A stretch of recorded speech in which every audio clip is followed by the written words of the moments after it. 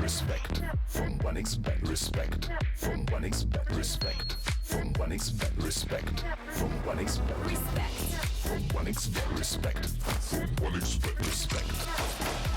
Respect from 1xbet. Respect from 1xbet. Respect from 1xbet. Respect.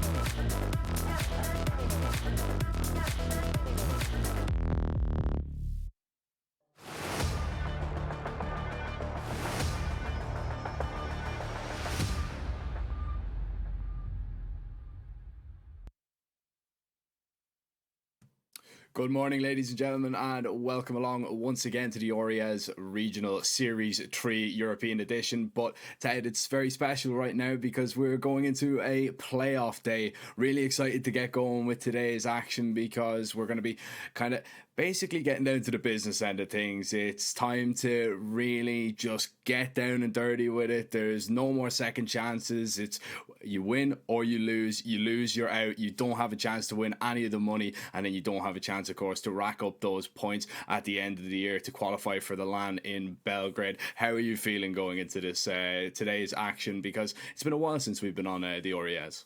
Yeah, it's been an entirety of 2 days, right? I've started to miss it, and I'm pretty excited. We have some interesting matchups coming in. We have some teams that are returning to the playoffs after being here a couple times already in the first and second European edition, and then we have a couple making their debut. As we're going to take a look at today's matchups, Jack, we're going to go through the quarterfinal games, starting us off with Alternate Attacks, who were able to finally make playoffs in their third attempt, making it on top of Group A, actually, taking on Sango, who were second in Group D, losing only one game to Parry Vision. Then we have Bleed taking on Miles NXT in our second game of the day. Parry Vision against Passion UA in the CAS Derby. One out of two CAS derbies. Speaking of which, Nemiga Bait will be, I was going to say, the cherry on top, but it feels like we have a couple cherries in the mix. Yeah, I mean, there's definitely a few cherries there, and I cannot wait to have a look at all the action coming up today, Ted, because, you know, it just really, when it gets to this playoff stage, it's different, right? You know, the group stage, it's all fun and games, but now this is where it really gets interesting. We've got, you know, the top 8 teams going to be battling it out against each other. We've got a lot of storylines being built up as well, especially one probably that we're kind of looking at in there is Bleed. You know, they seem to be eternal runners up in this event, you know, runners up in the first and the second, hoping the third time is the charm, but we'll have to wait to get to that because we're going to be looking towards our Alternate Attack Sangle game, and that is going to be our starter, just our opener for today. And this is an intriguing game in its own right, I suppose, as well. It's an Alternate Attacks that, you know, have been playing with perks, you know, back in the lineup, which is a little bit of a change to what we're used to, versus a Sango side who made a lot of changes, have decided that, you know, the Turkish stars are the way to go. And to be honest, the way that they've been playing with Yoda and with X-Floud as well, I can't really, you know, argue with any of those points. Yeah, of course, the changes that you're talking about, they did bring in Yota and Sami around a month ago, and it was an interesting approach. Obviously, they had Sasso and Gangino before that. I guess Sami for Gangino doesn't feel like... It feels like a little bit of an upgrade experience-wise, because Sami has been playing on this level for a long time, but he's never been part of an international team before, so there was a lot of questions around that. Well, he's been doing really well. And then on the other side, you have Jota, who's coming in on a loan contract from the Eternal Fire Academy, and most of us know him because of his great performance on FPL, right? Let's not lie to ourselves. He's a really good, really gifted mechanical player,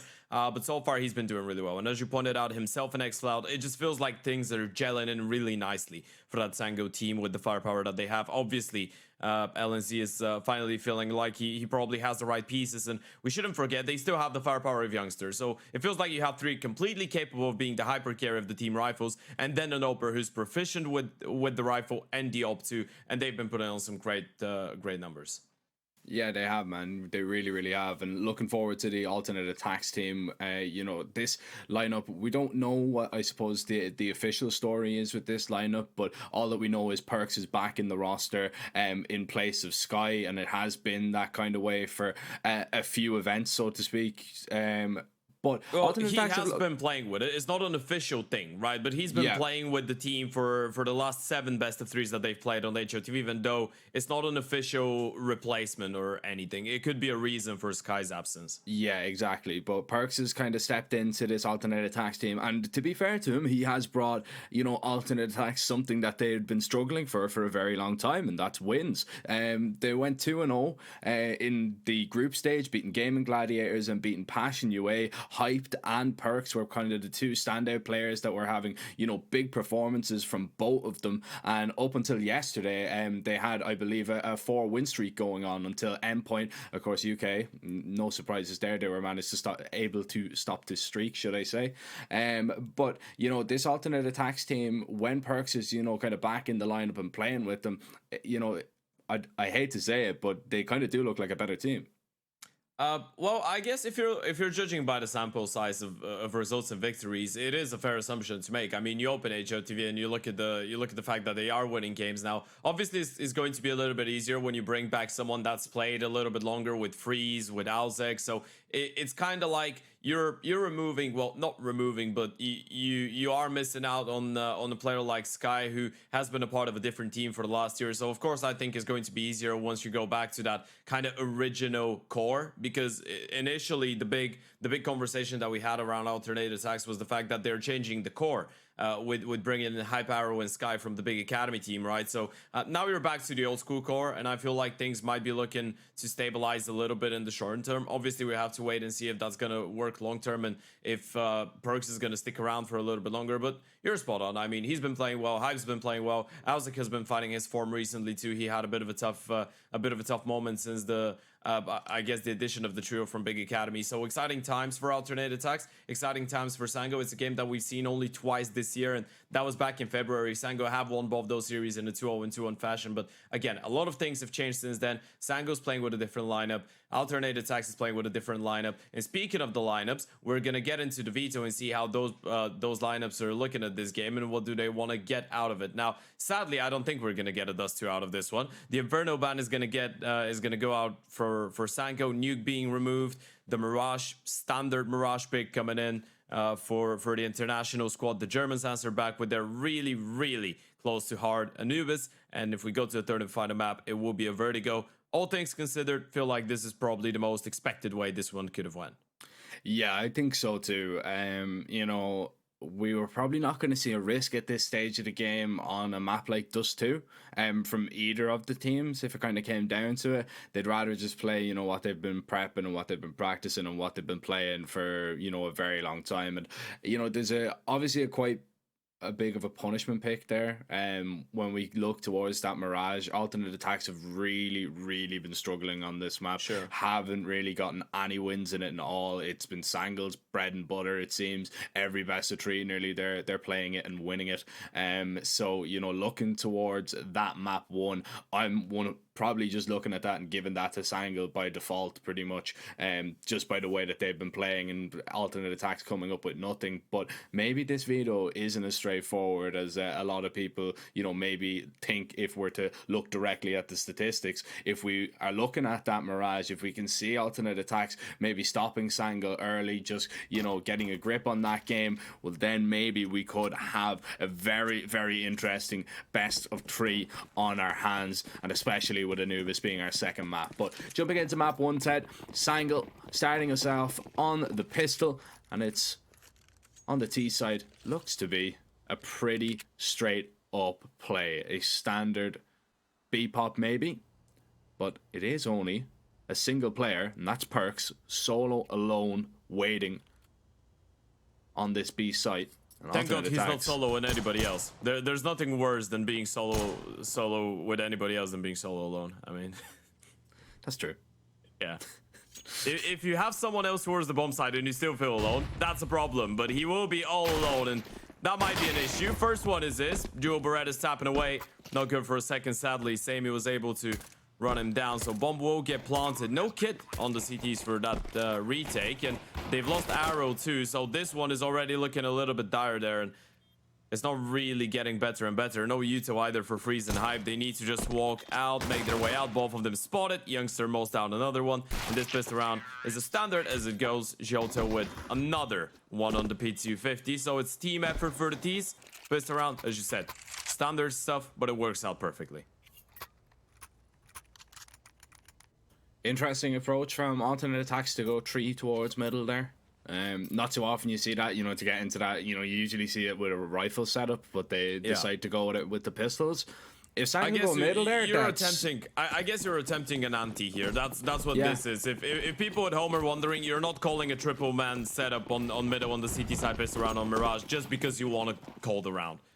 It was probably supposed to be an anti for Sango's T-side tendencies, but hey, Sango was one step ahead. Never know. Could have been an uncle. Ooh. Okay, that's impressive actually. Youngster killed his own teammate flying with the AK. He jump shot him. I don't know how, but you think he got scared by the pistols appearing on the screen? Mousefield. No, maybe he just got scared. He just jumped. Or was it just everybody fighting for ecos like? So you're jump shotting and then you kill your teammate. Yeah, so you don't want to shoot through your teammate, but you want to actually get the eco kill. So you're trying to like jump over him. You're trying to really just save him. You try to be a good teammate, but end up being a bad teammate. Right. Not sure that that's exactly how this one works out, but you know what? We're gonna give it to him. LNZ with a nice opening. Early mid diversion works out. We're gonna take a look at the 1x battles. They are heavily favoring Sango to pick that one up, and interestingly enough, Sango have started this one perfectly. Palace Walk is in play. That was just a diversion in towards middle, and this CT side is already collapsing. This has been an incredibly quick start from Sango, and it doesn't feel like alternate attacks have anything to show to that tempo. Well, quite clearly, they haven't been able to do anything about the tempo, especially, you know, up towards middle, alternate attacks again. You can see that off the pistol in this round, mid control seems like it is top of their list. It is a very high priority, but holding on to that is proving very difficult. Player in the smoke, I believe it was Hype that was the first man that was caught completely unawares of a player pushing through under and just taking him down. Perks and Ozic should be able to hang on to their rifles, so they'll at least have something to play around with.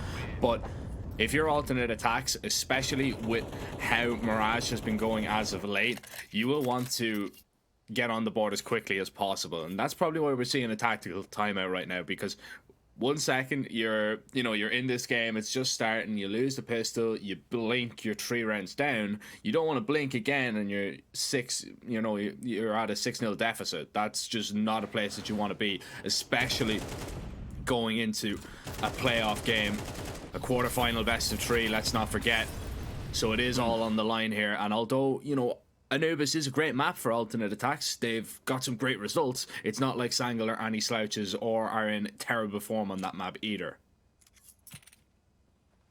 One thing to have to take into consideration is the fact that we're talking about a German team, and one of the main stigmas, I guess, a template you could say a tendency, so to speak, for German teams. They're really good at adapting and reacting to what the T's are throwing at them, especially when it comes down to their CT sides.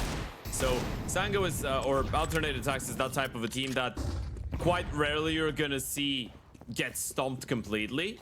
But if there is a stomp, it's going to be a high quality stomp. That means that the other team is playing some great Counter-Strike and they're not going to be able to pack a punch. The only way I see alternate attacks get completely demolished is if individually they just never feel like they can get it going, which on a map like Mirage is quite a big thing, right? Individual performance really, really important, especially when you're playing up against a team that's as stacked as Sango, and so far it's been looking really comfortable. Freeze. Oh yeah, that's uncomfortable for the CT. He was tapping away. Maybe if he gets a second out of this one, there could have been something more to it, but now it's just Alzik in a 1 versus 3, and they know where he was originally. He did get 1 kill in towards middle. Unfortunately, though, he's got 3 people to find. Has a kit, has a smoke. Don't think in the moment that they spot him out, though, they're going to give him any more fights. Although Jota is swinging, but there goes the peak. Youngster Hits him with a swing. 4-0. It's pretty clean. They've been able to keep the majority of their players alive as well while winning those rounds. This is the buy round in which Alternative Attacks would ideally want to be able to respond. You have Hyped on AVP. You have everybody else on rifles. You have the U2, which is in a good state for the first time so far. But as you pointed out, even though they are a team that's really good at reacting, eventually you want to make sure you don't give too much room to work with to Sango. You don't want to let him feel overly confident at the start of this T side. On a map like Mirage, definitely not. Oh, that was a perfect chance for Hype to find the opening. I think he was just off him, to be honest with you, mate. He shot right between him. Yeah, I know it was just very unfortunate. Yeah. I mean, the flash was good as well. It just kind of got him off that position.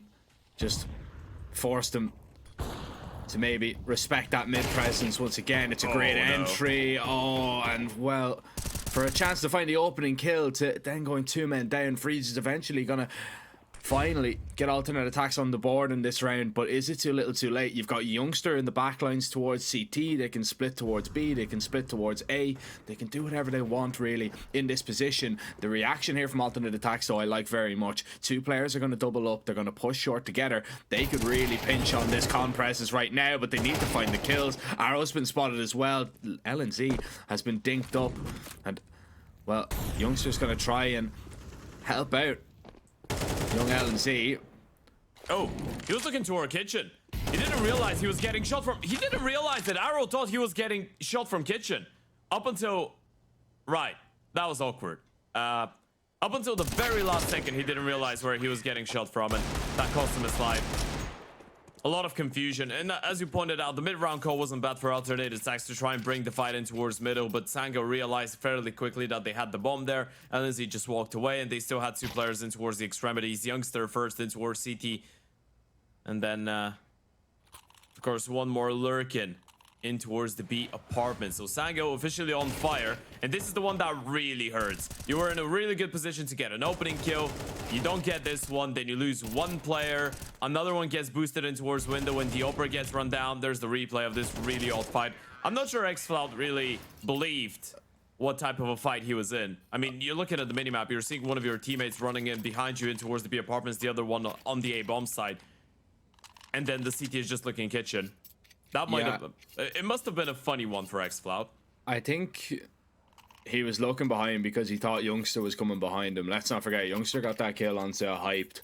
And I don't think Youngster made any steps in towards CT after that. I know there was a player in towards Jungle, but maybe probably. Terrified about a player just coming behind him. Being shot from B apartments and... Yeah. Just didn't give him a look. It didn't even react to it, didn't even consider that there's a possibility I could go down. Sangle are dominant right now. Nothing the attacks need to change something up. This would be a perfect round to do so, but it is just a half buy. As half buys go though, Ted, this is pretty decent. I mean, you've got a lot of upgraded pistols, you've got plenty of util, you've even got Ozic on an SMG. So you can maybe cause a headache here. Flash in. They're trying to go in and deal with Ozic. That's the bomb. Luckily, they do find both of those kills over towards short, though, so it is looking still quite good here for Sangle as they look to split up towards B.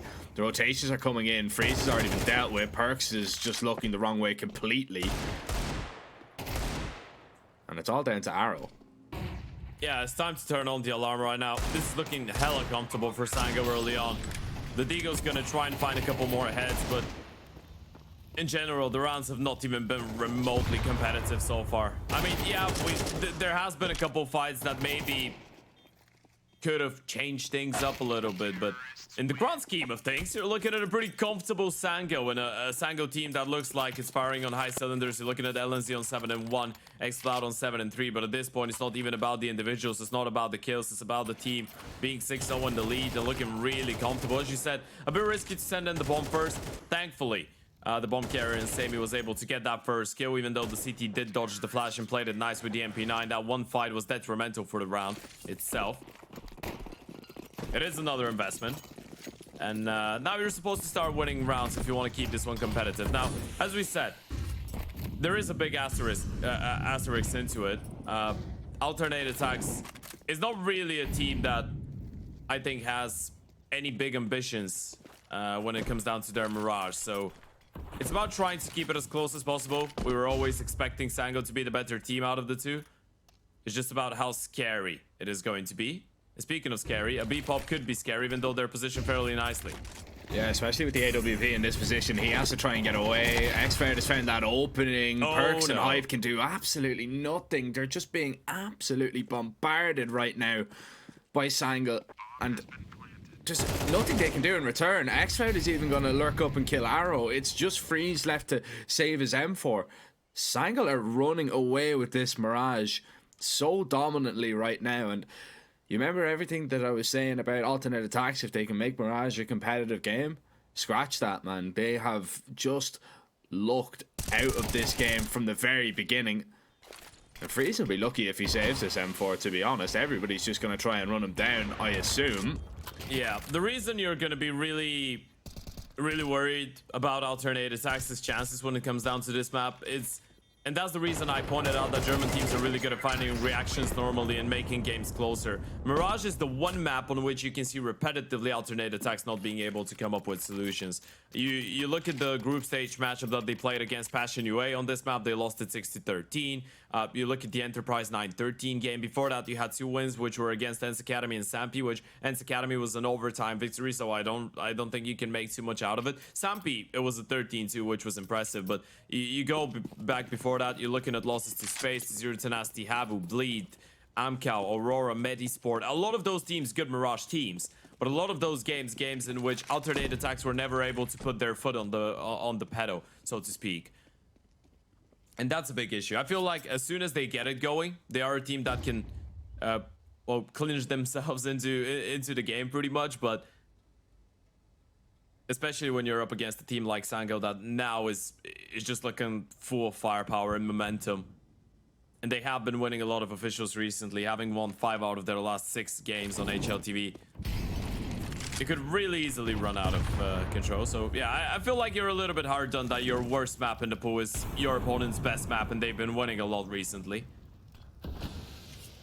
Difficult to imagine worst case scenario for alternate attacks going into a quarterfinal game. At least this just counts only for 1 map. So you are gonna have your chance to fight back on map 2, but yeah, here it feels like it's all about how close you can make it. I mean, the SMG is in this position. Here comes the double swing. That's only a single kill. That was really their chance to maybe turn the tide in that round. Even with Hyped on this fast flank and Arrow just pulling the distraction away from him right now, I still don't think he's going to be in a position to do all that much. Unless he's instant on the first, finds that AK. Yo should be turning around any moment, and yeah, just deals with him. Sangle are slowly but surely running away with this game. I say slowly. This game has been so quick. We're, what, 16 minutes in? And Sangle are already 8-0 up. No chance of those flames being extinguished right now unless alternate attacks change something completely. And I'm looking towards Hyped. I'm looking towards Perk. You know, those were the guys that were causing problems for Game of Gladiators and Passion UA. You know, Hyped especially on that AWP. If he can find the opening pick like he has come close to finding, that might just settle alternate attacks into a round. But the problem is, I don't think they get a foothold in any round at all. Yeah, 1 opening kill, 1 individual going huge. Now, a failed smoke in towards the window is a good way to start it off for the T's. They've noticed that, but xCloud has already made his way up short. I'm not sure if they're aware of it. I mean, Arrow's thinking about it, but xCloud is so quick in towards Ladder, and this could be problematic. He can just stay here and activate a little bit later on. And again, early on, only 30 seconds into the round, the T's, they haven't found the opening kill necessarily, but they've put a player in a great position to activate later on. And unless Bergs gets a kill and drops down instantly without getting refragged, this is starting to look like a B play more and more. This could fall apart fairly easily. It all depends on when xCloud decides to get active. They just flashed into ramp and cleared it. elsewhere on the map. So alternate attacks maybe realizing the B play might be coming in. Perks just needs to be ready here in this position. Oh, but he's gonna walk in instead. And yep, run over. You gotta save. That's it. It's as simple as that, and it's coming down to just 2 kills. Ozic though, because of that Molotov giving him a little bit of space, he's gonna walk out. He's been spotted though, and Yoda's just gonna take him down. You cannot afford to lose that AWP. Hyped. I know you're 8-0 down. I know you want to get rounds on the board, but this is not the way. The way is saving that AWP and giving yourself at least a chance in the next round. But 9-0, Sangle. And it's so impressive, Ted, to just see that, you know, it's pretty much just coming down to Sangle getting themselves into a position, finding 2 kills, and the round is over. Yeah, I mean, it's been perfectly executed on most of those rounds. Preparations are great. You send in that first player in towards ladder. It's even crazier that the player in towards ladder gets the kills right before the play comes in. It was time to perfection. The nades come in, you hear one pair of steps in towards the B apartments, and then the short peek comes in. And it has been quiet for the last 40 seconds. So that was just great patience. xFlow just needed to find the perfect timing. He does so. And then, yeah, it was unfortunate for Perks too, because he wanted to walk in closer in towards the B side. They didn't know what was going on towards middle, didn't really have too much vision. So he felt pressure to make a move there. And the timing was not great for him. There's the peek from xFlow. Perks not really in a position to get more than one. And you can understand what Alzik was trying to go for. He just wanted to be the hero right there. He knows that he had the time, if he gets a double or a triple kill, to justify them going for the retake, which at this point feels like a necessity for alternate attacks. Just to make sure that at least you have somewhat of a reason to attempt those rounds, which has not been the case so far. Down to the pistols we go. At least they have an open and M4 to work with, but they're not in towards the correct bomb side of the map, and it's just the MP9 and the Deke that need to make all the difference. Oh, Eagle finds 1 kill, and all of a sudden, the CTs just light up the kill feed, and there's not a T kill in sight. Sammy, he can't do anything about this defuse. It's not planted for him. He's over towards the ramp. He's looking to see if anybody's going to show themselves, but right now, he's just being tapped away, and yeah, just can't contest the plant at all. They've pulled away the round. Sammy might be able to hang on to the AWP, but no, he just gets ran down completely. And of all rounds for alternate attacks to win, it's that one. Yeah, I mean, I wouldn't really get overly excited about it if I'm alternate attacks. It's a good moment to start it all, but you were already 0-9 down. It is one that the T's overlook a little bit, right? They just straight up commit to the bomb plant. Bomb site not really cleared out. It's one of those rounds in which you're fairly certain you have a read that they're going to be maybe more aggro in towards middle and in towards the B bomb site. And the moment that you hear that player spamming from the stairs, you just assume the bomb site is going to be clear. The buy rounds are the ones that the CTs need though, and even if you get 3 on the board at this point, it's still not going to be a much easier game, and that doesn't look like an easy task itself. Jota does get 1 more. Refrags, not looking too bad this time around, and Hyped is getting fired up. Yeah, it's amazing what just 1 round, a singular round, can do for your confidence. Hyped is just going for those peaks, realizing that he has to really be the difference maker. LNC, great shot that is, but as soon as he jumps past triple, Hyped is ready and waiting. That's 4 kills in the round for the Opper. He was 1-8 Ted going into that one, and alternate attacks, they will have 2. They could get themselves 3, and look, I'm not saying they're going to win from 3-9 down when they swap over onto the T side, because it's still very unlikely that we see alternate attacks come back in any way at all, but it is, you know, at least showing signs of life for map 2, which is ultimately where I think we're going to be heading after Sango take down Mirage. But right now, alternate attacks have woken up a little bit, and they want to at least make a good account of themselves for the last few rounds, for sure. Is that another failed window smoke, or this time the CT's blocked it? Because it could be twice this half Sango failed a window smoke. They still have a 9-2 lead though, so I don't really think they give a damn about it. But yeah, it would be interesting to see if alternate attacks are going to be able to make a game out of this one. But again, it feels like a little bit too late, even when a half by when you win your first after being down 0-9 already. you need that third round, and even with it, you could still potentially lose the map 13-3 if you end up dropping the second pistol round. I guess for the individual morality of your players, you would prefer, you'd rather have Hype get a couple multi-kills before losing this map, rather than get completely dominated throughout the entire time. Jota just walks through the smoke, gets one. Oh, this is scrappy nade. Hype is able to get out of dodge, and this round, once again, all over the place a little bit. And it is the individuals that are trying to find a way back for Sango, and the youngster might have caught a great timing. Yeah, but walks right into the eyes of Perks. Hyped is just going to be able to deal with Yota, who is being just a nuisance out towards A, and well, the bomb has been spotted. LNZ is being heard every step of the way, so alternate attacks are just going to have a lot of bodies here behind the site, and even if LNZ wanted to, there is only 10 seconds to get in on the site, and Hyped had his sights set on ramp. That is amazing from him. 7 kills really in the last 2 rounds, as alternate attacks will get 3, so still quite a while away from Sangal, but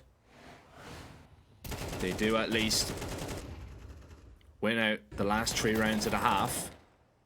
And if they win the pistol, there is still a small chance, Ted. They lose the pistol, however, and it's straight back to Sangal dominance, I feel.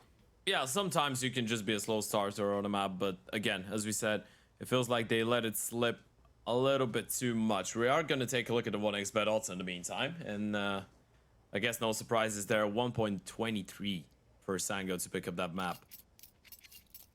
And it's 3.9 for the alternate attacks. Of course, if you want to take advantage of those, make sure you click the banner below the stream, head over to 1xBet and use our code 1XRESEU to get up to 130% bonus on your initial deposit. Of course, you gotta make sure you're of age and that you're responsible. It has to be all fun and games in the end of the day, which is quite the opposite of what alternate attacks have been experiencing so far when it comes down to this Mirage. Pistol round starts us off. This is the most important round so far of this map for the Germans. If they end up dropping it, we're probably moving in towards Anubis fairly shortly after. But if they win it, however, there could be something more to this Mirage than what we saw in the first, well, essentially 9 rounds. Not the entire first half.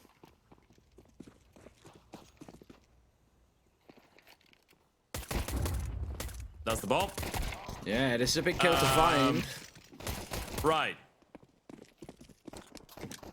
Oh, this is very problematic right now. Yota even staying alive and continuing to do damage. His teammates are just gonna begin to arrive and help out, and Sangal just shut that attack down completely. Alternate attacks barely even got a chance to play that round out, and Sangal will take that CT pistol.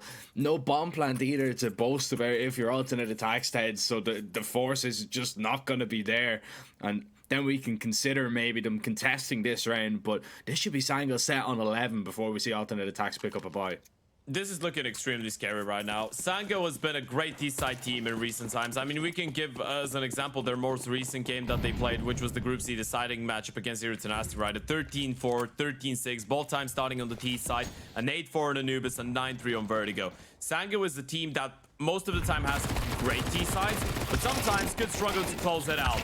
But then when you see them have that really successful T-side and win the pistol round and the second of the CT side, it's really hard to get them out of their groove. And this is the same Sango that we did see against Zero Tenacity. It's the same Sango that we did see take down Sinners. It's the same Sango that dominated 1-win-2.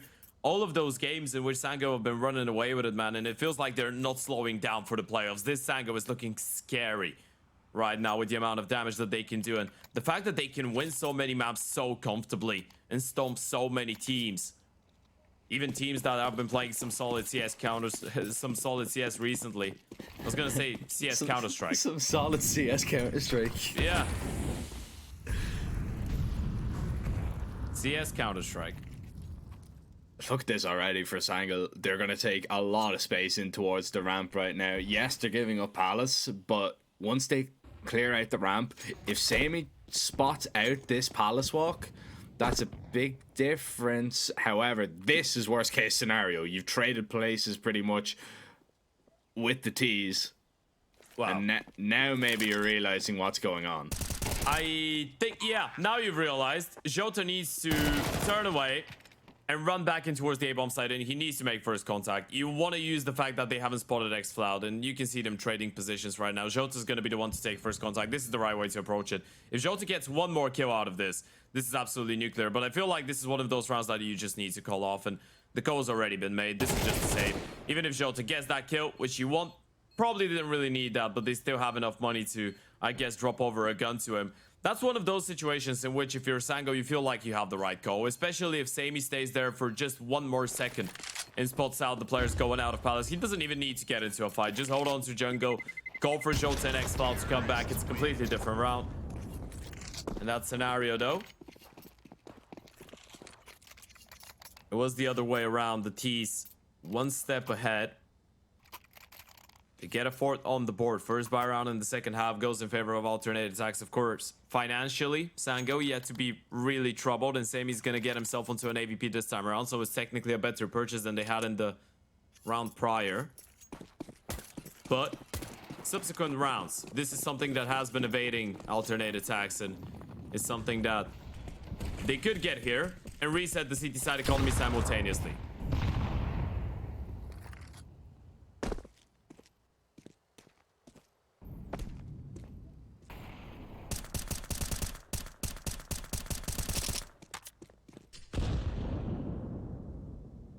Alternate attacks interested in mid control, but just a little bit later on, Freeze is crept out behind the box. Sangle decided just to play from the sights. They don't even look really too intrigued in fighting this mid battle late on. They might take peeks in here or there. Just want to make sure that there's no boost going in towards the window, but you're going to be pretty set up on this A-bomb site right now. But X-Cloud, he needs to be very wary about what's happening up connector. That lurk could be a big problem.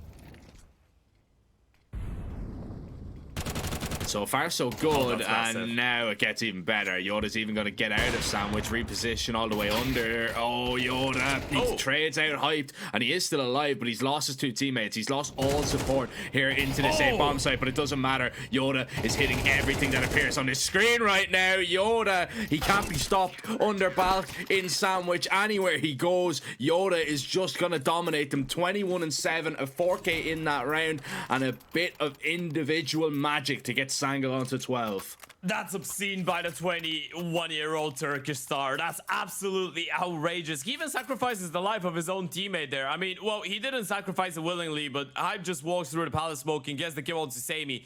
Yoda either goes absolutely nuclear or the round is lost. X-Cloud did go down in the meantime too, but Yoda gets the first kill before the pop of the smoke, repositions, gets 4 in total, 3 more after this one. And you gotta feel like this should be enough for the alternate attacks to give up on this map. It should be enough for Sango to close it out.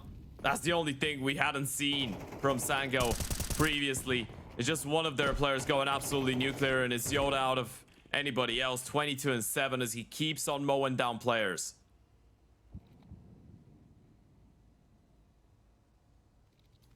He has Hype trapped right now. He needs to be very careful though. Ozik is a real danger in this position. Ozik probably doesn't realize about the space. And look, Sangle are going to deal with Hype there. To swing in, Youngster's just going to take him down. They're going to go back and cover towards B. Ozik walks right under the scope of Sammy, but it doesn't matter. Yoda is just going to take him down. Now Yoda is still solo here over towards that A-bomb site, and that's where the T's are going to be splitting up. But LNZ has got eyes on connector. Perks might not be able to do anything from this position. Oh, Perks, was he spotted there by LNZ? I don't think so.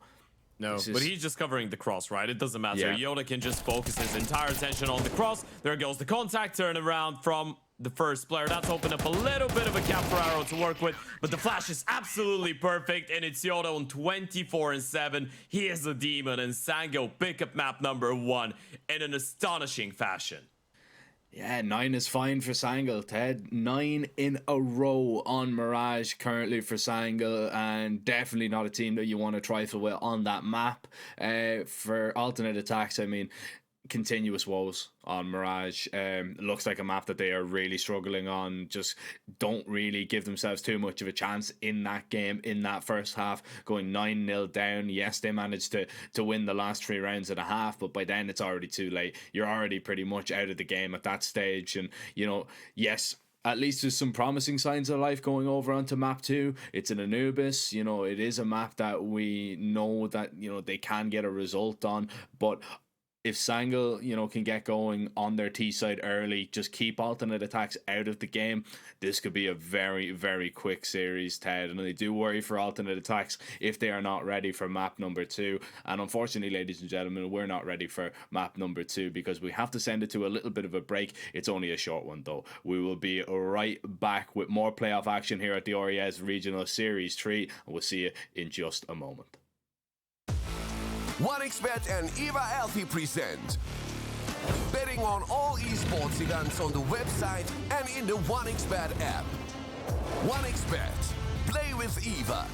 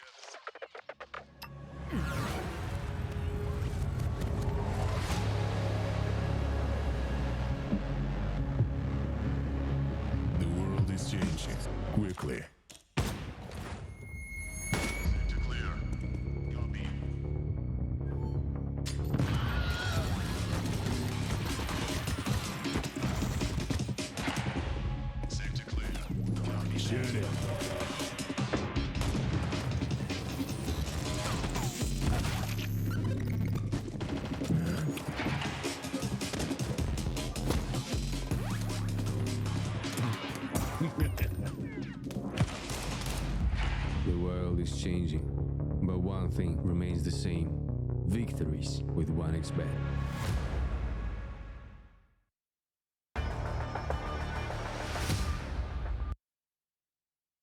Welcome back, folks, to the RES Regional Series 3 European Edition. We are ready to kick things off with our second map of quarterfinal number 1. German precision is a term that all of us have heard throughout history and throughout our lives. This is anything but what we saw on map number 1, unfortunately, Jack. It was a Mirage, so no big expectations, I guess, towards the alternate attack. Sango were able to pretty much fly away with the victory as a Dragon would. But going into Anubis, we are expecting a much more competitive fashion game.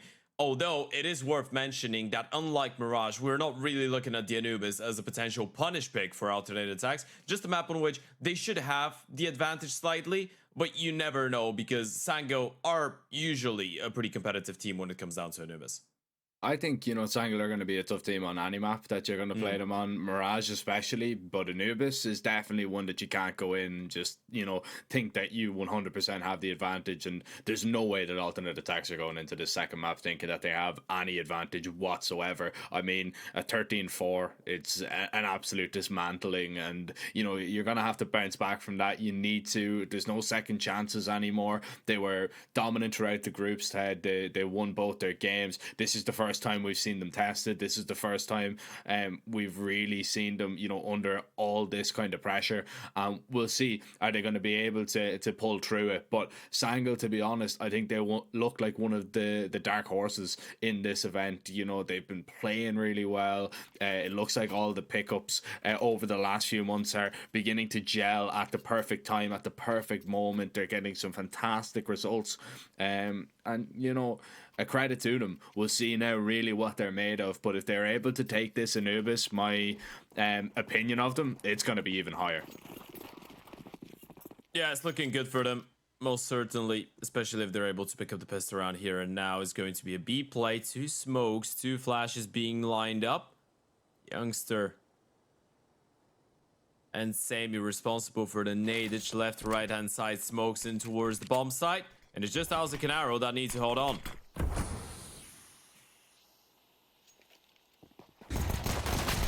Two pillars on this B bomb site, and they come away with a few kills. This is an awkward engagement for sure. Oh, they're What's going on? stuck at each other in the smoke as well. How is Yota still alive? No way!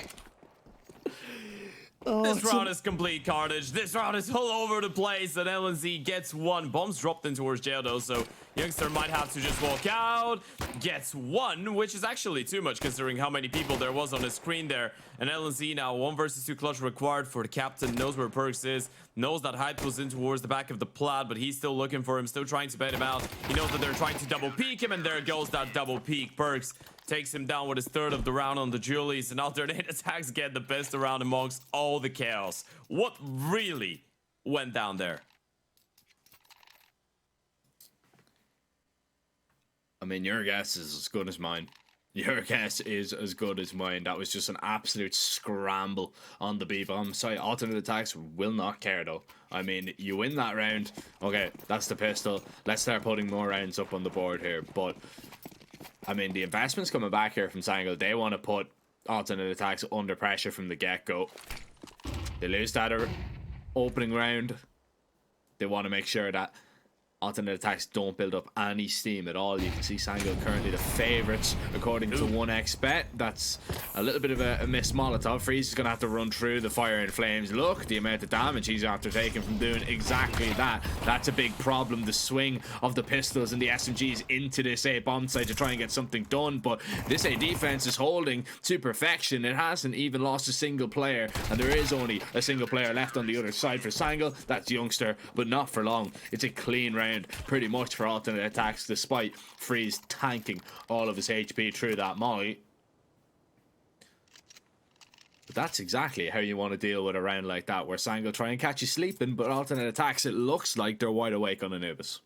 I mean, that was one failed flash from the T's perspective. I feel like straight as that. I think it all worked out really nicely for Sango. You made it uncomfortable for the mid player. He runs through his own Molotov. It's just the failed timing on the flash coming in from carpets that blinds the first player swinging from camera in towards heaven, right?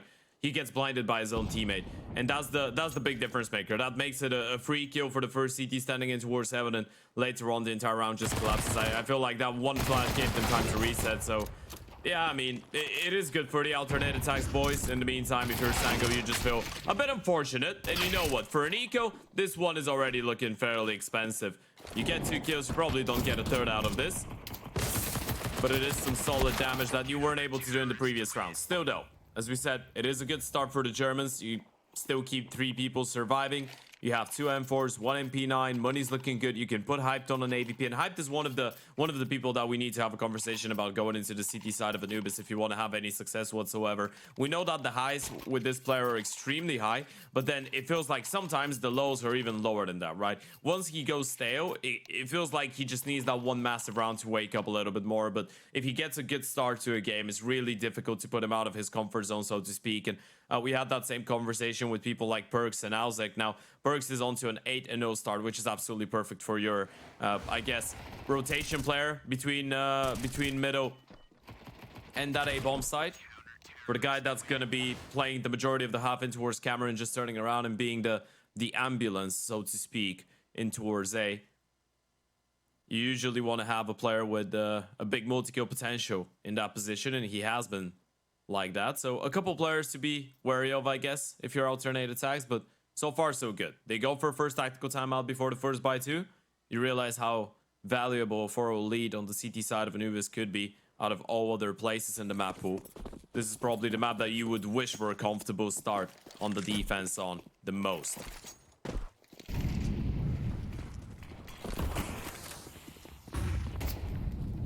Oh, they're going to try something aggressive here. And Typed and Perks just swinging right through connector. They've already claimed 2 kills. And look at Ozzik. He's continuing to push forward here to try and maybe catch somebody else out. It does leave gaps that Yoda tries to exploit, but walks right into that AWP. And Sammy eventually gives the T's something to boast about, but it's just a singular kill in that first gun round. That goes their way. Alternate attacks do everything else. And I mean, the attack worked wonders, Ted, because that game plan was executed to perfection, just sheer aggression. And plain and simple, Sangal were not ready for a round like that.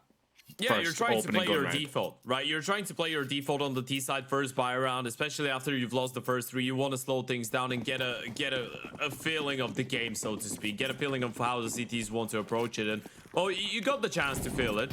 I mean, that's a bonus round. That's not something we're going to see too many times on the CT side, but it's a good way to shut them down and disturb the default, so to speak. So back to the half buy we go now for the T's, and that's looked really, really good so far. On the defense, X-Cloud already going down. They will be aiming for a quicker B play, but there is 4 CTs towards that left-hand side of the map.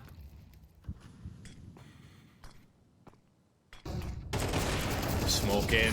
Hyped is going to be able to stop the first one. The spam is enough to deal with the next, and it's just another perfect round here. Alternate attacks. I mean, it's night and day, Ted, between the first map, isn't it? They look dominant here on Anubis, and now Sangal. It's them that are in troubled water. It's them that are in the boat that's sinking right now.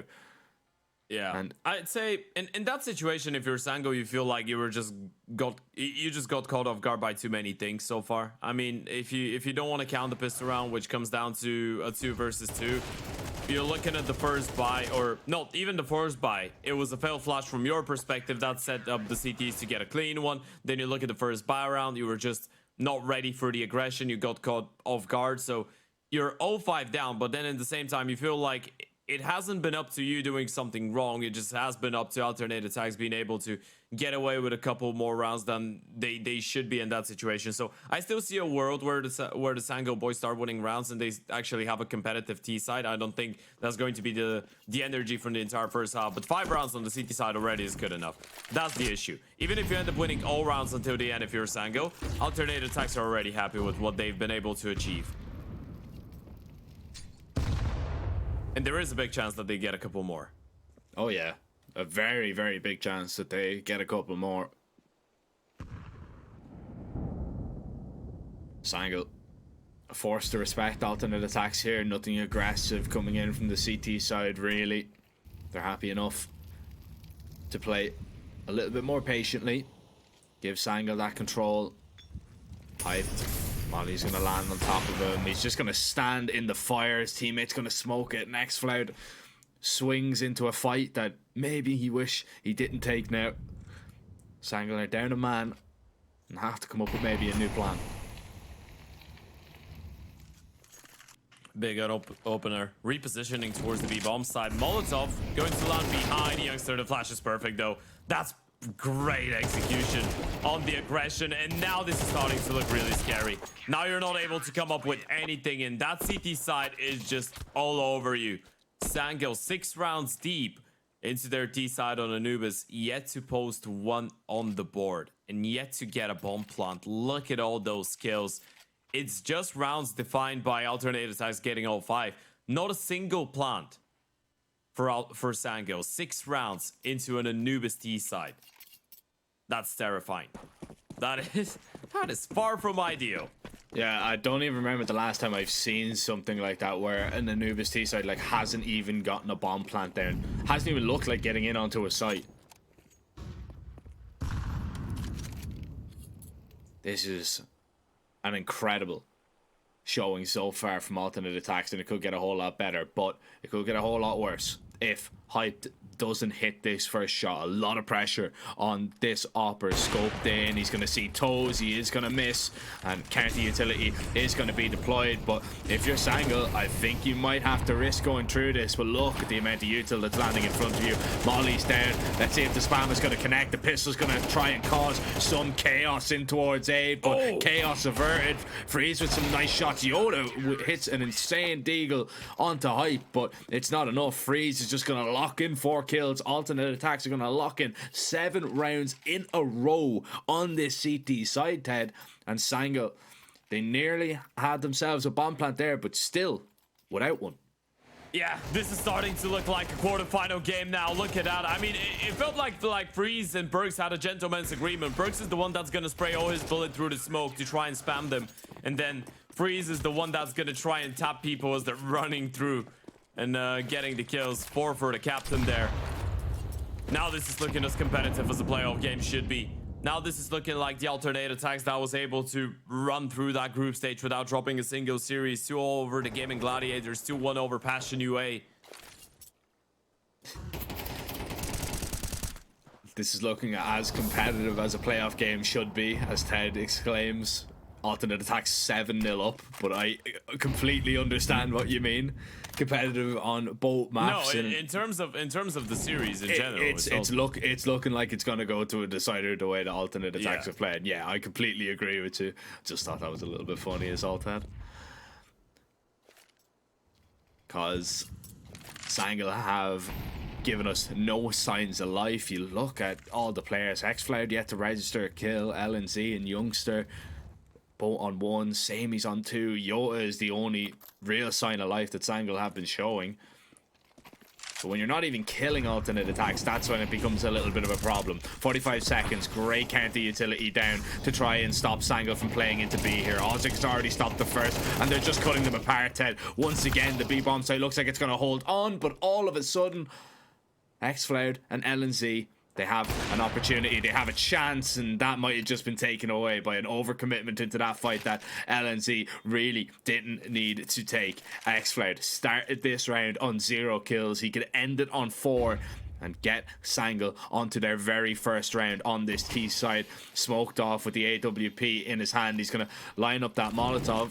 There is no smoke on the bomb just yet, but it's just been put down now. He won't even make it past the smoke towards main. Perks is going to lock in yet another kill and yet another round for alternate attacks. The German side are not messing about on Anubis. Absolutely not. This is one of the most one-sided defenses that you're ever going to see on this map. This is absolutely terrifying. And even the fact that they get their first bomb plant finally and they make it a closer round. This was a 2 versus 5.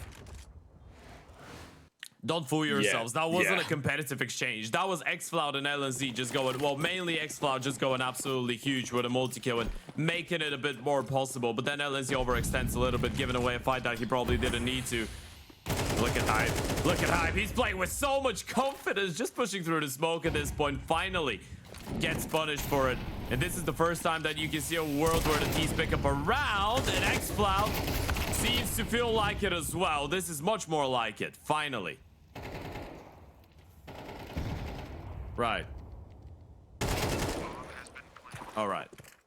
I thought, imagine a world where Freeze just walks through the smoke, they don't realize it, and he gets like a double or a triple on the bomb side. Yeah, that's what I was worried about. I was holding my breath there for a minute just to see if that was going to transpire. But this is Sangal building off getting their first bomb plant in the last round to getting a second, and they're actually going to get their opening round of this. Nice shot from Perks as he tries to maybe take a few weapons away. I mean, money is still absolutely spectacular for the CT side, regardless of if they lose this or not. Everybody's going to be sitting around, 9, 10k on the alternate attack side. I actually respect the fact that Sango, even though being down 0-8, are still going for set calls off of spawn and trying to bring up the pace to them, because they realize that right now the CTs have all the confidence in the world. If you just spread around and try and play defaults, you're probably gonna just keep on getting picked apart, right? So you stick together, you send it. If you get mauled down, fair enough. If you don't, at least you were given you did try and give it a go, because you were already getting mauled down. I mean, it's not like this could become any worse. It can only get better from here on out. You're looking at 4 rounds as the maximum potential for development on that T side. And that's the only way that you're gonna stay somewhat, or could stay somewhat competitive. But yeah, it has been day and night when you compare it to map number 1.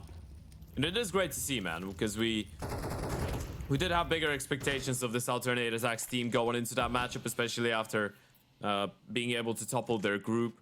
Of course, that was the group of surprises, as I don't think anybody anticipated the Gaming Gladiators to go out of the group stage without picking up a single map. But hey, that's the world we live in. I don't think anybody had alternate attacks winning that group either, to be honest. Especially when you look at the teams that were in it, and especially when you were kind of looking at the form that alternate attacks had going into it, and the fact that they were, playing with a quote-unquote stand-in in Perks, but they got some good results. Looking to get a great result here, and that's a perfect way to start off this round. Xfloud, he's got Yoda just behind him. You have to try and deal with this Turkish duo, but easier said than done. One of them still stands, and one of them, it could still wreak havoc on your A-hold right now as Yoda tries to swing it from behind. But once again, this A defense is looking spectacular. Freeze drops LNC. The rotations are now going to be here. Sammy sprays down 2, but it's just not enough. An insane effort coming out of Sammy there, but Freeze makes sure that it doesn't turn into anything more than just an attempt.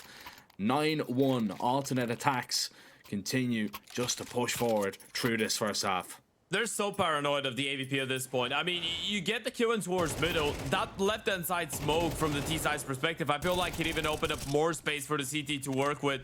Just forces them to go in towards the fountain there, and that was a great effort by Sammy in a 1 versus 3. Nice spray transfer, but at this point you just need a little bit more. You're hoping for a little bit more.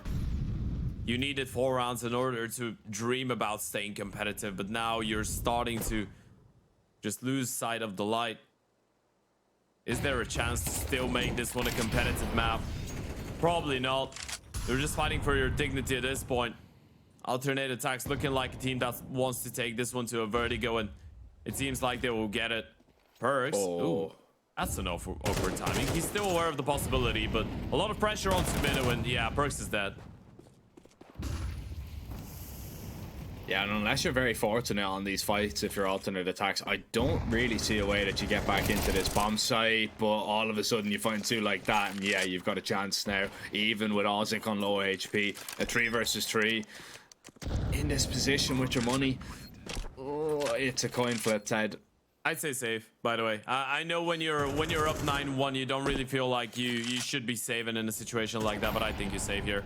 Xcloud's got a Molotov too. He's going to deploy that in towards 7. It's too risky. You don't have enough money. I mean, even if they get 3 rounds on the T side, it's not too much.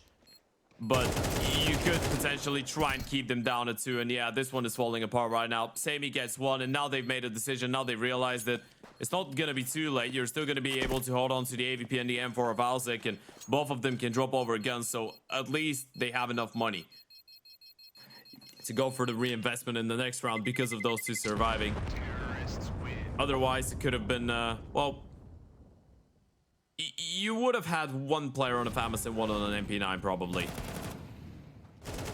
It is still great for alternate attacks though. Even if they end up losing the final round of the first half, you still feel like it should be enough for them to get it over the finishing line. I think every team in this competition, if you offer them 9 CT rounds on Anubis, any team in the world for that matter, if you offer them 9 rounds, they're going to snap your hand off. That is just so good from alternate attacks, and I don't mind them taking a peek into that bomb site in that round at all.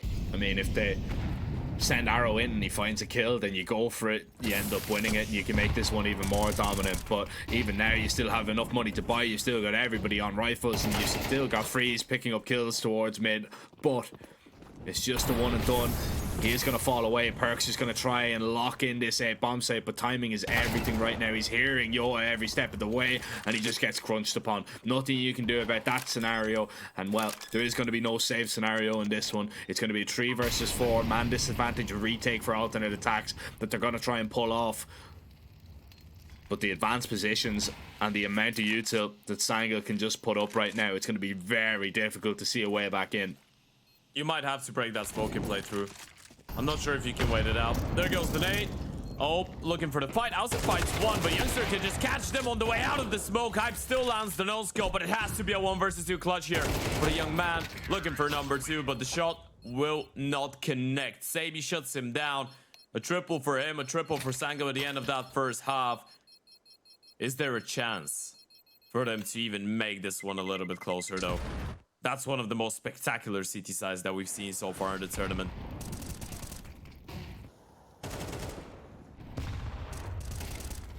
I mean, there's definitely a chance. But again, I'm going to say the exact same thing that I said on map 1. It comes down to if Sangil can win this pistol. If they win this pistol, I'm interested. I'll hear them out. If they lose this pistol, nah, it's pretty much all she wrote. And I hate putting it down to a pistol, Ted. You know I hate putting it down to just a pistol. But at 9-3, you kind of have to add a little bit of weight to it. You have to. And at least they have the right idea. A 3-man lean in towards that A-bomb side, but some great shots need to come in from the USPs. And okay, that's the way to go. Sammy with a double, X-Flow with a double. All right, that was not gonna get overexcited. It's, as we said, just a pistol, but we did say they needed some nice shots on the ESPs, and that's exactly what we got. That was as clean as it gets. Take a look at that. That first kill on the retrieve was absolutely huge from Sammy. That was nasty. Not even close. Not even close.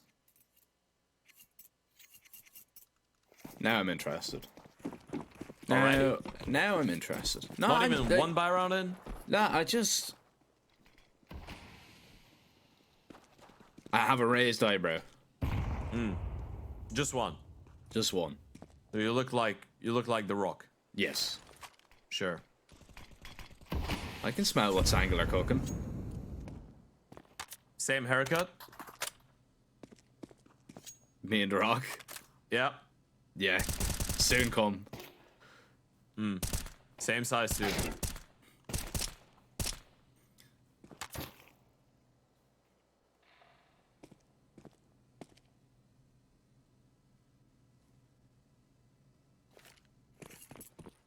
Alternate attacks are taking the bomb plant out of this is probably best case scenario. It should just be a pretty straightforward one though. I mean, if you go into this B bomb site, however, there's only 2 players here. Yoda has been tagged up. And I am just kind of considering the options for sure. That if Youngster goes down for nothing, then, oh, we might have a round on our hands. The Pistons are going to get very close, but not close enough, unfortunately, to that round. Good hold. Sangha built up a little bit of economy as well. Oh, what? So you're going to be a little bit interested? You're going to maybe raise an eyebrow after this first gun round? Should Sangha pick it up? Yeah, I think so. I mean, that's the reason that I was making the points throughout the entire first half that they need to start it. They need to start it off some, I guess, at some point. I still believe Sango is a team that on CT sides, especially even on a map like Anubis, has the firepower to make a comeback like this work. But I feel like it would be unjust towards Alternative Attacks and the great performance we saw from their CT side to write them off that early. But that being said, though, the start, is not ideal, but it's not terrible for Sango either. I mean, Jotas at least able to get out of dodge. I have no idea how he stays alive. I don't think he does either. And we're gonna see a switch up as the M4 gets traded over to xCloud for a FAMAS. But yeah, I do believe they have the firepower to make it work. You need a couple of those individuals to get it going. I'm not gonna say it's gonna be an easy one, but certainly if you win the first buy round convincingly, there could be something more to this Anubis than there was to the Mirage for sure. For now, quite slow for the T's. Arrow does open things up onto LNZ, and this is a big pickup. Sammy's up close. I'm not sure if he realizes that Freeze is that close towards the left-hand side, and this one is already falling apart. xCloud is all alone in towards A.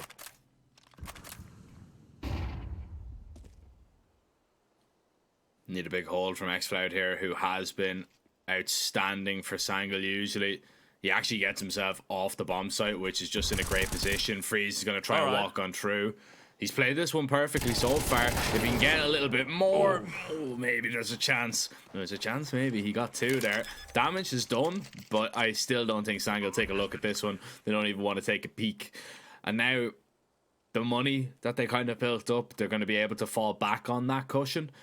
But now my interest is beginning to fade a little bit here. It's at 10-5 alternate attacks, win that first gun round relatively cleanly. Those opening 2 kills were nice. And Sangal just seemed to be struggling a little bit. When the guns are up, when the rifles are out, it is a little bit of a different story. But it's not too far gone just yet. There's still chances for them, especially in this next round. But you feel like that is going to be one of their last chances, if not their last. Terrorists win.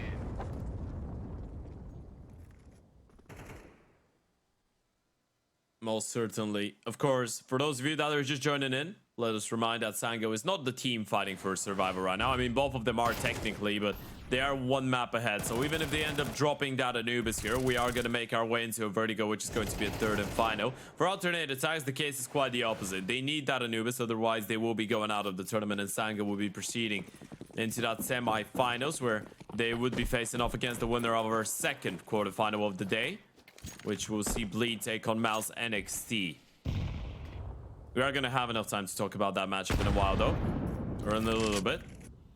For now, round number 16, probably the most important round so far of this map for Sango. A nope for Sammy, and he is positioned fairly nicely in towards the pillar, considering that the T's look like they intend of taking that control in towards A main. Not a bad nade onto Perks, though. A lot of damage. Yeah, that's just going to worry him a little bit. Molly in towards A main as well, just seeing if alternate attacks are going to be in there, if anybody's going to burn, if they're going to fall away. Yoda nearly catches Arrow throwing a few nades. Yeah, he is. He's got no support here, and Yoda's just going to spray him down. That's a perfect kill to find, and LNZ will double up on it. This is a really good chance now here for Sangal, and it just keeps getting better. Freeze and Hyped. Both of them walking through A main here. Yoda up close. He's going to dump that piece of util. He'll go down, but his teammates are ready and waiting behind him. There's 2 more players still that you have to deal with if you're Hyped here over towards B, and you are completely alone. 40 seconds. You'll watch your flank. You'll be cautious about that, but there's absolutely no way you get past this crossfire on B at all. This is going to be a Sangal round, and yeah, that's not going to help things either for Hyped. Yeah, that's a great way of just approaching the CT side in a round like this one, right? It kind of helps us to put emphasis and realize how much alleviating it is to have an AVP on the CT side of Anubis, right? You just put him in towards the A-bomb side. He's not really getting pressure for real. Then that means that the A player, the rifler in that scenario, is able to focus his attention towards middle. When if he's not getting challenged too much, you can have that third piece of LNZ move in towards the B-bomb side to play alongside Youngster and Jolta in that situation. Aggression in towards main, absolutely perfect. Arrow was all alone. LNZ had connector under cover. And then even though they did line up for the player swinging from connector, Youngster getting that fight was detrimental. But it felt like at all times Sango were ready for the fights that were going their way after initiating the first one onto Arrow. And that's just good awareness. And now this one's starting to look a little bit more interesting. Half-buy coming up, just a hero AK for hype. Speaking of interesting, 1xBet's quite interesting, so make sure you go and check them out. Use our code 1xRESEU, of course res with an RES.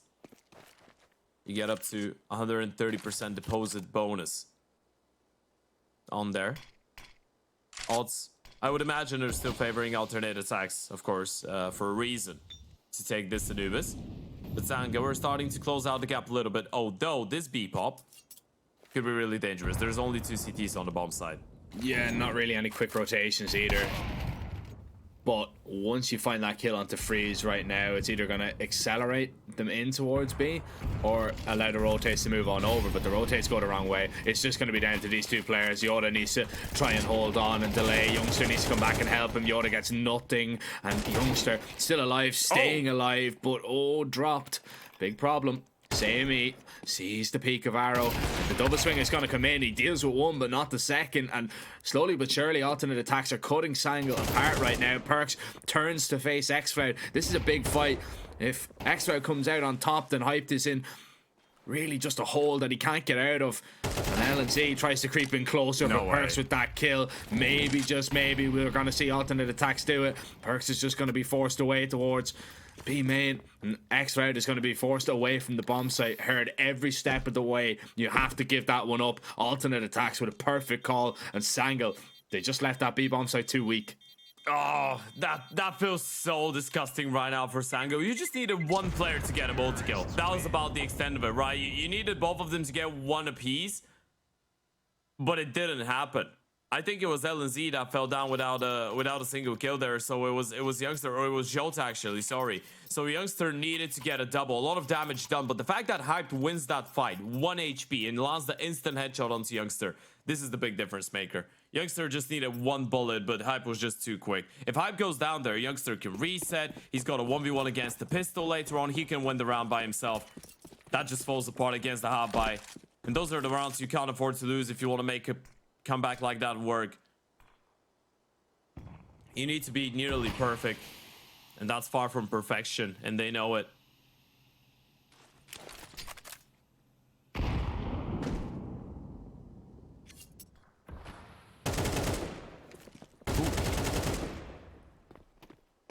All right, no way he was getting out of here alive. That would have been a little bit too much.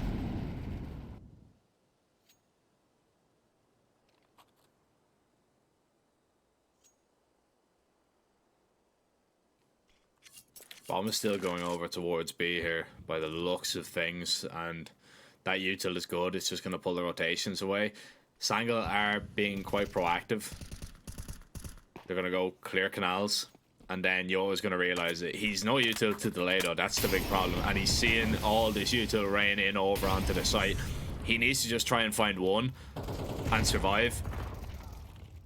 Youngster, it's a good spray to connect on the first. They're gonna see R takes him down. Bomb is actually going back here. Look at Burks. Yeah, he's in a great position right now. The steps are being heard by LNC. Hype is already gonna get past him, but They can catch him on middle. Youngster, yeah, he might have an opportunity. I mean, where is Perks going here? He's thinking about cutting off rotations from CT spawn, but he's on the wrong bomb side of the map. Youngster, he's gonna get a free kill. Surely Hype is not looking in towards middle. That's where your teammate is coming from. That timing is absolutely perfect. Youngster's gonna get a free kill. He just needs the timing. And now it's all about looking for the final player. Where's Perks gone off to?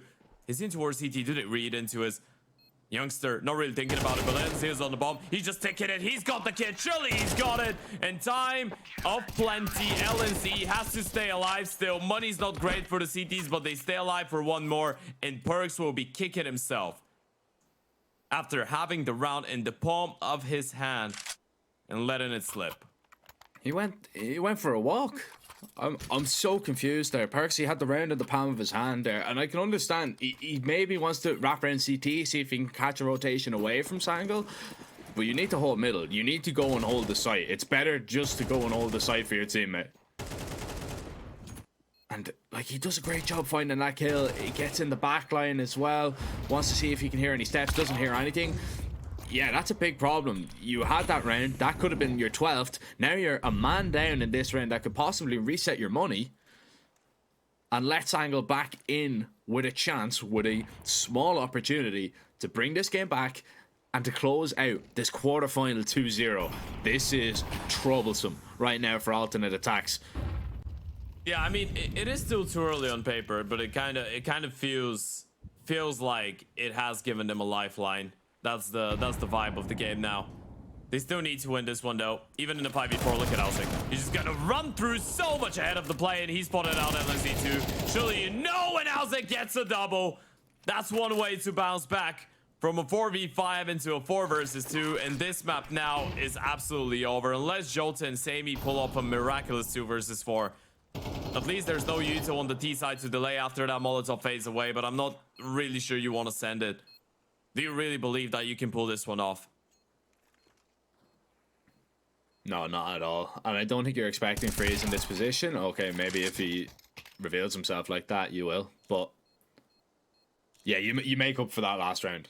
Now, Parks' mishap, it's okay. It doesn't really matter all that much because you get onto 12 anyway, and it actually kind of works out a little bit better because you reset Sango's money just that little bit more. Yoda and Sammy hold on to the AK and the AWP. That's good. But bad news is that Yoda can only drop over a FAMAS, Sammy can only drop over an MP9, and you are in a whole world of trouble if you even think about having any util in this round, because you're just going to have nothing. 12-7 alternate attacks.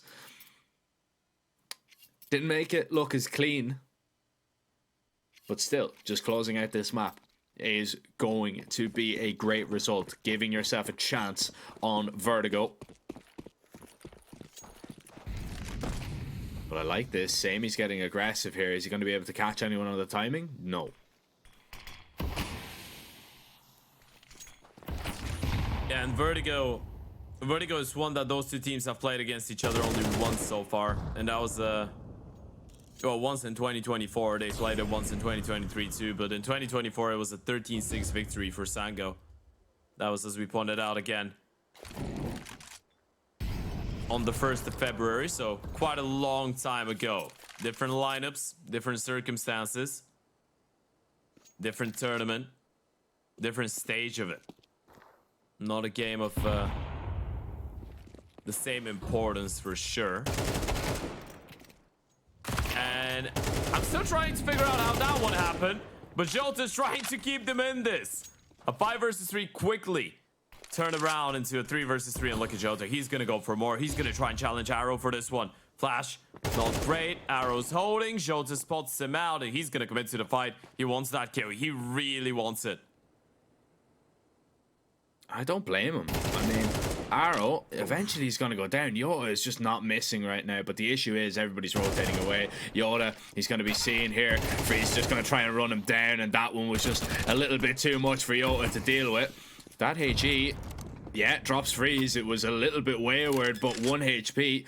That shrapnel is just going to take you down. And Perks, now what an opportunity for him to right his wrongs from a couple of rounds ago. A 1 versus 2 would be absolutely massive to send us over onto Vertigo. He's got the first and seems to know that LNZ is coming from there as well. That is excellent. Executes the leader of Sango as alternate attacks will take map number 2, and we do go over onto a Vertigo, Ted. It's been a quick series so far, but that is so impressive. And Yoda even keeping them alive in this round, just hoping that they'd get something. Great angle of what actually happened on the bomb plant, but Perks is 1 versus 2. It was the difference maker. He saved alternate attacks there. If Sango win that round, there's a chance. I mean, there was a couple of those moments, I feel like, on the CT side where you could have made a point about Sango being on the right path to success, but then the half buy comes in that they lost against the pistols and the hero rifle. Then the most recent buy round where Alsik just walks through the smoke in towards the A main and catches one of the players off guard. So a lot of things probably that could have changed the outcome of this second map. It didn't feel like Sango were completely out of the competition, but it is still a 13-7 on the scoreboard, right? A 13-4 Mirage in favor of Sango. Alternate attacks answer back with a 13-7. It would be most suitable to get a competitive third and final map of the series now, ladies and gents. We are going into a bit of a break, and we're going to be right back with Vertigo to see which one of those two teams will become the first semi-finalist in the third edition of the RES. I have very complicated job, but I love simple things so much. One move, one push.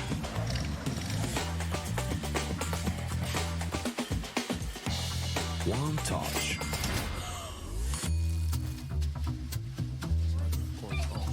One love. One click.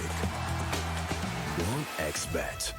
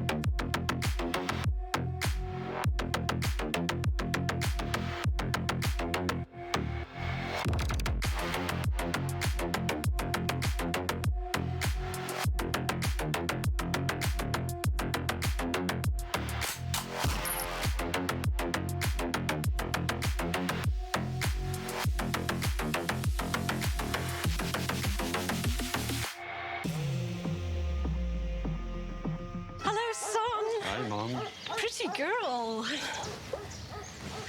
This is Eva. Nice to meet you. Thank you very much. Your dad's just making his favorite dinner. It's duck. Come on inside.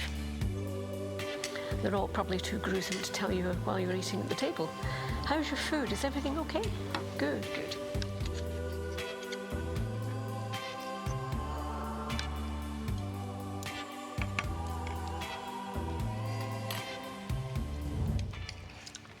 You seem to know each other. Yeah.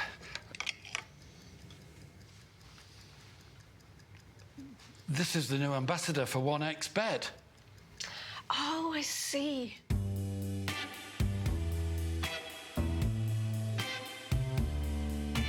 Everyone felt good when Eva Elfie became the new ambassador of 1xBet.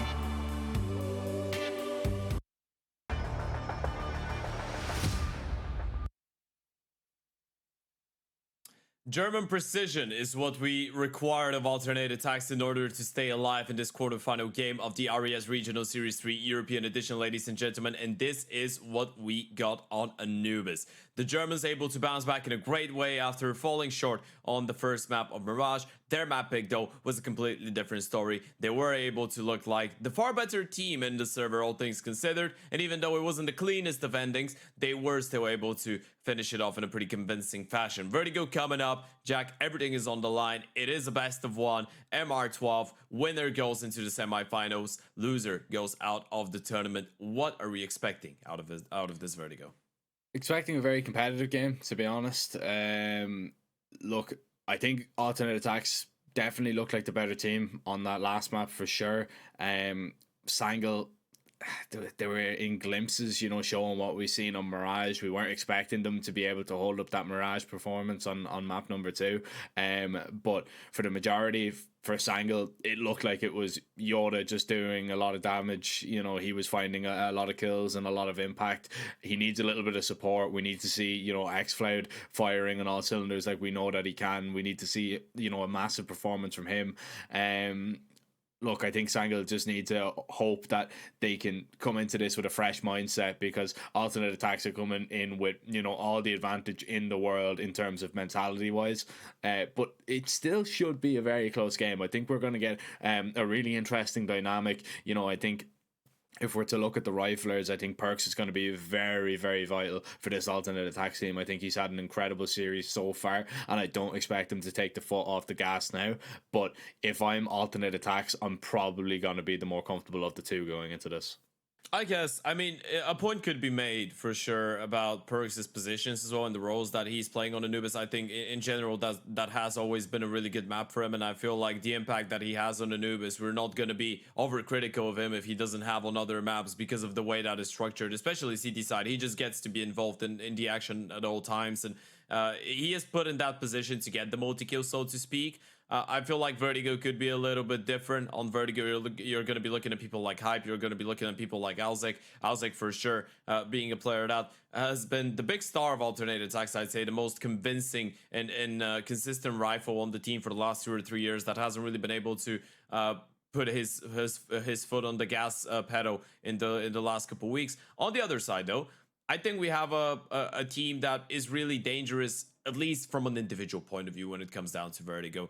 And this is something that I don't want to overlook, the fact that if you look at the backgrounds of some of those players on Sango, you look at people like xCloud, like Jota coming out of the Turkish scene, from teams that were really good and are to some of them still really good on Vertigo. When xCloud was part of Eternal Fire, was one of their best maps. He was one of the, I dare to say, best mid players on T side on this level of competition around the tier 2, tier 3 space. Then Jota, obviously, on Eternal Fire Academy. Most of the time, you're going to see an Academy team pretty much mimic the veto in the map pool of the main team. So you could guess that he would be a good Vertigo player, and he has been playing well. Same is a good opener as well on the map. So I am expecting Sango to be a little bit more competitive. And actually, I'm going to go against the momentum this time around. I truthfully believe Sango is the team that is coming into this final map as the team with a better chance to close it out.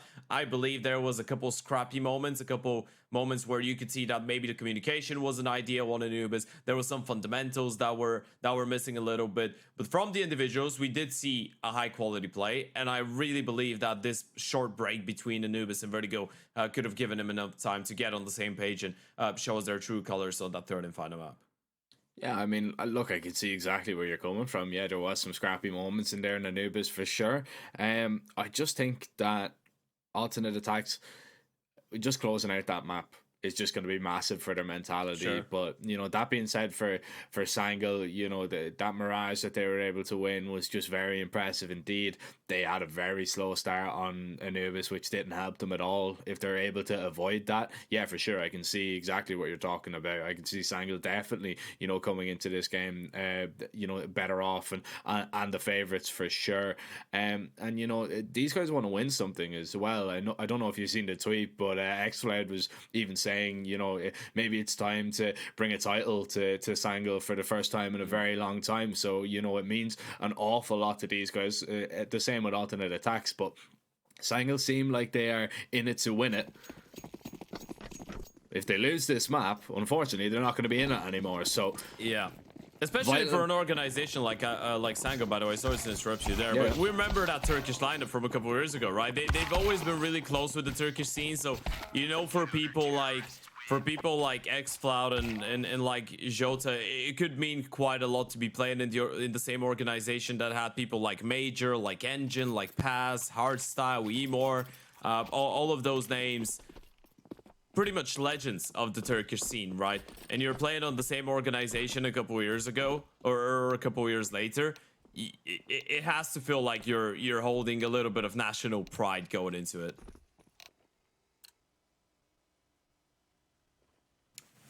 yeah, for sure. You know, if you can represent an org that is like quite vitally represented your country over the last few years, yeah, I mean, it is a Turkish organization. Yeah, it has been having and signing a lot of international players and playing with international rosters for, well, I guess since 2022 or so when they parted ways with their Turkish lineup, but it is still a Turkish organization. Yeah, so there's that extra kind of incentive there that, you know, if you're... It feels like you're doing it for your own people.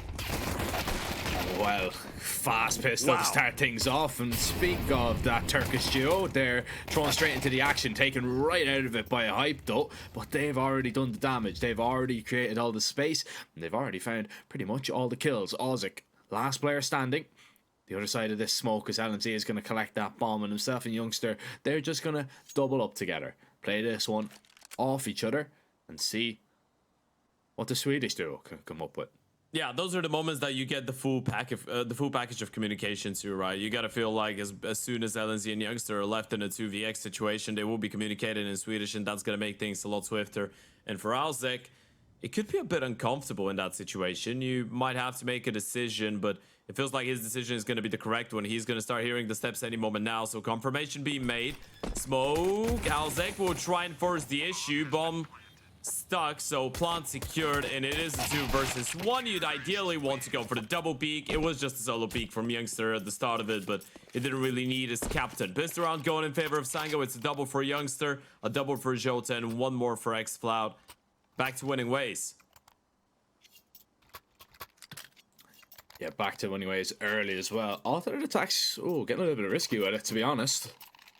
Force buy in this round? Yeah, it's not too often you see this, but could work out.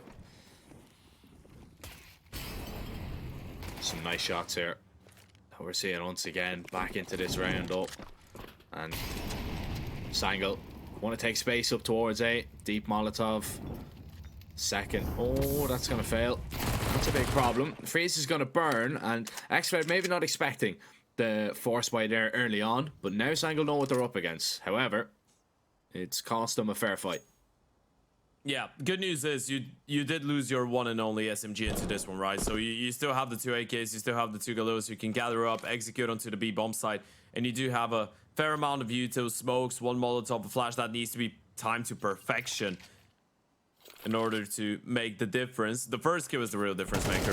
If you get a free opening like this one, that opens up the bomb site completely. And now Hype all alone towards the back of MBK. He's gonna get found out. Jota needs to turn around again though. And Hype does collect a double kill with the MP9 in the midst of it. And this one just falls apart massively for the side of Sanko. Early on alternate attacks catch them off guard and respond with fire. Yeah, and it's hyped really in that position towards White, towards elbow, whatever you want to call it. He's not cleared out of that position at all. SMG up close, most of them down. Sangle have to force fight. And now alternate attacks, they're going to call a tactical timeout to make sure that they're not going to be caught off guard by Sangle, who are still the favourites in this series, but at a slender odd, as I seen there from 1xBet. Of course, if you want to get involved, you can click the banner down below the stream and sign up using our code 1XRESEU. And you get up to a 130% deposit bonus on your initial deposit. Great value for money, thanks to our lovely friends over there at 1xBet. And we're back to this action. We're back to this game. This is a perfect opportunity now for alternate attacks to capitalize off that risky force fight they went in the last round. But it still could go all wrong.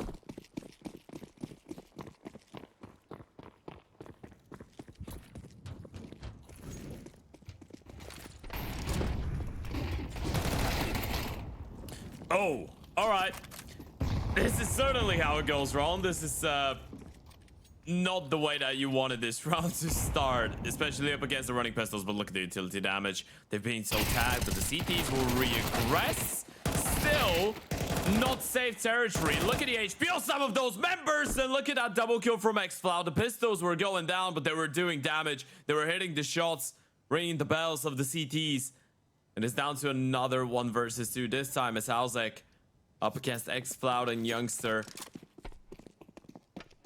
It's a pretty similar one to the pistol round. Same idea from the T's. Once again making their way in towards the B-bomb side. Alzek does have a Molotov and an HE. And if he's able to throw in that HE, that could take xFlow off of the bomb. He's not going to give away his position for now, though, and that allows xFlow to live and actually make his way out of there. This is big. And now they've spotted him out. He's got the util, but no smoke for the bomb.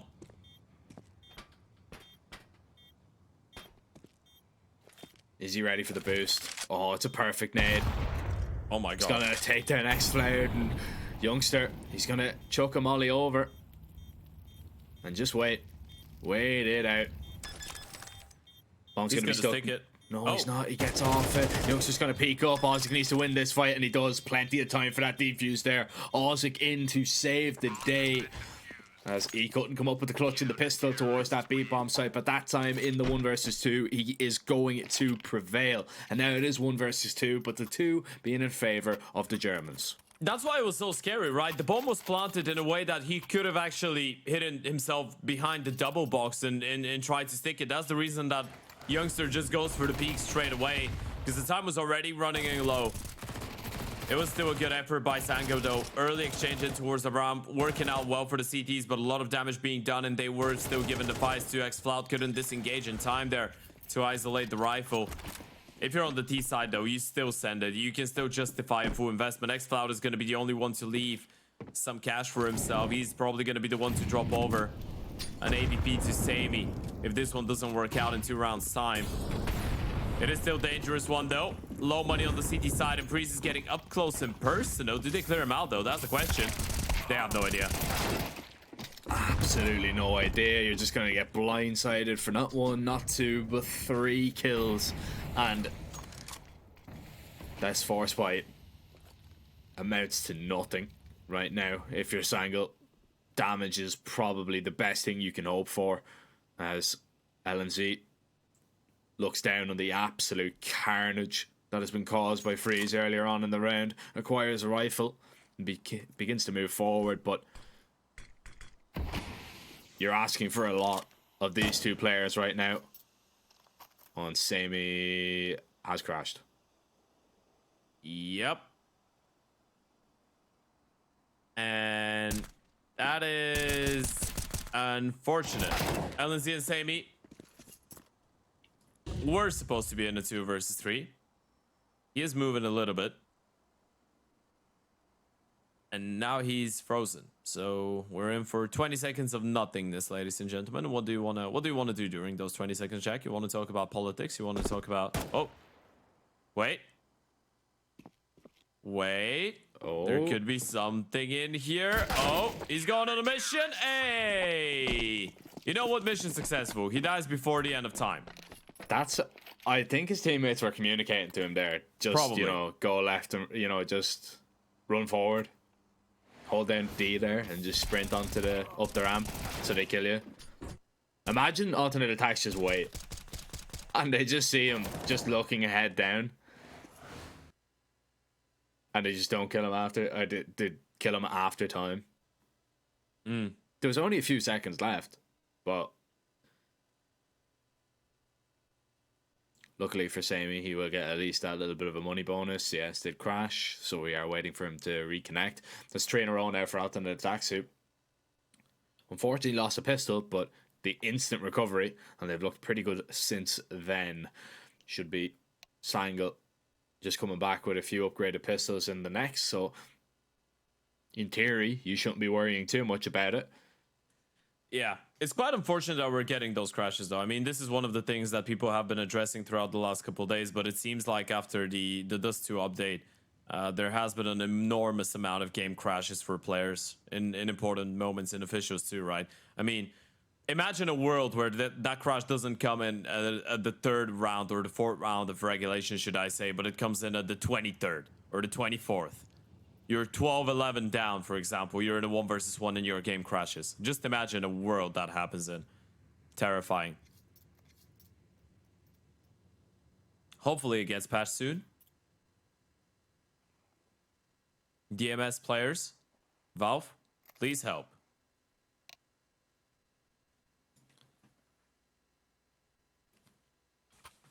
Ooh. Nice. A great angle from under the table. See? It's an S770 job site table. That's the motto. Only the highest of quality.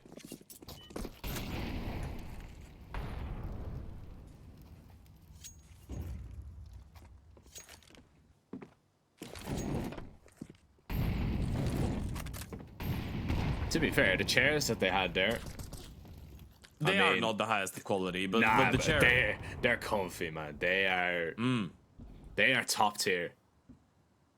Outside on a summer's night. Yeah, but outside on a summer's night, just sitting in one of them beside a fire. Oh yeah, that's some good stuff right there. Right. I mean, a plastic chair beside a fire is probably not my go-to. Yeah, not in the fire.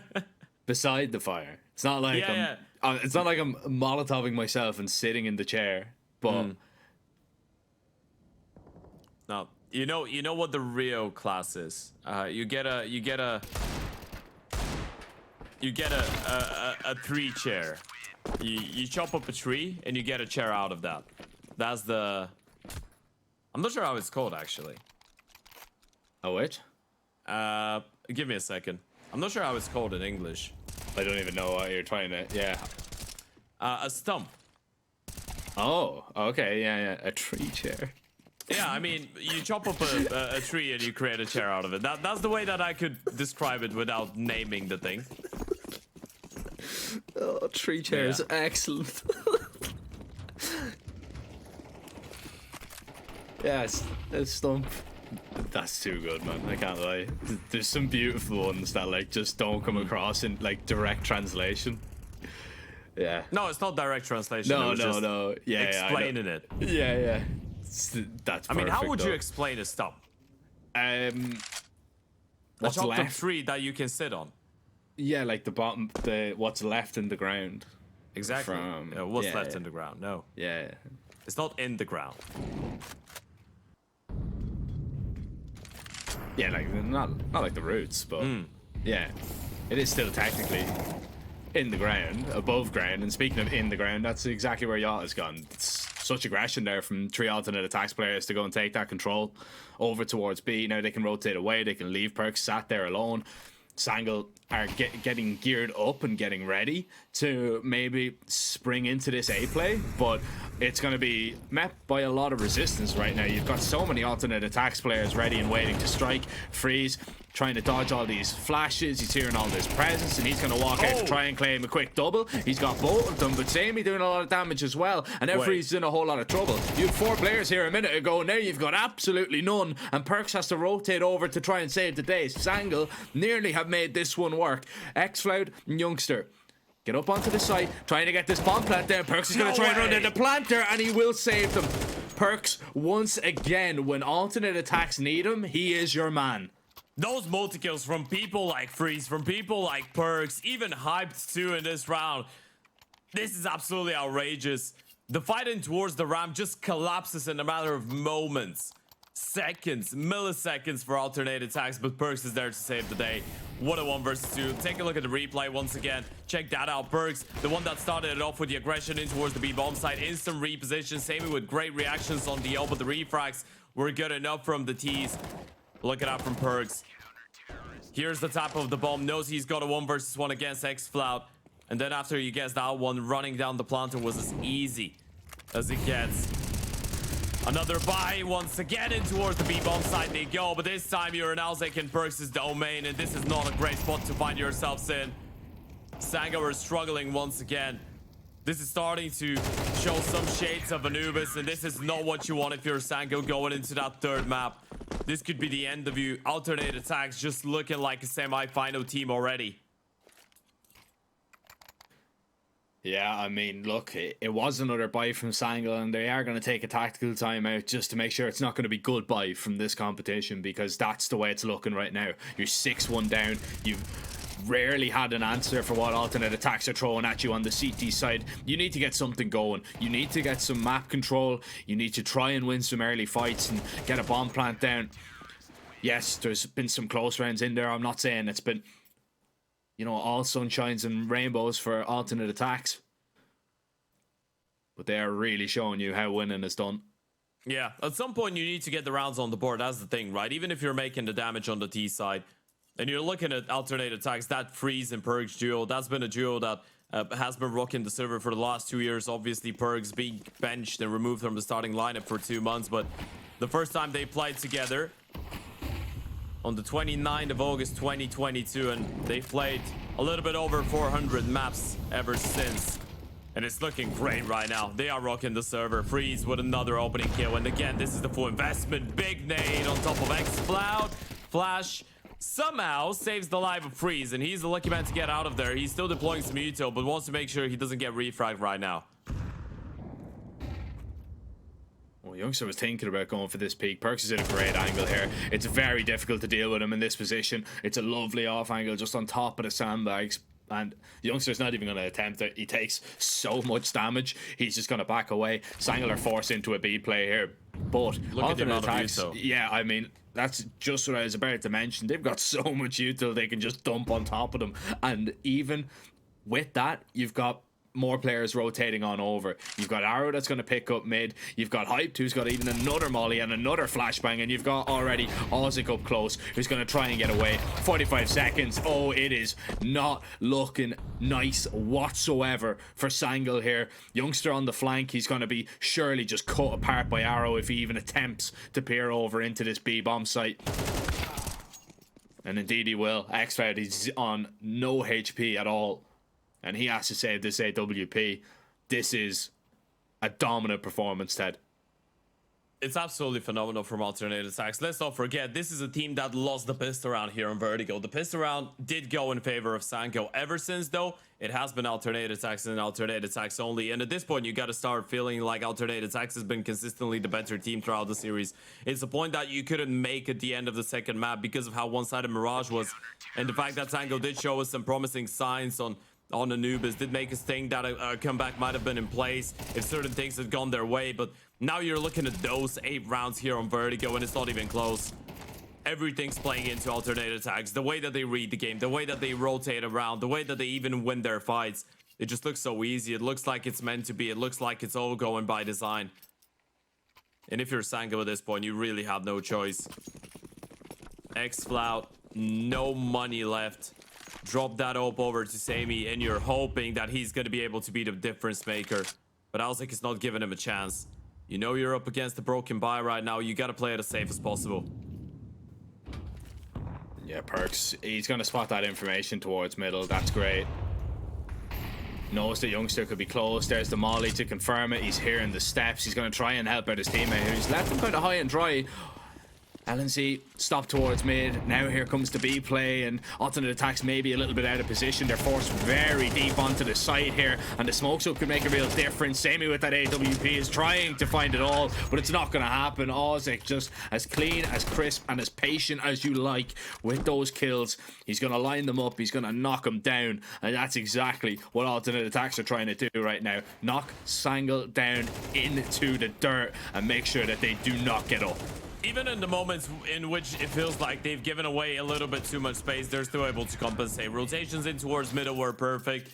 And in the moment that the rotations from A arrive, both Perks and Alzik are just able to turn their entire attention in towards that B-bomb side. Make quick work out of the pistols. And now if you're Sango, you want to make sure you get at least 4 rounds here. You need every single round until the end of this. And I can't stress that enough. That hasn't been close whatsoever. And true, that's not the CT side of Anubis. You could on paper have a really successful CT side yourselves on Vertigo, but this is looking scary.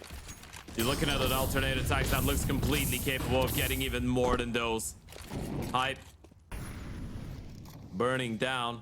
That's some good damage, and it feels like it will transition into a quicker play in towards that B-bomb side through middle, but you have to get through Perks first. And again, he does a whole lot of damage.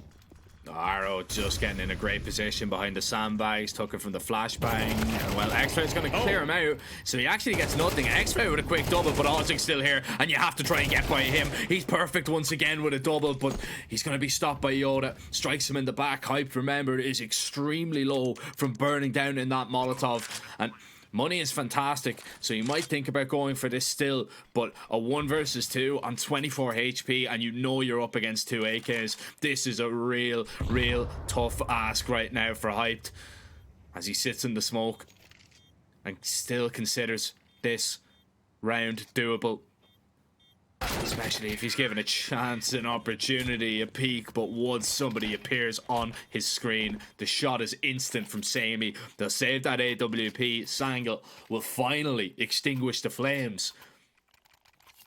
But has there been too much damage done to the house already? It feels like it, and this is the first time that something goes in their way, and I mean that fight from X-Cloud. The spray transfer was nasty onto Freeze, swaying through the smoke. Alzik nearly saved that one from the grave for the side of alternate attacks, but finally they put an end to it. All that they needed was a cheeky double kill from X-Cloud, but look at Hype now. He's gonna get inquisitive in towards middle. Gonna go looking. Youngster doesn't seem ready for it up to be in that position. Not even holding the headshot angle, and it wouldn't have made a difference. It's a straight up bullet to the skull, opening kill, and a response in towards B bomb side is all that they're left with.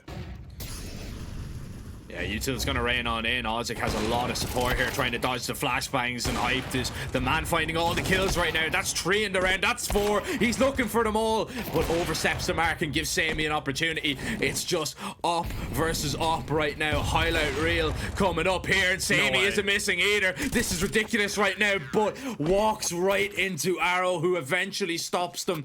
The sniper slaughtering over towards B, but it was the Arrow that stop Sangle. As now it's a 9-2 lead.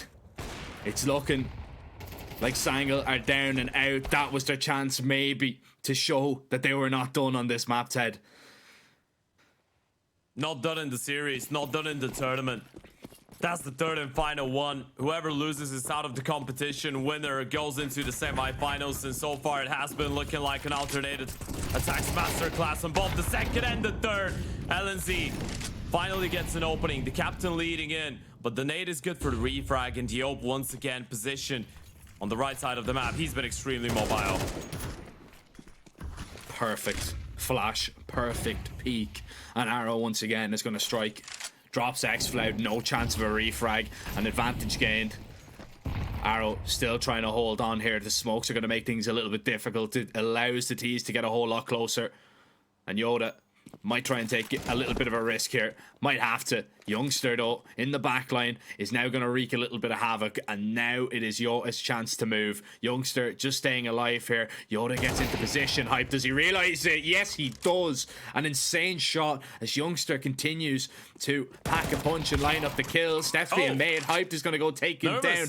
And Hyped is killing everybody right now. Sammy has to do it once again. This time not with his trusty op. This time with an AK in hand.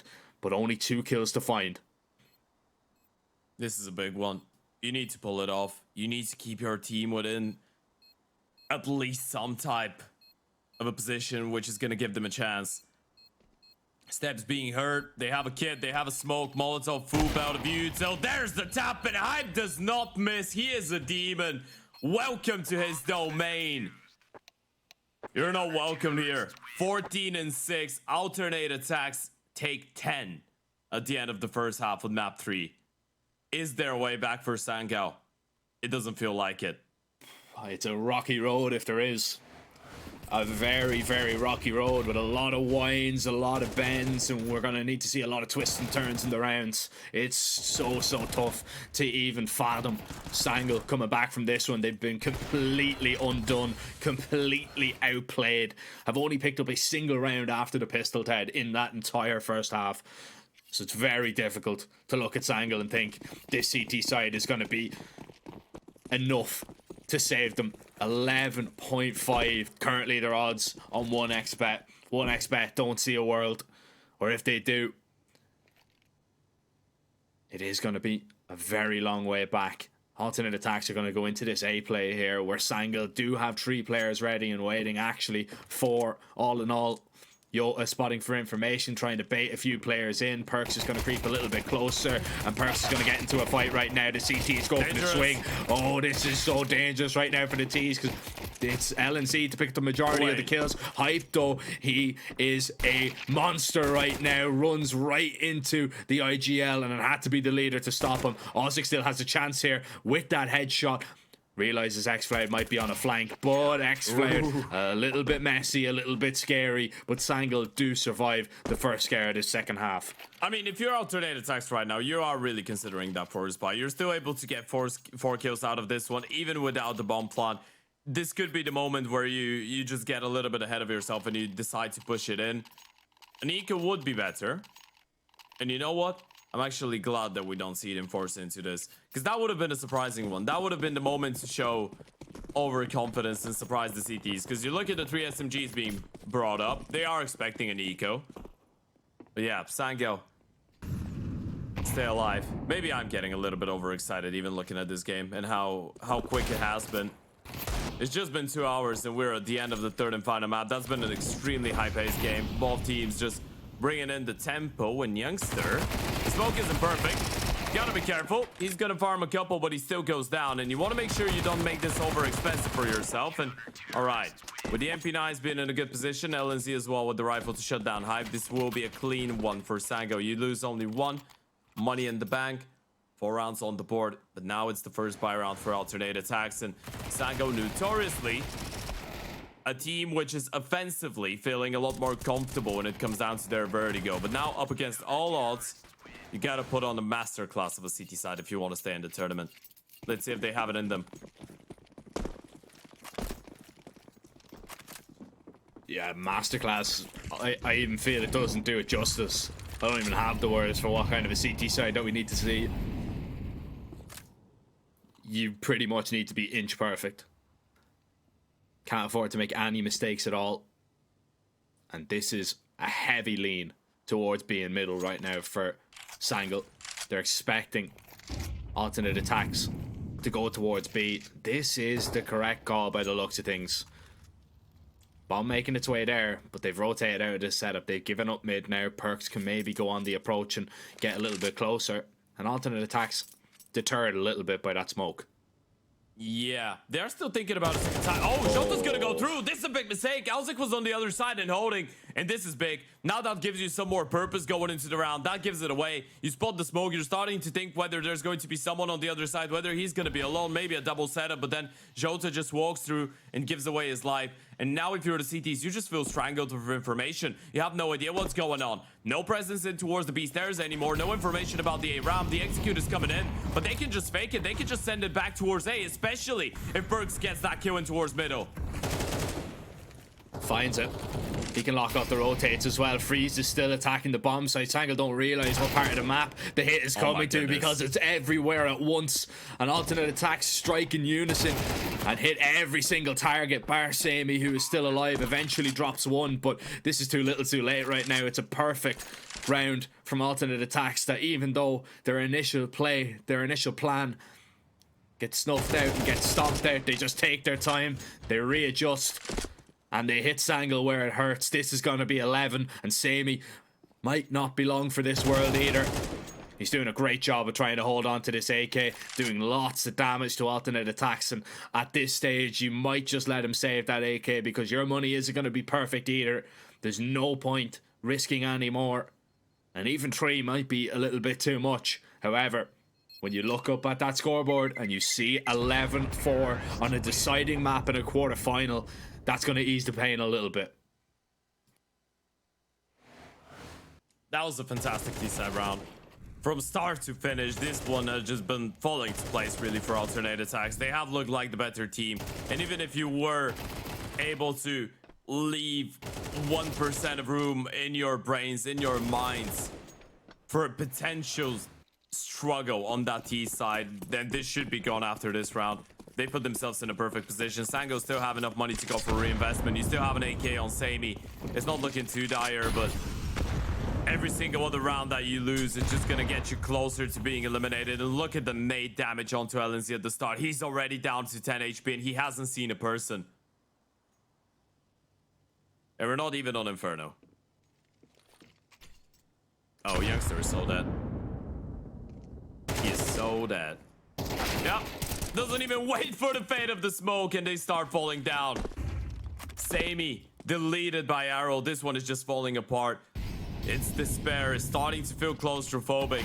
It's starting to feel cold and lonely for those Sango players on Vertigo. LNZ still alive and rocking on 10, but you need something spectacular and you might have to call it off.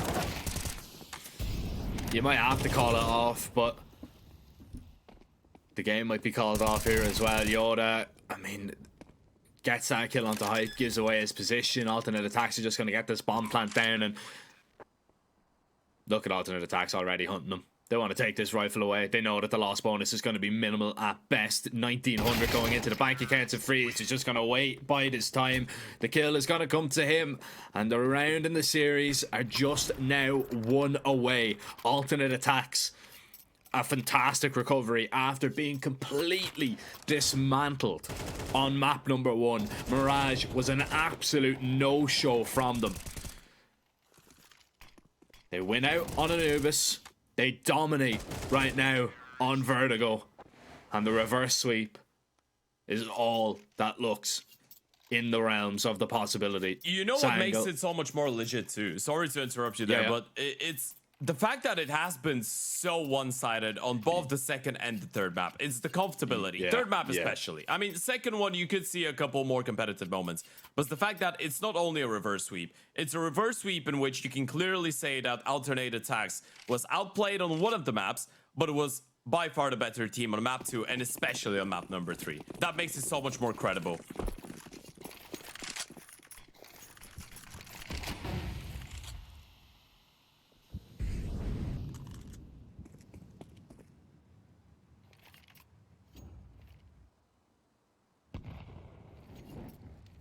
Here it is. Your first chance to close the game out, and it's not started great. LNZ has found that kill at least. There's a lot of bodies behind this B bomb site that are going to try and hold on, but it's just down to X-Found here for the moment. Sammy's going to try and rotate in, but alternate attacks, they just look like they've done enough, and even running away from B, they're going to go to A because Perks is taking up all the space. This is just nerdy. There's absolutely no need to do this at all if you're alternate attacks. It's so sweaty. Yeah, you're just making sure And I don't blame them. I mean, quarterfinal, semi-final place on the line. CT, by the way. He's just holding on to the bomb side. This is German Counter-Strike in a nutshell. But this is what leads to such a convincing victory. Sammy, a 1 versus 3 on the cards, but it's never going to happen. Alternate Attacks is the first semi-finalist in the RES Regional Series 3, and they deserved it. Yeah, they do, man. They really do. And this is really interesting to see that Alternate Attacks are going to be our first semi-finalists, because correct me if I'm wrong, they didn't make it out of groups in the last 2 RES. Exactly.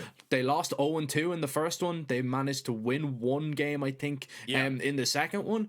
And now dominate their group and get into playoffs, get into the semi-final. This is incredible stuff from them, really. You know, of course, we have to give a little bit of credit to Perks kind of coming into the team. Sure. I think he's really elevated this Alternate Attacks, who were really struggling for form. You know, you made a point of it being a young team, and it's going to, you know, take a lot of time, especially when you're changing up the core of the roster, you know, to kind of get used to. But I think that kind of comfortability of, you know, Perks coming back in, having played with Freeze and Ozek for a very long time, you know, that has just kind of elevated them to levels that, you know, they could probably only dream of as of right now with their current roster. You can see they move forward into that semi-final. They've got Bleeder and Mouse NXT coming up in it. That's obviously going to be a tough game, but I mean, if they play as well as they did today, or maybe, you know, step it up even just that little bit of more, they're going to be a very tough opponent.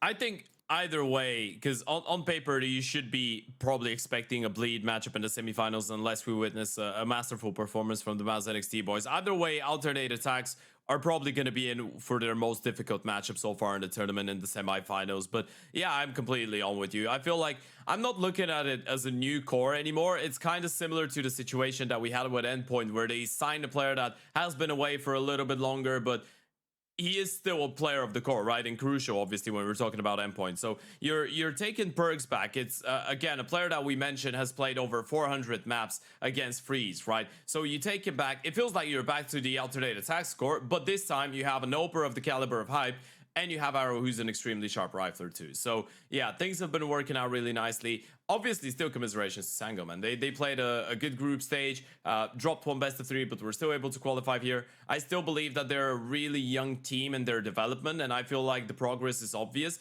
They will need some time in order to establish good protocols, build up good fundamentals. I think Jumpy and the boys have been doing a really good job, though, and I really do believe that the addition of Sammy and Jota has made them an incredibly dangerous team to play against. But obviously, when you're a newer team, you're getting a lot of wins. Consistency might be an issue every now and then. You can't win all of them, but yeah, I think Sango can be proud of their performance. They are still getting some points for the RES regional standing, so still, I guess, a step in the right direction into trying to qualify for the LAN event in Belgrade later on this year. For Alternate Attacks, though, making it into the semifinals, and now I guess all that's left is to wait and see which team they will be facing off against.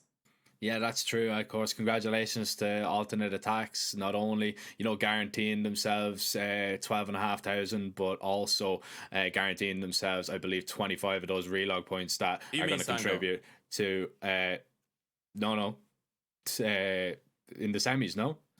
Yeah, but they could win their semi-final game. I mean, they're not out of the tournament. Yeah, I know. Yeah, but they guaranteed themselves at least 12 and a half. Yeah. They guarantee, and then guaranteed themselves at least, you know, the 25 relog points. It could get better, Ted. It could get better, but we don't know as of right now. We've got to wait until tomorrow, I believe, for those semi-finals. But we do have more quarterfinal action coming up for you guys today. We've got 3 more on the line, and we are going to be rounding off all of those quarterfinals today. Our next game, I believe, is going to be that Mouse NXT versus a Bleed game, which is going to be taking place, I believe, in around I want to say 45 minutes. Yeah. 35 minutes we will be going live, I believe, with the pre-game. Of course, we still have Paravision, Passion UA coming up, and Namiga Bait then in our last but not least game for sure. Of course, Namiga, reigning champions of this tournament. We'll see if they can stay alive and make it to the semi-finals, but we are going to send it over to a little bit of a break as of right now, ladies and gentlemen. We'll see you in around 35 minutes or so when we will be going live once again for quarterfinal number 2. Respect from 1xBet. Respect from 1xBet. Respect From 1xBet, respect. From 1xBet, respect. From 1xBet, respect. From 1xBet, respect. Respect. From 1xBet, respect. From 1xBet, respect. From 1xBet, respect.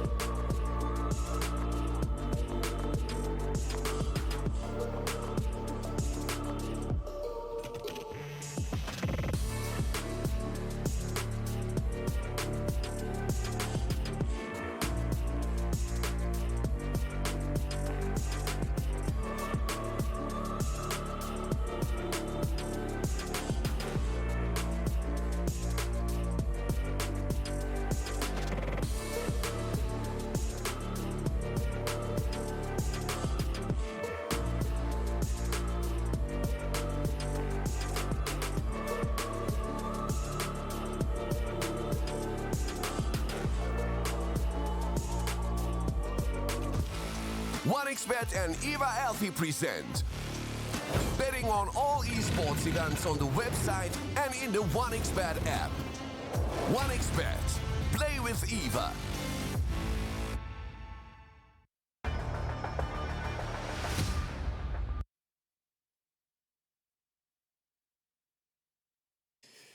Welcome back, ladies and gentlemen. A short little break. Well, actually, a little bit longer than a short little break, Ted, than what we're used to. But we had a little bit of a gap, and now we've got our second quarterfinal coming up today of the Oriez Regional Series 3. And it's going to see last time out, and indeed the first time out in the Oriez, runners-up Bleed taking on the Young Guns over on Mouse NXT. And it's not the first time Mouse NXT have been in the playoffs either. It has all the shapings up, Ted, to be one of the games of the day, to be honest, and I'm really excited to get going into this one. Yeah, it's going to be a pretty exciting one. Of course, for those of you that are just joining in, this will be our second game of the day, second quarterfinal of the day. Two alternated attacks were able to take down Sango in a 2-1 fashion pretty convincingly, and the winner of that Bleed and Mouse NXT will be playing against the Germans in the semifinals. Of course, this will be game number 2 out of 4 that we have on offer today.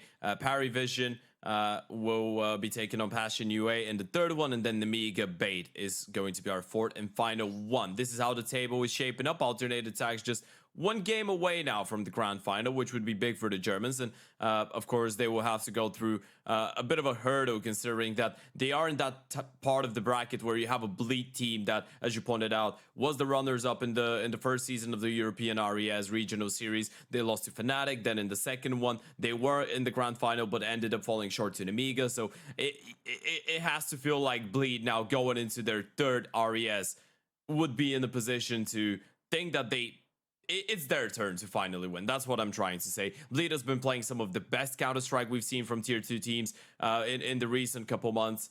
And it won't be easy for Mouse NXT, for sure. But that has been the best Academy team so far this year, hands down. So, yeah, it's going to be an interesting game, man. Looking forward to seeing if Krisen and co will be able to bring the fight up to Hampus and his boys. Yeah, and I mean, they have brought the fight to a lot of teams. Whereas NXT, they are a solid enough outfit, and they're always a team that you can't really overlook in any way, shape, or form. And a lot of it has to do with the Counter-Strike that Krisen has them playing. Of course, you know, the IGL, a fragging IGL, a guy that has a lot of impact for this team as well. He's currently the highest rated player in this event for Mouse NXT. PR is just close behind him. So they've got a lot of talent, you know, and especially with the addition, I think, of bringing Bermalov in on the AWP. I think he's brought, you know, a different level to the Mouse NXT game, and it is just a roster that is stacked full of talent. But Ted, is that young talent going to be enough? Because you are coming up against a Bleed side that probably have, you know, 3 or 4, maybe even 5 times the amount of experience that, you know, these young guns do have. You know, you've got a Cypher playing incredibly well. You've got Hampus, who continues just to absolutely dominate, even being the IGL of this team, putting up, you know, I think he's sitting on a 1.19 over the last 3 months, which is, you know, pretty much unheard of in terms of you know, an IGL putting up that rating, sitting on a 1.32 if I'm not misremembering in this event. And then you've also got kind of, you know, the likes of Cirque coming into his own, playing some of the best CS with this Bleed roster that we've seen from him in a very long time. Yeah, I feel like it's just a really good mixture that you have. It's a pretty well balanced team.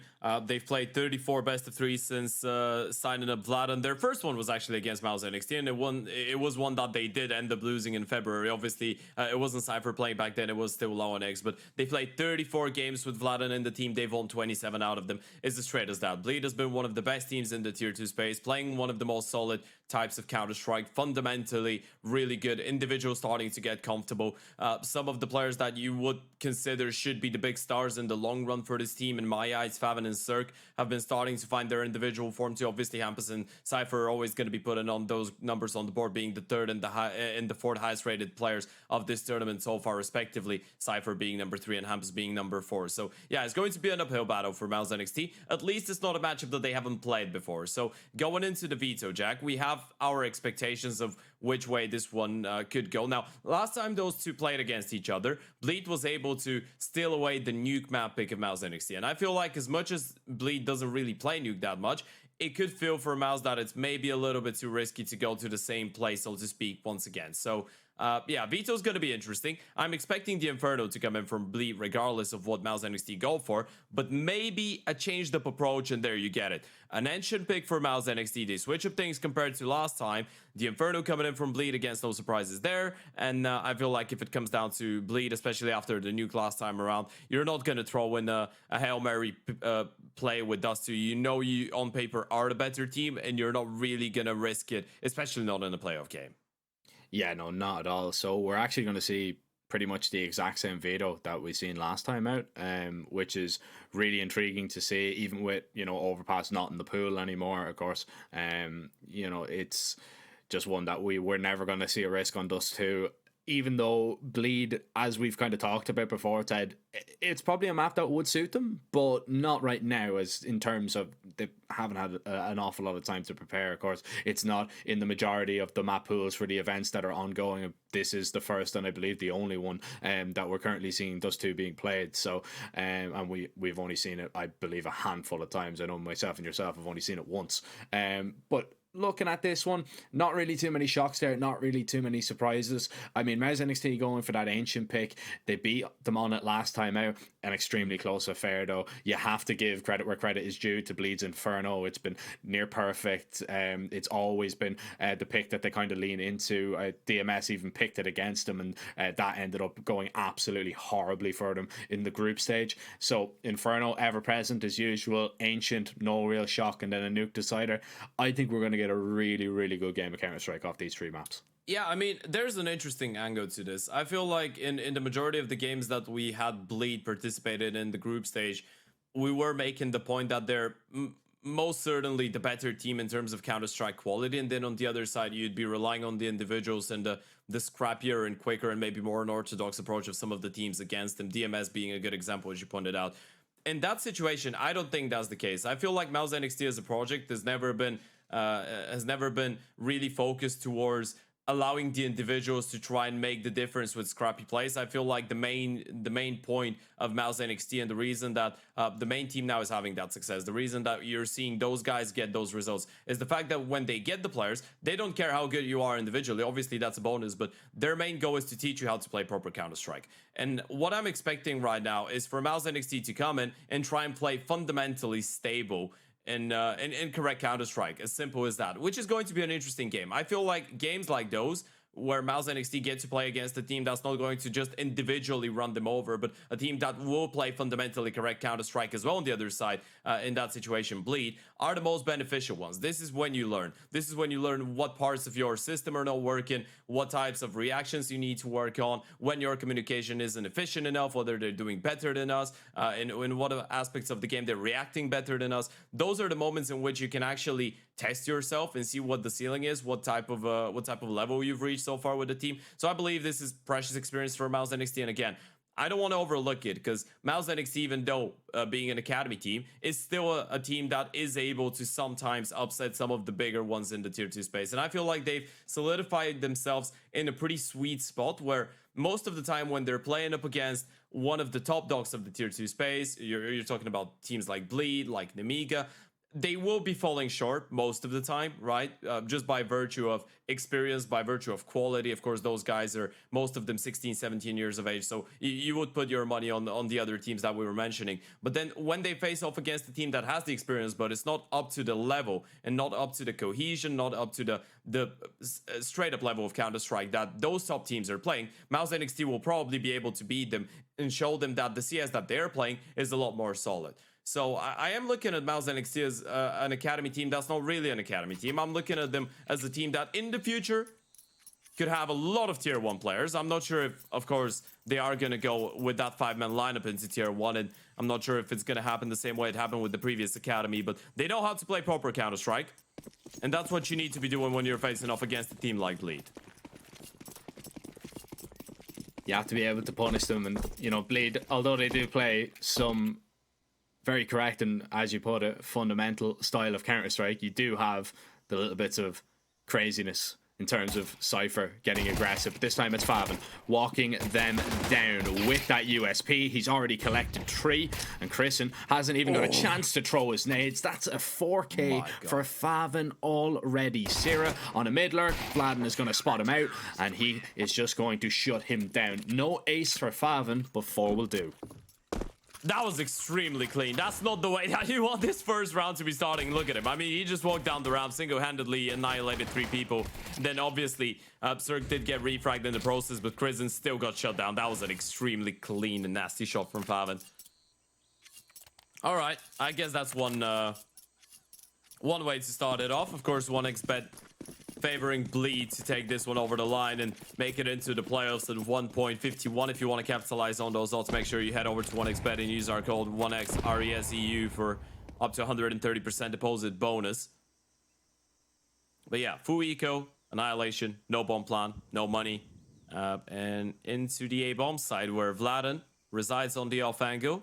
Ideally, you'd be hoping to get 1 or 2 and then fall back and reset for the next couple duels, especially considering he's got no quick rotations on the way. Want to make sure you keep it clean as possible. Yeah, you do. Mez and NXT are going to be looking to take a map off Bleed at least, which has been a tough task, to be honest. Since that final that they lost versus Namiga in the RES2, they've only dropped a single map, and that was to Bait in their second to last game. Mez NXT are looking to try and do the double on Ancient over them. Vladden is just going to mow down 4 with ease. So back-to-back 4Ks from Vladden and Favin. Similar in name, similar in rounds, and still extremely clean for Bleed. Circuit's the only one to fall just yet, but that's about to change. Guns up for Mez NXT, and let's see what the approach is going to be. Oh, all right. That was a nice camera angle. That was moments before disaster. Well, not really disaster, it was just an eco, but moments before Vladden mows all of you down, which could be considered one. Mouse NXT though, looking to change things up in the first buy round. Going for a pretty standard walk in towards the A-bomb side. You know that there probably won't be an AVP present for the CT side, so this is a great call. There's no one up close for Bleed ready to react to that play. Yeah, and there's nobody going to be there for a very long time. So Mez NXT are going to get a lot of deep positions. They can get in towards Temple if they realize the space that they have, and they can just take a lot of control. But they might want to fight for Donut here, realizing, of course, that it's not going to be a comfortable post plant without at least one of them, and Naidu is going to get a little bit closer. Cirque with the SMG, he's going to peek out. Naidu couldn't react in time. Cirque's going to take him down for free. Sierra tries to push Hampus out and flush him out of this position. Hampus just doing a good job of staying alive, but dancing around the donut, and Sierra, he's not being able to take down Hampus just yet. Eventually Cypher will overwhelm. Is he expecting the mid play? A late lurk coming in. PR has been dealt with. Burmalov has to push past through that smoke, and Bleed will retake that one pretty much with ease. It was a little bit worrisome, to be honest, Ted, when we're kind of looking at that and seeing that Bleed have nobody over towards A, and Mez NXT get it for free. But because they hold on to Donut for so long, you could see how uncomfortable Mez NXT were. Strangled for space. I feel like that's one of those rounds in which you just get a false sense of security that you have the bomb side and there's no one to challenge, but in the end of the day you realize you have no post plan leverage whatsoever. No chance to push aggressively in towards CT. Tempo is always a risky one, and even if you send a lot of players there, it's really easy for the CTs to isolate you. So as you pointed out, Donut was the go-to, but Lead already had 2 players there, understanding really nicely that they just had to hold on and wait for the Ts to come to them. You don't really have too much Uto in the first buy round on the T side either, so not too many nades to fend them off with. Speaking of nades, that's some good chip damage to kick things off here for Bleed. It is a half buy for Mouse NXT. They decide to go for it despite of getting the bomb plant. Of course, it was fairly clean for Bleed, so no real monetary reason to justify a full investment early on for Mouse NXT. And potentially a good set piece. Could be welcomed here. You just have 1 flash though, and that 1 flash has to be perfect from Naidu. Yeah, Cypher just jiggling with a smoke. As soon as he hears any presence at all, he'll tuck himself away in towards the cubby. Mez NXT Are they going to just try and pop through the smoke? Yeah, you kind of have to. You're kind of forced to. Cypher only gets one. Cirque's in a little bit of trouble here. He'll go down for nothing, but Favin is still the man that you have to get past. The rifle picked up is going to be good. The damage done is great, but you haven't got a bomb plant out of this situation. Chrisen isn't even going to be able to collect it on his way out the door, and this just allows Bleed to get into a position towards long. Nice dink. Vladen going to go for the peek behind the body. That HE. Oh. Nearly. A game of inches right now as Chrisen trying to toy with Bleed a little bit.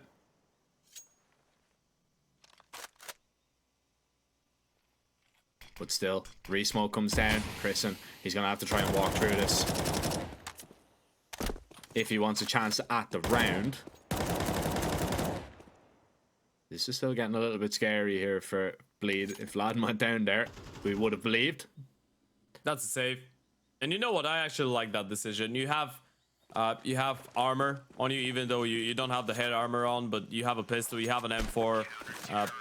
It's not really too much that you're sacrificing right now. You're just not giving away your life for free, which is all right for Chrisen. He's just gonna have to make it work with the M4 in the next round. That was good, though. I mean, maybe a little bit of miscommunication there for Bleed. Cirque felt like he still had the timing to turn away and get that kill into the cave player, maybe get that control and then turn around and help out Favin. Thankfully, the German was able to recover with a nice little double there. If he doesn't get those 2 kills, it could have been a pretty hairy round, all things considered, for Bleed. But still, if you're Mouse NXT, you're going to be happy with the damage. So far, so good for Bleed as well. Favin on 9-1, Vladen on 6-0. They have been the 2 main people to step it up so far in the important rounds. As we see a short little disconnect from Naitu on the other side. So we're going to give him some time to rejoin the server. Hopefully it's nothing too dramatic. We did talk about those crashes that have been, I guess, hunting those players in their nightmares since the Dust 2 update. Hopefully that's not the case here.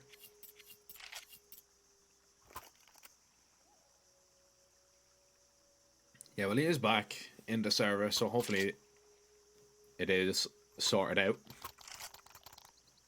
And they are gearing up, so I assume this pause will come to an end in just a moment. But still, Mez NXT 4-0 down. We might speak about the importance of an Ancient here. Inferno didn't go too well last time out. It was a 13-3 in Bleed's favour. And not exactly ideal, I would say. If you've been 13-3'd only 11 days ago, you might have learned a little bit, but will there be, you know, a monstrous 10-round improvement? It is a little bit of a tough ask, so Mez NXT would still love to just get going here on this T side if they can with this gun round. It looks like to be an A play once again. PR actually finds that kill. Spamming above the smoke. Favin down. Circus doing A. No smoke for CT. That's going to give him a clean line of sight. I think he missed the shot or either tried to reposition it towards tempo in the worst possible moment. So the bomb has already made its way out. And yeah, I believe it was just a tag on to Chrisen from Cirque. Saving people. Look at Hampus. That lurk is everything. If he finds a double kill, they can line up for him. This is absolutely massive. And Hampus strikes down to... This is big. That opens up the round now. PR finds another one in towards the B-bomb side, but that just gives it away. You know you have a 3 versus 2 here. And he's a long way away here from the bomb side. Vladen gets another one. Smoke on the bomb. And that makes it even tougher. Molotov towards the back. This is so uncomfortable for the team. They need to get Cirque off of it. He's taking it. They get the kill. Hampus with the refrag, but he needs to get on the bomb. And PR is just going to push him in. Actually, just fakes the sense, but Hampus is not buying it. Pros never fake, and Hampus, who was a cucumber, picks up the AVP. He stuck it. Didn't care about the steps being made. PR tried to fake him out, but unfortunately falls short. That's incredible nerve there from Hampus, just to not move a muscle off that defuse there. Oh, what an insane shot that is from PR. We didn't get to see that first time around. Really nice on the flank from Hampus, I have to say. And you can see that Mez NXT, they smoked off Donut this time. Last time they were unable to get control of it. They smoked off. So that's why the Hampus play, the Hampus flank instantly, they're just not expecting it. Because they're expecting him to be towards Donut there. They've been completely outplayed in that scenario. Although they get A for pretty much free once again. All they had to do was force Cirque off the angle. Unfortunately, not able to hold on to the bomb site. So, this is where it kind of gets a little bit scary from Mouse NXT once again. 5-0 down, have the guns up, but you need to put a round on the board. At least they've been rather able than to later. keep the CT's economy at bay, right? That's a bonus. Honest. Keeping it honest is the way to put it. I mean, if you make them safe and Bleed get away with, let's say, 2 players, they're still going to be able to reinvest one more time. But in the end of the day, it isn't looking as comfortable as they might want it to be. Let's not forget, it was a 1 versus 1 in the last round. So far, some of those Mouse NXT calls have been fairly good.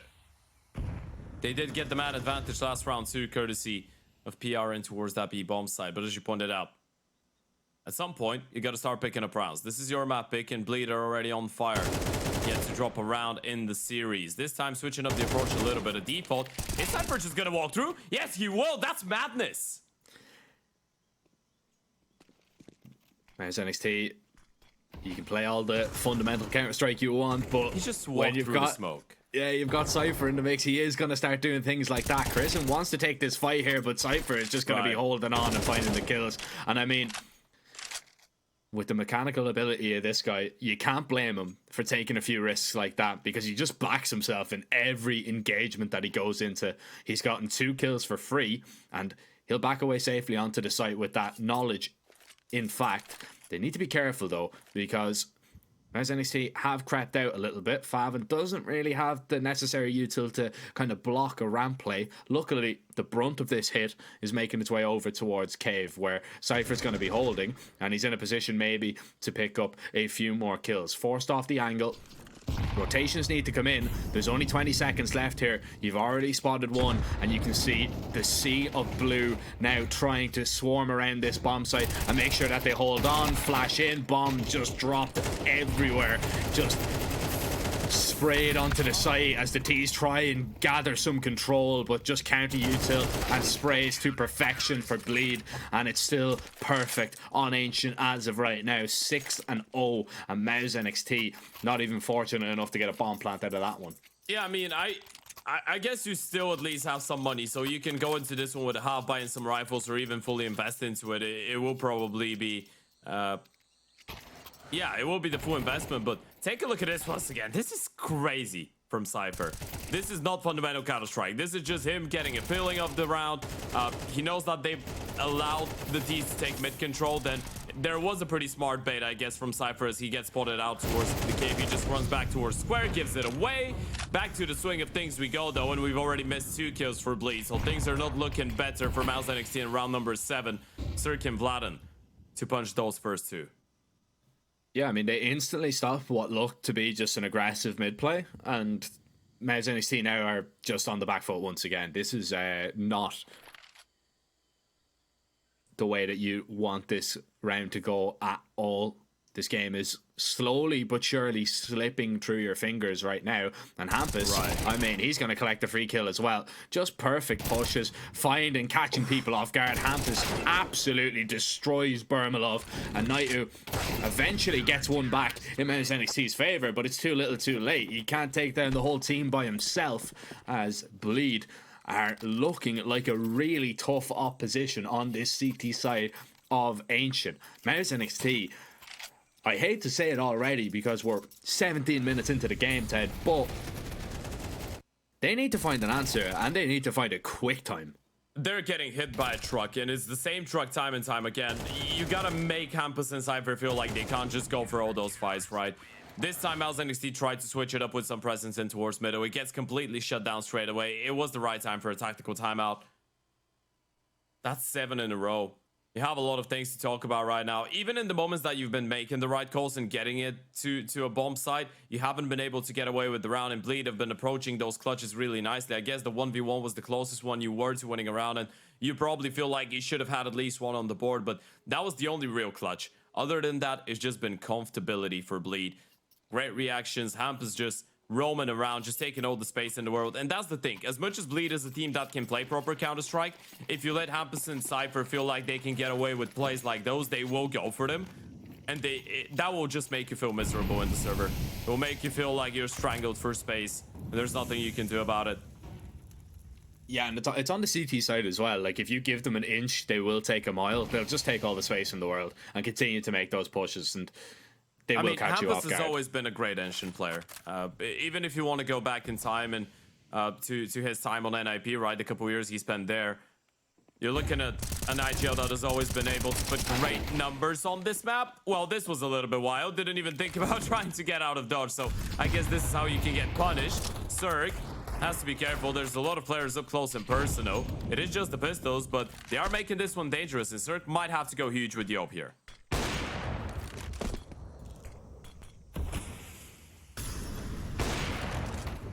Cirque, fantastic shot in the first and the second as well. Cirque looking to do just a little bit more. They know Vladden's in towards A main. Yeah, they have to clear him out here. Chrisen looking to find him, but once that kill comes in, that bomb is stuck, but it could be defused in just a matter of moments. If you're PR, you have to get your runners on and try and get close to this, try and get Vladden off it. You have done so, but Faven instantly trades him to the smoke, and oh, this is just so unfortunate right now. Bleed right now, I mean, they're looking perfect, but they are getting, you know, I will say there's a little bit of good fortune on their side. Especially a shot like that. That is just insane. Fortune to trade favors it through. the bold. Yeah, fortune favors the that's bold. true. But at times, if you're Mouse NXT, you feel like, because Bleed are making the right reads and the right moves, but even when they need that tad bit of star alignment in the round, to put it that way, they are getting it. And that's what makes it worse, because you're not only having the feeling of Bleed playing good Counter-Strike and just a couple things not going your way, but you know that when it's a tied 50-50 situation, they are still gonna go out on top. And look at Cypher, he's gonna go through the Molotov. Finally, you get that punishment kill. That's really important. Some damage done by the Yuto onto Chrisen, but it is still a man advantage, and this is something that has been eluding Mouse NXT. Now you need to convert, though. This is a buy round. You get an opening kill. That's the round that you need. Oh, Sarah, this is an incredible position. Vladden's never clearing this. And Hampus is close by. Sarah's looking for the double, and he's got it. Mouse NXT needed a little bit of good fortune, but they played that one just perfectly. Sarah expecting the push. He gets his wish. And he is selling the fake right now expertly. Cirque will find that kill. And you know there's guaranteed one player over towards A. And if you're Bleed, I mean, the money is quite honest. And this is coming back to something that you were saying. You save here. Yeah. I mean, good for Mouse NXT, because at one stage it was looking like Bleed, you know, as you know, it's an old saying, but they wouldn't get a kick in the Stampede. They're that lucky. But, right. Now eventually the tide might be turning in this. You win that first round, that's a good baseline. You win the next round, Bleed have no money, and then all of a sudden you're back into this first half, and it's doable going over onto the CT side. It's entirely possible that Mouse NXT get 4. Yeah, it is, right.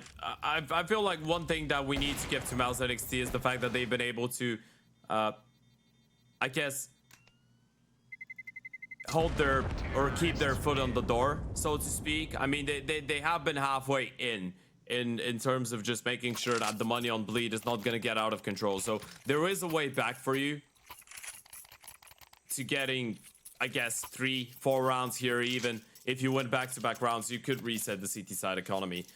This could look a little bit less dire at the end of that first half. Still, quite realistically, you want to make sure that you get that second round in a row, because this could still end up being, what, 10 rounds on the CT side, or even 11, God forbid, for Mouse NXT, of course. But yeah, there might be a way back. There could be something more to be showcased here on the T side of Ancient. Still, you gotta be careful with it. Big Nate gonna attack down Siren. This time around, Cypher is playing this one a little bit more passively, and then that's him. Once Prison needs that refrag, and he gets it, but he wasn't ready for Faven. Yeah, usually it's Cypher in there alone, so you can understand why they instantly swing to try and get that refrag, but this time Faven is going to be close by, and that's something that Mouse NXT didn't account for, and now it's going to be difficult to try and get in there and refrag Faven out of that position. He can just hold on to all that control. You know that they might be doubled up once again. You know, Cirque might be holding here. And it's a guessing game, really, when you're walking into cave in this position. Faven could be on the left, he could be on the right. Sierra, he goes ready, clears him out, and does eventually get that refrag. But Cirque, still a man to get past, and rotates are arriving. Yeah, and he's got a lot of util too. If you want to take that, if you want to get that bomb down, you're going to have to deal with 2 Molotovs, 2 HEs, a couple of flashes. This is not going to be comfortable, even if you're able to make your way onto the bomb side itself, which Cyrus already doing. Cirque is not going to give you the 5. Or the 5 rather. Yuto being lined up. Molotov on top of the side. Cyrus trying to get up close in person and went towards the smoke. But the bomb still needs to cross. And this might be a bit of a tough task. 20 seconds. They need to win that fight and Hampus stands so. That's a big kill. Refrag needs to come in. But Hampus wins another one. It is Burmilov in the 1 versus 2. First one is his. Knows that Hampus is low. Switches to the rifle. He's going to try and hunt him down. But Hampus evaded him for now. He's just playing ring around the rosy. And Burmilov will have to commit to the bomb plant. He gets it down just in time, and Hampus is waiting for the peak. Burmilov trying to cross over safely, looks towards short and is going to spot him out. Played to perfection from the operator there. Picks up that AK, wanted to get aggressive, wanted to take down the low HP player, and he just opens up the distance, opens up the angles, clears them, and finds that frag. Now, this is where Bleed's economy goes into a little bit of a horrible situation. Oh, they're actually going to force this one, which is, I would say, slightly surprising. At the same time, you understand it, because Mouse NXT just won this round with 4 people going down. It's a 1v1, so you could potentially put a big thorn into the T-side economy. Simultaneously, it's 2 in a row for them, so you must know that it's not going to be a full reset. So, yeah, Mouse NXT with a great chance to bounce back into that first half, and they've already found a double kill. Cypher is looking like a dead man already, especially with that Yuto, who has to get out of their 11 HP. This round is already over as far as I'm concerned. I mean, Cirque either goes absolutely nuclear with a triple or a 4K with the M4, or Mouse NXT are going to get up to 3 and potentially even 4. That's unfortunate. Didn't even see him. It's insane that you're not believing in Cirque, man. You know, it's already over as you're concerned, and you're one of the biggest believers in Cirque that I know. He could still do it. Might have tried to jinx it. Oh, and you might have just done a great job of it. Cypher finds that kill onto Sarah. PR, no. He gets taken down. Chrisen needs to find this kill onto Vlad, and the AK could make things difficult, though. The steps being heard. That's an excellent frag to find, though. 40 seconds. They have enough time to run over towards A if they want to. And you can see Bleed. They're expecting this to be an A play. Yeah, trying to make the read right now, but Mouse NXT... Oh, they're thinking about it. Chrisen is thinking about it. He's giving it a look out, but they're so patient, and I love that from Mouse NXT. They're just going to wait it out. They've outplayed Bleed completely. The full rotation from both Cypher and Cirque. And now they're going to realize it. And at this point, that you realize you're not towards the correct bomb site, this could be a safe call. Unless Cirque is able to get close enough to get a kill early on, straight after the bomb plant. And now he knows it. He's heard the bomb going down. He's going to give this one a go. Needs to find one of those. And there goes the kill. Cirque spots out Naitu. Might want to give it away, though. Might want to wait for Cypher to arrive, but he doesn't need no support. The big man on the M4 goes huge. He doesn't need an AWP to clutch. It's a triple for Cirque. Has been a little bit more quiet of a game for him so far, but he comes in big in the most important of times. Oh, yes. Is the Bulgarian bulldozer, baby. Yeah. Cirque going I told you, huge. never doubted it for a second. Yeah, no. We have you literally on film, on tape, of the lack of belief. It's all a big mental game of jinxing. Of course. Purposefully. All jokes aside, insane from Cirque there. Just isolating those fights. He needed to go huge. You said it. He needed to go absolutely massive with that M4. They weren't going to have a chance. That's an insane round for Bleed to pick up there. And that's really just going to batter the confidence of Mouse NXT. Yeah, Vladden's in position to deal with this. He's going to see the shadows every step of the way. Already sprays down 2. Looking for a little bit more. He's going to get a hat trick before he's taken off the top of 3. And there's only 2 that remain. Flash is good. Cirque is going to connect. M4 4. Now he has the AWP, and he's looking for a second. Bermalov not looking the right way. He's going to be tagged down. Fav and Shirley is just going to collect this final frag, but Bermalov is isolating the fights nicely until he walks right into the Bulgarian once again. Bleed dominant on the CT side of Ancient, and it's a long road back if there is any for Mouse NXT on their pick. One of the moments in which you want to say that's going to be a long day for Mouse NXT, but it could be a pretty short one. It could be a quickie. Vladden with a big triple. Whatever you try, you're just getting mauled down. And that's painful. Now this is painful. You could see a world quite realistically in that 5 versus 3 against the low buy where Mouse NXT could have been able to get away with 4 rounds out of that first half, but now it's just 2. And this is really, really troublesome. It's not a spot that you want to find yourselves in. I mean, now you kind of need to win that pistol round, and you need the conversions. You need probably 2 buy rounds in order for you to look competitive. And as we said, the pistol round is not going to be an easy one to win. 5 people running at you. Crimson starts it off really nicely. A couple taps connecting. There goes another one. And this is not looking too bad for the CT side. 9-2 with a nice little double. That's a little bit more like it. Oh my god, what's going on? Hampus gets a triple, surely not a quad K, but he's made this one doable. Vladden, a 1 versus 2, and look at the HP on both of those members. Oh, this is insanely doable right now for Vladden. That's a massacre. How does Hampus get a triple kill? I don't know. If he has 2 more bullets, by the way, he gets 4. Like, if he has literally 2 more Glock bullets, instantly just gets that kill, and this is a 2v1 in Bleed's favor. They're playing it well, though. They've left the bomb. Yeah. They realize they have no leverage with that low HP to hold on to the C4. They're letting Vladden waste as much time as possible, and he's just gonna wait it out. I feel like as soon as you recover that bomb, though, you're gonna realize that something fishy is going on, and this is just a game of patience right now.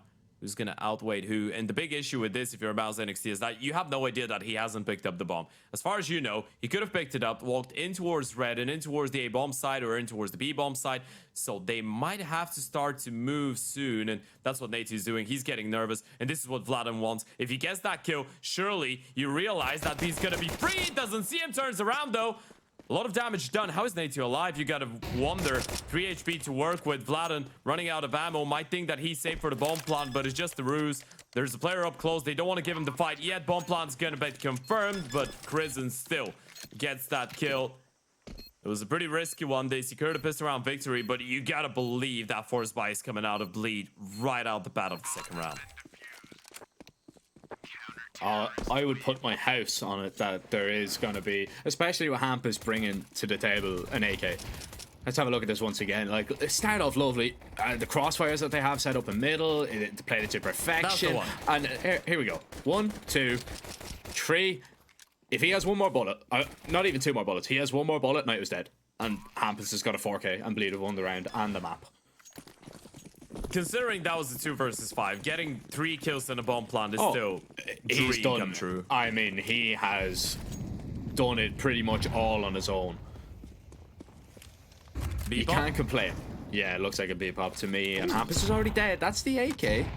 Oh, nice little boost that they went for here. And Knight, who wants to get in the faces now of the T's, who are making absolutely no secrets about their presence here.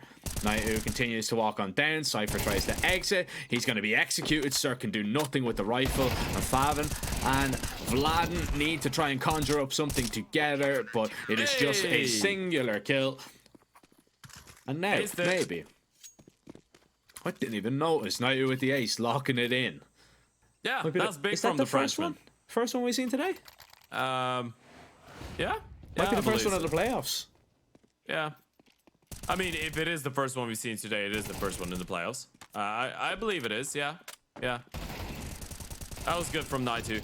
One of the players, by the way, that I think have slowly started to transition into being a star player. I feel like initially when he joined the team, obviously you have pretty big gamers such as Siren PR. I honestly believe that Naitu is one of those guys that has the potential. He has the role skill to be a star. And you look at some of his numbers recently, they have been progressively going up. Nothing too crazy, I'd say. But that's the steady improvement is what interests me the most. And that's been the story with that entire team and most of the players on the team. But he does have these moments where you could just see the raw firepower on him.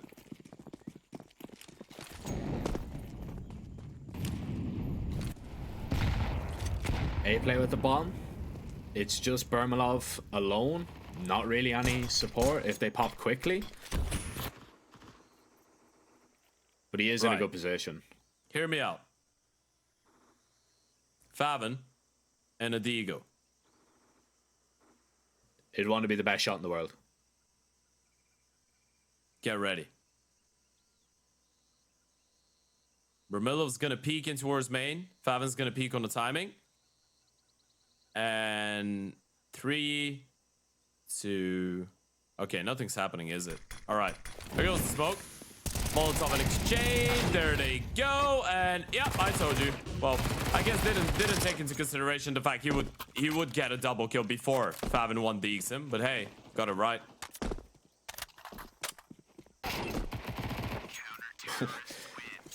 Sarah jumping up there and getting dinked, by the way, by Hampus, that is crazy. That is insane that he's even dinked him in that spot. But Bleed are hitting everything. Absolutely everything. But they might be hitting a little bit of a wall on this T side if this round doesn't go their way. And that's not what you want to see if you're a Bleed fan at all. You want to see them win this round comfortably and close out this map. But Mez NXT, only 5 rounds away. I say only 5 like it's not a massive difference, but you would be surprised how quickly things can turn, especially if the mid fight goes a little bit better. PR was maybe hoping for another. Faven with the refrag is going to be good enough. Flash in. Is the peak going to happen from Shelf? Well, Vladen, over the top of that smoke, caught a glimpse of the IGL of Mez NXT, and he's going to have to organize his troops now from beyond the grave. Yeah, and that's even more problematic because now Nighty feels like he's got some space to work with because they didn't spot out the player in towards mid or below Shelf. Didn't know there was one up close and personal towards Cave. Thankfully, he's able to get the information and scale back. Cyrus caught a bit of timing. Hampus still ready for it though. This is great awareness. Syra goes down and this is falling from bad to worse right now. Bermillo finally gets one, but that's going to give away the whereabouts of the O. And you could be ready for the final player. You did already hear him out previously. Now you've seen Naito and he's under a whole lot of pressure. Needs to turn him out and gets more than one though. First one is this. Rotation arriving already. Smoke to isolate the Oper. He's going to have to reposition, but the rotation's already arrived from the AVP. Frenchman doesn't really need help, and Bermillo for the final one is in position. A great hold in towards the B-bomb side from Naito. Really intelligently picking his fights. And Mouse and NSD are showing some promising signs here on the CT side. This is much more competitive now. This is the Mouse NXT we wanted to watch. Yeah, this is where it gets a little bit scary though. I'm expecting attack, not maybe this round, but maybe next round. Yeah, just from Bleed to have a little bit of discussion. Round. Yeah, before the next buy round for sure, if this doesn't go your way. It's not completely out of reach just yet, but it is still a scary prospect. Circus playing around the smoke that he gets completely blinded by that flash. That's perfect awareness there from Sarah and PR. Going for that peak, making sure nobody's up to any tricky business over towards middle. Naito is a nightmare over towards B right now. How are you going to get by this man? I think you need to avoid him at all costs, to be honest.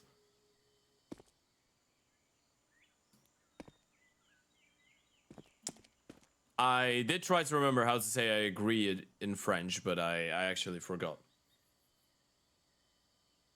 Let me check.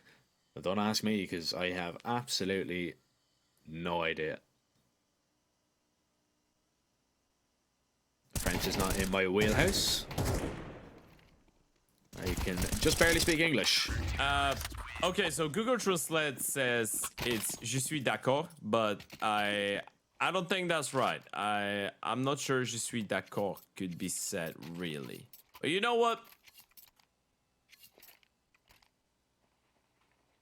Could be right. Could be right. Yeah, I think it is. Je suis d'accord.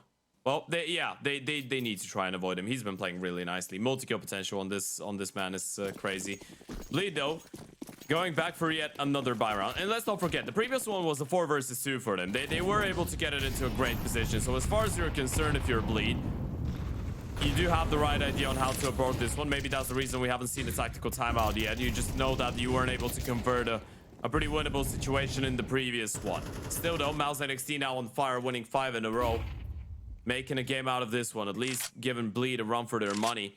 And that has been the case with Mouse NXT, by the way. This is a stigma I wanted to discuss. You look at a lot of their matchups, most of the time they've been heavily favored towards their CT sides. CT sides have been great for Mouse NXT. T sides, they've been experiencing some issues. You look at the E-Cloud game in the group stage, 8-1 CT side on Ensign, 9-3 CT side on Nuke, and they're still fairly close matchups. So T side has been problematic, but on the defense, things have been fairly different.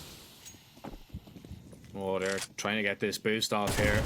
And this could work out. Naihu nearly sprays down a double. That was nearly perfect for Mouse NXT. And it's still quite good because you've got a lot of util to rain on in. You're going to keep them off the plant. You're even going to burn Favin out of the round. And Vladen now eventually is going to punch the numbers in on the bomb. But is it too little too late? 2 players. Cypher extremely low. They have to try and hold on. And Vladen taken off the site. Cypher's just going to be smoked off here, and surely just spammed on down. Indeed he is. Bermalov with the final kill, and Mouse NXT are creeping back into this game.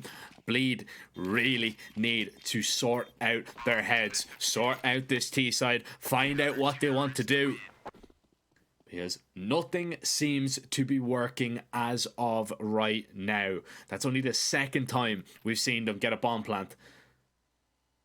One of them was on the pistol. Yeah, and I mean, just to, I guess, emphasize on that point I was starting to make just a little bit, just before the start of this round. This is the 4th engine we've seen from Mouse NXT so far in the tournament. You're looking at Dynamo E-Cloud, 8-1 CT side. The loss against Nemiga, they lose at 11-13. They had a 3-9 T side and got an 8-4 CT side, making it extremely close. 3rd game, 2nd against E-Cloud, 6-0 CT side. Defense has looked impeccable, but Bleed are switching things up, and they are being extremely sneaky with it. Naitu gets another one. And look at the flanking towards T-Spawn. They have no idea. Cyrus in a great spot, but he's got his knife out. He's unsure on where to look, and Favin gets a freebie. Surely that has to be communicated to him by his teammates that, you know, there's a possibility they're coming back to you. You see nothing over towards B. Bermalov's going to miss a shot. And Vladen just staying alive here out towards A. I'm not even going to finish that point.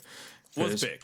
It was big, but not anymore. He's just been instantly dropped. Fast rotation from Mouse NXT. They realised what was going on, and now they've got complete control of the map. They see nothing towards mid. They've got all of B lane, and they've got eyes towards that A-bomb site as well, with that AWP posted deep. Prison playing a nice off angle in front of the donut, but it's worth absolutely nothing because Hampus has found that kill. PR could do some damage here on the flank. Bermalov just needs to stay alive.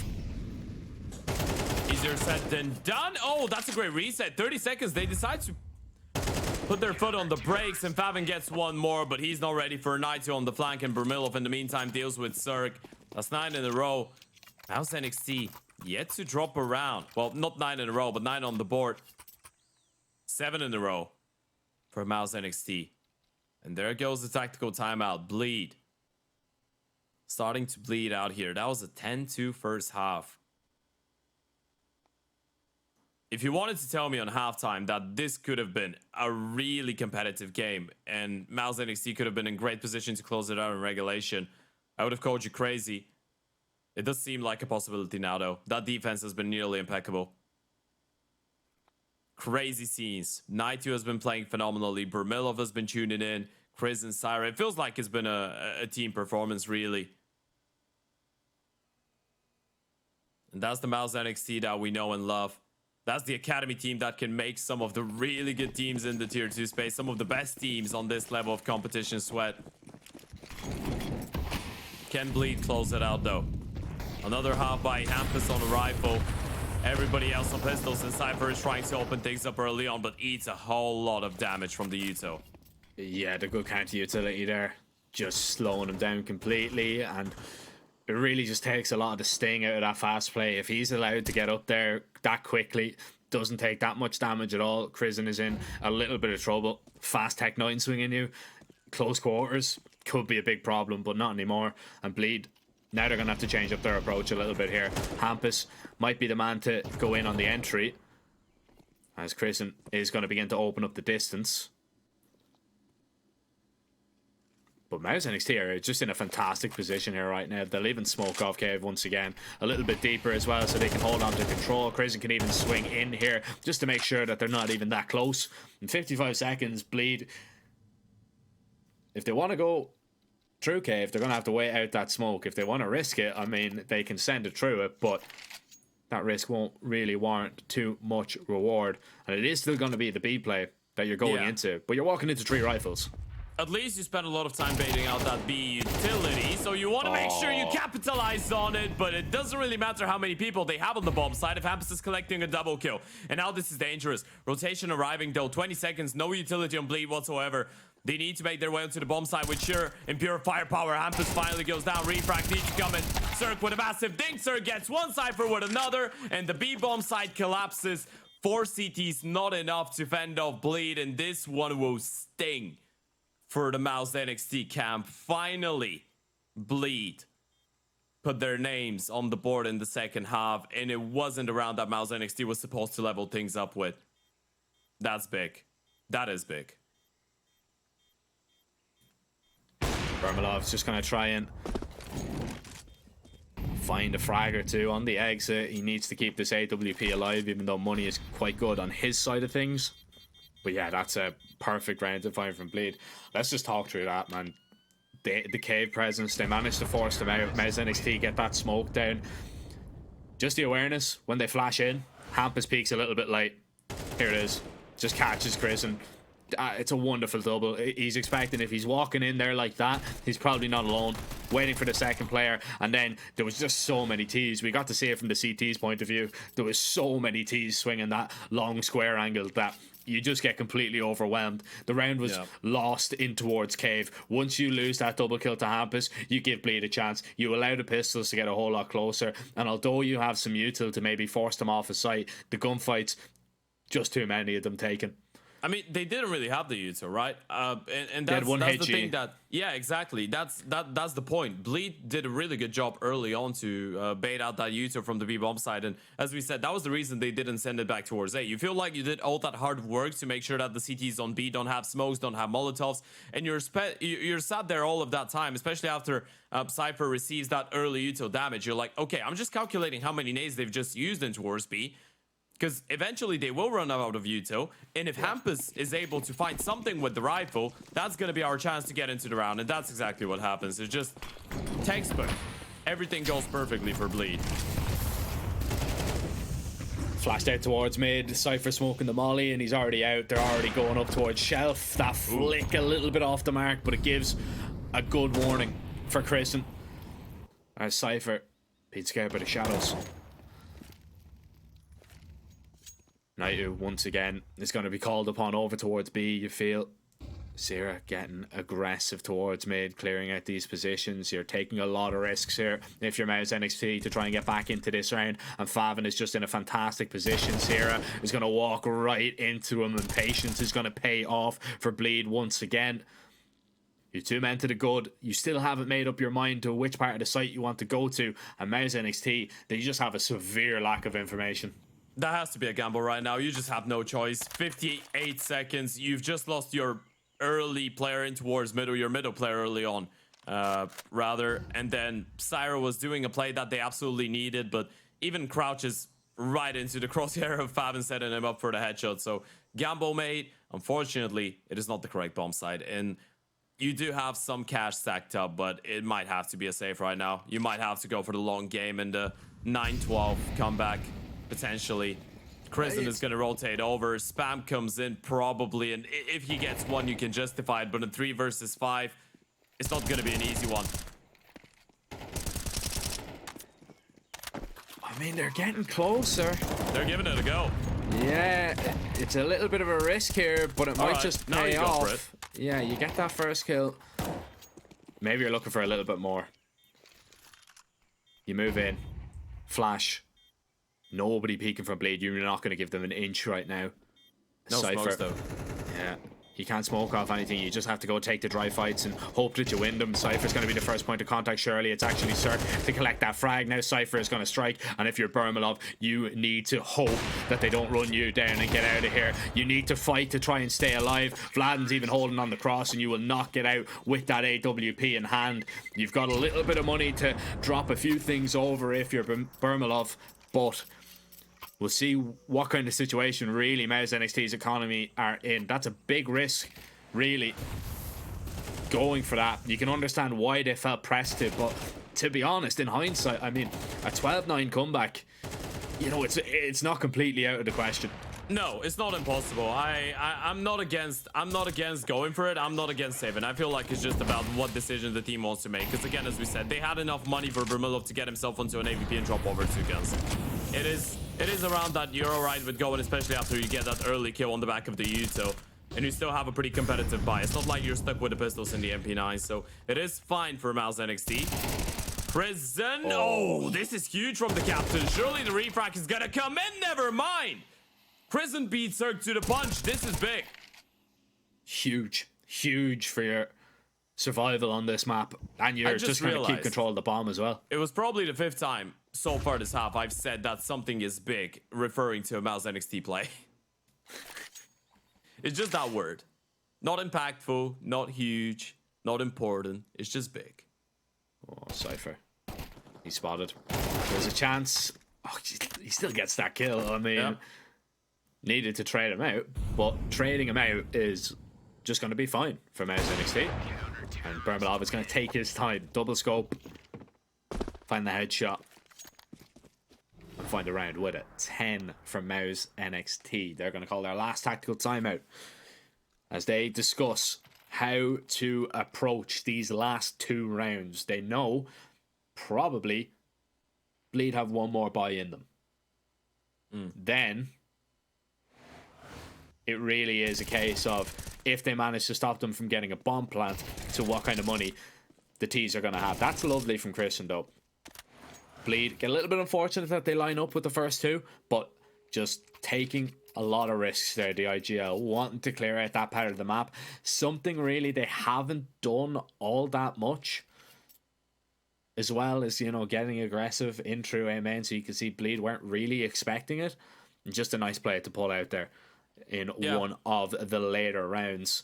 It's a good read because Bleed haven't really been showing too much presence in towards A main either. They've been prioritizing heavily the lane middle part of the map, so Chrism probably felt like he could have gotten away with it. And as we saw, he did have the right idea. Now you got to do it 2 more times. Should be easy. 2 more times.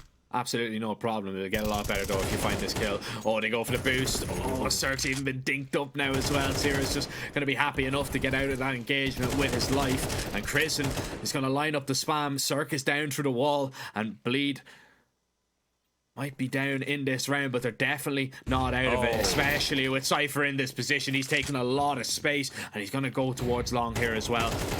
Flash right between the eyes. Favin tries to get a little bit closer. It's a big fight coming up here for Cypher. He's going to get 2 of them. Flash is going to be good. Mouse 1 might have just done the job for him, but Sierra takes him out of the round and might have just saved Mouse NXT here for good. Christian continues to get aggressive. So many Mouse NXT bodies here to defend, and they will just about do enough. Bleed nearly caused enough chaos to get a bomb plant down and maybe close this map out, but instead we go the distance, and Mouse NXT have a chance to force the first overtime of the playoffs. This was complete massacre. That play in towards the lane forces Bleed to look for something, and Cypher nearly was able to get them a second lifeline. The space taken was perfect. He realizes that they had lost a lot of players in towards middle and towards the lane. A lot of players from Mouse NXT spotted in towards those parts of the map, so he did feel like he had some space to abuse there. And he takes it by 4. Still not enough to secure them in the round, as you pointed out. Holding Mouse 1 could have probably done the job for a 3rd kill though, but of course he doesn't know what we know. Mouse NXT looking strong now, and Chrisen with another opening. The captain has been leading them in towards that overtime. Oh, Hampus is playing a dangerous game here. Sierra fakes the steps, comes back to have a look. PR is going to be spotted as well, and Hampus just gets too many fights that he does not want. And Bleed, now they're forced into a B play right here. They've got 2 flashes and a molly. Flash over towards middle. Naiu is alone for now. And it is down to Fav and getting this kill. Kristen is beginning to walk back. Sierra is now creeping behind Mez and NXT looking complete control. And Vladen, even with that kill, needs a whole lot more. Himself and Cirque combined. This fast flank is going to make all the difference unless they read into it. They take a lot of presence away. Cirque goes down and Vladen realizing he's alone. He's running out of bullets. Ooh. And yeah, the empty mag sound id. And the sound of overtime ringing in our ears now as well. Bleed unable to convert that in regulation, but such fight in these young guns of Mars NXT, Ted. You have to take your hat off to them.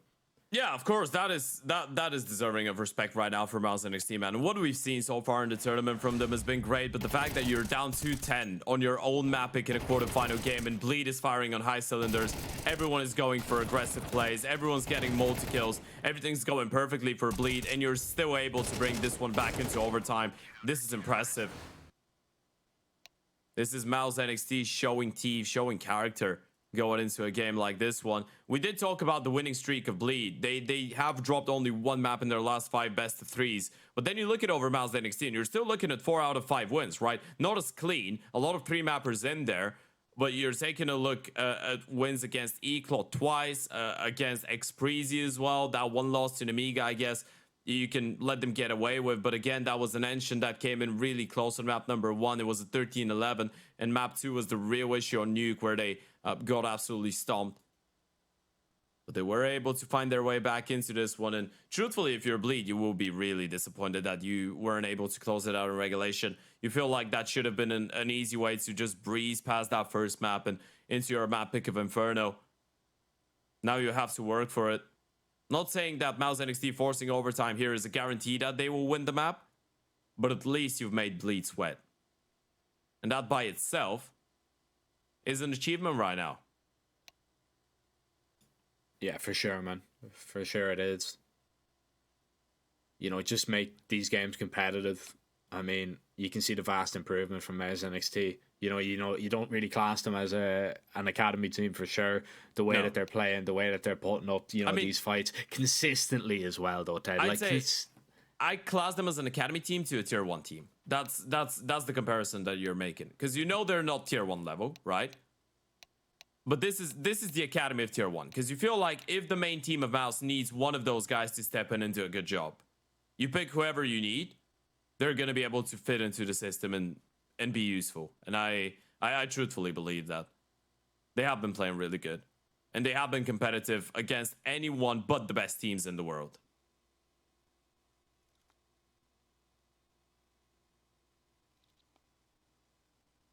Time and time again, we see Mouse NXT put up a great fight.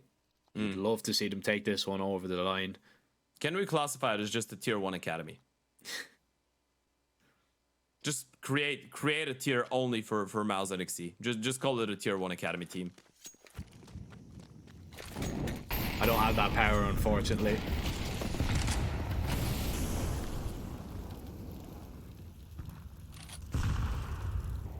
But an incredible performance, an incredible comeback. Could nearly be complete. B-walk is happening though. Bleed are making their way up slowly. Nobody on the bomb site as of right now. Naiu is going to let a lot of them pass. Christian is going to try and fight out now from the cave. It's a great shot from Fav, and Christian needs to be very careful. A stray bullet through the wood, and that could send him into a coffin. Bomb's going to be planted here. Bleed have a lot of control, and Cirque even piling up more bodies. Bleed, they're waiting for Vladen to now come in clutch with this lurk, but they've lost 2 players in the meantime. This is a big problem. However, Vladen is going to clear CT. He's going to realize there's only 1 player here. Now you turn around, you look at the flank, you look at Cave. Cirque hits the shot. Is it going to be enough? Christen yet to make his way out as Bleed still in control. Kits in play, no util though. You need to win these fights. Sierra's going to be spotted, he's going to be caught in the cross, and Vladen just going to spray them both. It was him on the lurk, him on the flank to get Bleed onto 13, and they strike first in overtime. Yeah, and that's a great readjustment from Bleed. You felt like the B contacts were actually the only way for you to make the last couple rounds in which you initially lost the fights both towards middle and in towards the cave competitive, right? So this time around, you just forget about that first part. You just go straight up straight up the ramp. No readjustment needed for Mouse NXT going into OT because Bleed weren't readjusting in regulation, but now they do. You just send 4 people out there. Vladen finds the space perfectly on the other side of the map to secure the round at the end of the day. And now they can play around it a little bit more. It is a good moment to throw in another different round here. No presence in towards the B-bomb side. And now it's up to Mouse NXT to decide whether Bleed, they're just waiting in front of the B lobby and letting them run out of U2, or indeed heading in towards that A-bomb side. Now you're hearing the steps though. Now there's starting to be a little bit of a giveaway, and Burmilov has arrived with the big green. Yeah, PR is going to try and get behind default as well. Needs to extinguish that Molotov, which he does. I mean, look the amount of bodies here. If you're Bleed, you can just let the players walk out middle if you want, but you're kind of committed to this A play at this stage, and you're very committed right now. This is a big problem. Mouse NXT have everybody here, but the util's still up. Bleed are trying to get this bomb down safely, and Cypher is going to be the man with the task to do so. Will get it down and will get away. This is a straight up 5v5 retake, but it gets a whole lot easier to hold on to with 2 kills. Burmilov rattling off shots with that AWP, but he needs to connect, and yeah, once again, Vladen on the flank. This time, he's being more patient. Chrisen has checked it. He's seen nothing. And Vladen is going to move into position to strike. The round is in his hands once again. Favin holding on from the tree. The players exit Donut, but Vladen now is going to strike from behind. There's one, and there's the second. He is doing all the damage where Mouse NXT least expect it. And when they least expect it, Bleed on 14.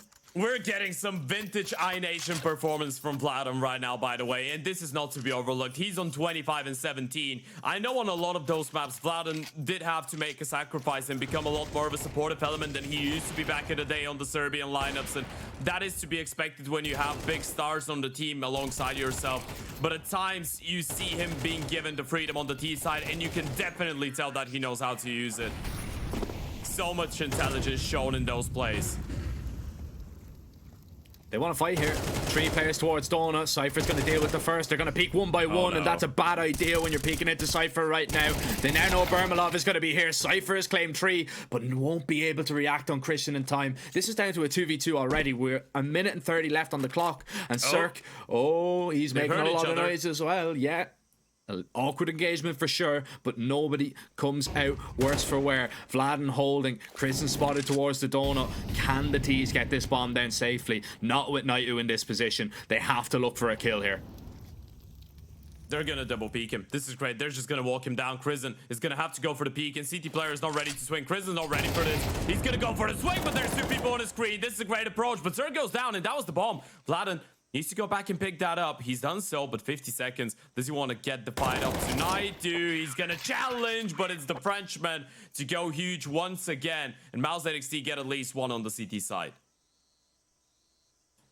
The one fella probably you don't want to be staring down in that 1 versus 2 is Naitu, and he gets it done. Beautiful timing there. Cypher just given 3 kills there. Trades out the 3rd one for sure, but those 1v1, Cypher has very rarely missed an opportunity to add to his tally. And this is a 14-13 lead now for Bleed. That 1 round was an absolute necessity. If you go into the second half, that's when Bleed dominated, right? Both teams were struggling for rounds on their T sides. Bleed already getting 2 feels like a big enough advantage. If it was a 3-0 lead, you would have just been looking at this one as being over. It's not like we didn't feel like that after the first half either, and Mouse NXT were still able to prove us wrong and come back against all odds, face off against adversity. They need to do it again, this time on the offense, where they struggled so much in regulation.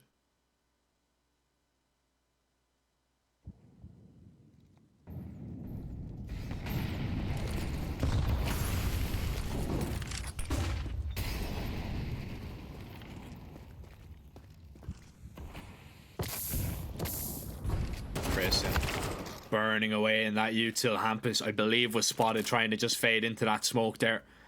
And Chrisen is going to shut him down. He took a little bit of a risk going. peeking from shelf, but it pays off. You have an advantage now if you're Mouse NXT, and Bleed are already making adjustments right now. They're already rotating everybody over towards this B-bomb site as Favin gets aggressive, maybe trying to bait Mouse NXT into a false sense of security that there is only 2 players here, but there's going to be all hands to the pump here for Bleed to try and hold on to this site should Mouse NXT hit it, but they've got so much time to play with.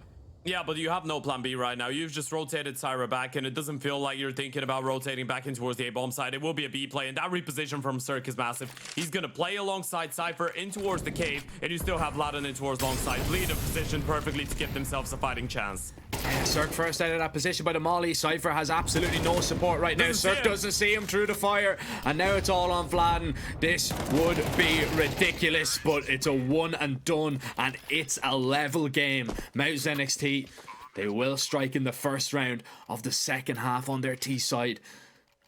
And this is still up for grabs, Ted. This is not over and done with just yet. We know we're giving the advantage to the CT side of Bleed for sure. But Mouse NXT, let's not sleep on them. Not now. That was a great sequence, by the way, from Mouse NXT. Perfect protocols on the Yuzo. Really good execution. They were really methodical with it. Molotov towards the back of the pillar. You don't care. You have a 5v3 and you're executing into a bomb site. You're still using all of your utility. You're getting the best for your money. And Bromilov has already opened things up onto Vlad trying to push into a main. This is great for Mouse NXT. Another 5v4, but you gotta be careful. Cypher is facing in that fight, and Krisen's not ready, but still manages to find a kill. Bleed just continue to push. They have to go for these plays. They have to try and get the advantage back if they can. That flash is perfectly timed. Cirque could be in a position to find Kristen. If he turns back here, if he peeks wide enough, Kristen will go down, but Favin just inches closer, and it might be him got into the fight first. Indeed it will be. HE should deal with him, but are they aware the second player in towards the cave? No, they are not. PR deals with him, and now all eyes and attention is on this A-bomb site where Hampus could lock in the round on his own with a triple kill. He needs something special here. They know that Cirque was in towards the B-bomb side. There's maximum 1 player here, and it's not the op. They can just contact him. This is really intelligent. Soon enough, though, Cyra's going to drop from the boost, and that's going to give it away. Hampus can turn around, and he's got a 1 versus 3. As much as that. Nothing in towards middle. Cirque is going to rotate over. They've switched positions with PR, but Hampus needs something massive, and he's just going to get smoked off. There it goes. Smoke in play. Does he swing through? He's thinking about it. There he goes. Flash goes high, but Cyra fully blinded, I believe, from Cirque. Still able to get that kill onto Hampus, and this is the end of the round. Cirque is already thinking about the save. Money's looking low, and if he goes down here, this is the big issue, and there comes PR. Down goes Cirque. 15 Mouse NXT map point. And Bleed is bleeding out. Yeah, need to cauterize the wound quickly here. This was supposed to be a map that you closed out with ease. 10-2, Ted. 10-2 on your CT side. To overtime, to 15-14 down. And the money is sparse on this Bleed side. Vladen has to play with an SMG. Aggression coming out here, and it's Sierra and Kristen that come out on top in the mid fight. They hold on to the control, they give it up instantly, and they go straight into a B play right now. Walking in, taking lots of space, and this is a much quicker tempo from Mouse NXT. You do have the rifles position here, though. Cirque's locked in that A-bomb site on his low. Some smoking towards the ramp. That's going to make them slow things down. If this flash is good enough, that could set him up, but Syra gets another one fully blinded. And it's decimation for Bleed. It is despair as Mouse NXT will clinch the victory in a 16-14 fashion. Down goes Cirque, and up go Mouse. A 16-14 victory and a 2-10 deficit comeback to bring it back and still away, win their own map pick in overtime. Yeah, they've done the double. That's twice now in a row that they managed to take Ancient Mouse NXT. Look, man, I mean, we can say everything positive about Mouse NXT. We could focus on the bad things of Bleed not closing out that game, but let's give credit to Mouse NXT. What a performance to bring that one back, man. absolutely incredible stuff from the young players. And, you know, it just seemed like they were getting a little bit unfortunate in a few circumstances in the first half, but they managed to just put all that into the back of their mind, focus on the task at hand, round by round, clawed all the way back, and Bleed, they're going to be hurting after that one. That is a tough one to lose. And we're going over onto an Inferno. Yes, that Bleed dominated Mayor's NXT on last time out, but still, it's a good map for Mayor's NXT. Bleed cannot afford to overlook this map too, or they could be cut short for the very first time. Not even a runner-up place if they lose here. Ladies and gentlemen, we've got a short little break coming up, but you definitely do not want to miss map 2, and it is coming up very, very soon.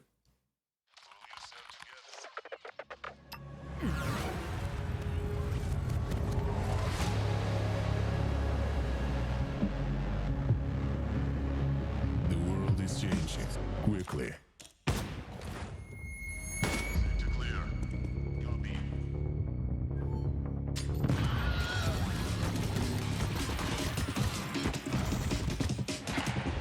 Sector clear. Copy. Shoot it.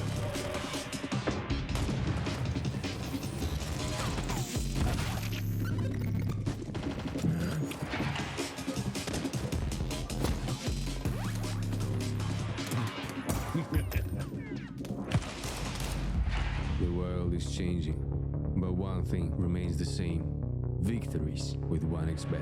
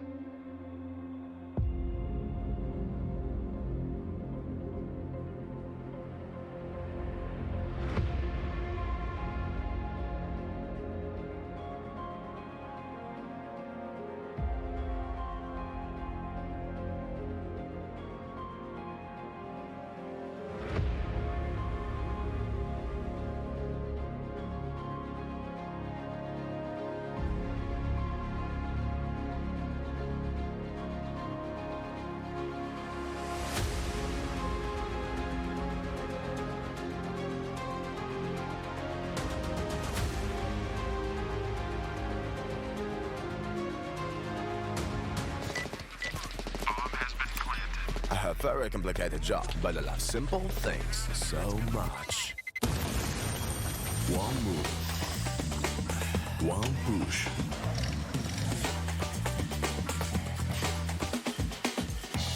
One touch.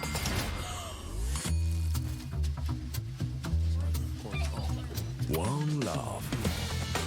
One click. One XBet.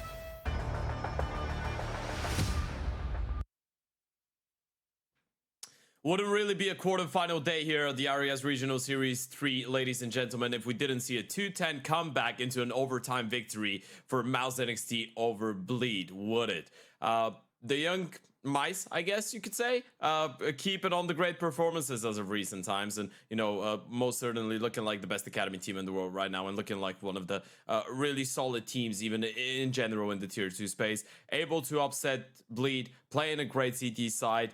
But Jack, moving into Inferno, we must address the elephant in the room. Inferno was supposed to be a punishment pick for Bleed. They will be a little bit angered probably after the way that they let that engine slip. Is there a world where Mouse NXT close this one out into, or are we naturally going to go into a third and final map and just witness a pretty stellar performance from Bleed? Of course there's a world. Of course there is a world that they managed to take it.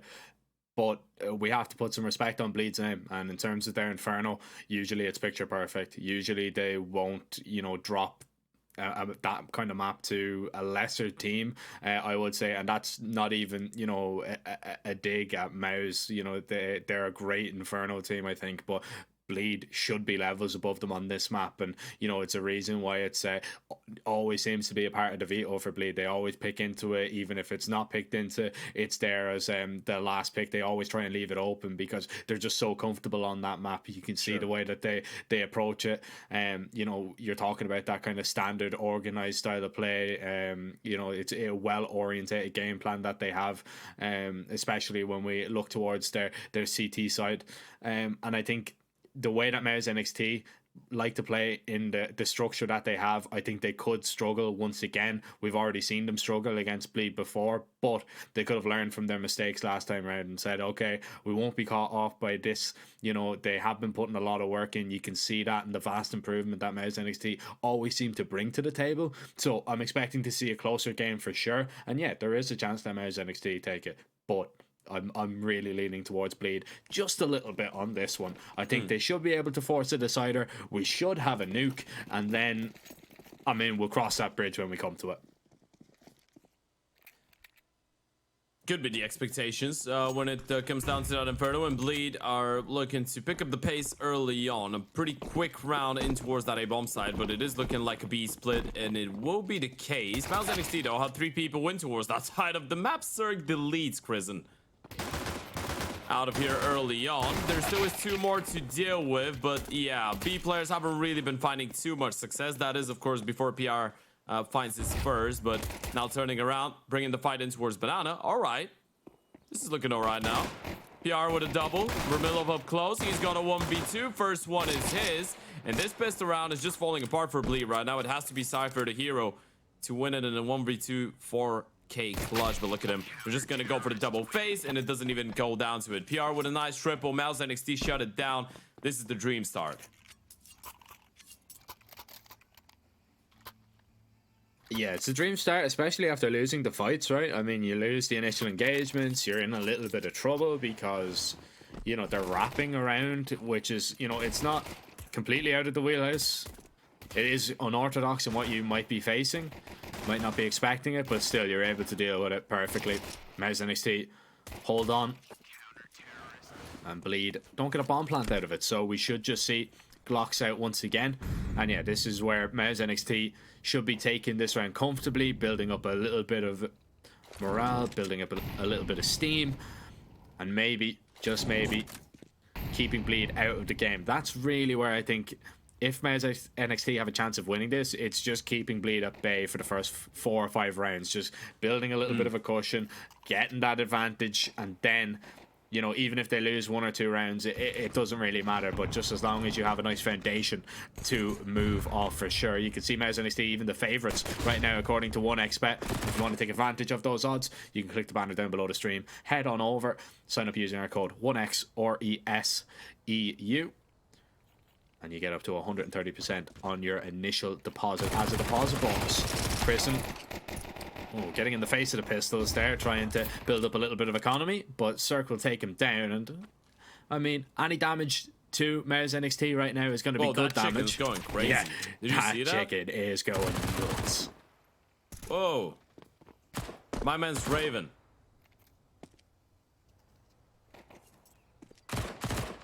Syra, not going crazy, but still gets the double in towards middle.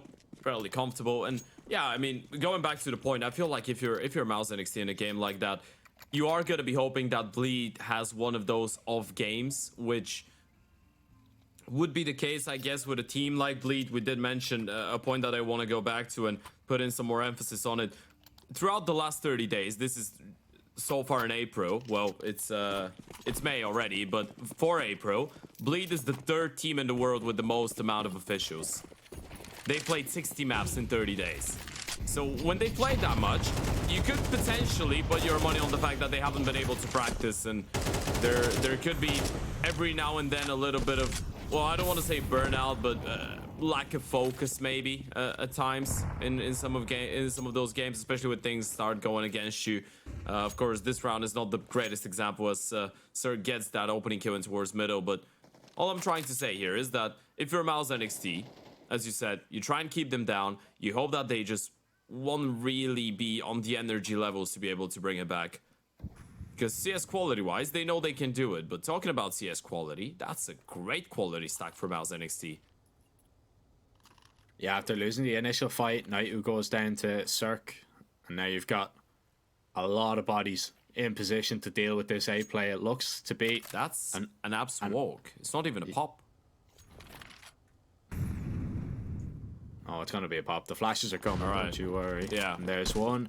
Fladen is going to try and get out. You're met with a little resistance, which is a little bit of a problem. You're not going to realize that maybe the site is clear, and you're never expecting Syra in this position. Never mind. Right. Cypher just clears him out.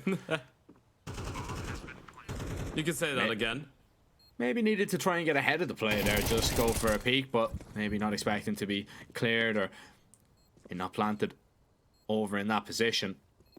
And Bermalov, he'll be lucky to get out of this situation alive, to be honest. This is looking like a bleed round for sure, and indeed it is. Their first one on the board, and a great point that you did make, that, you know, that Bleed have a lot of officials, a lot of them being on this map. This is the 15th time in the last 30 days Bleed are going to be playing on Inferno.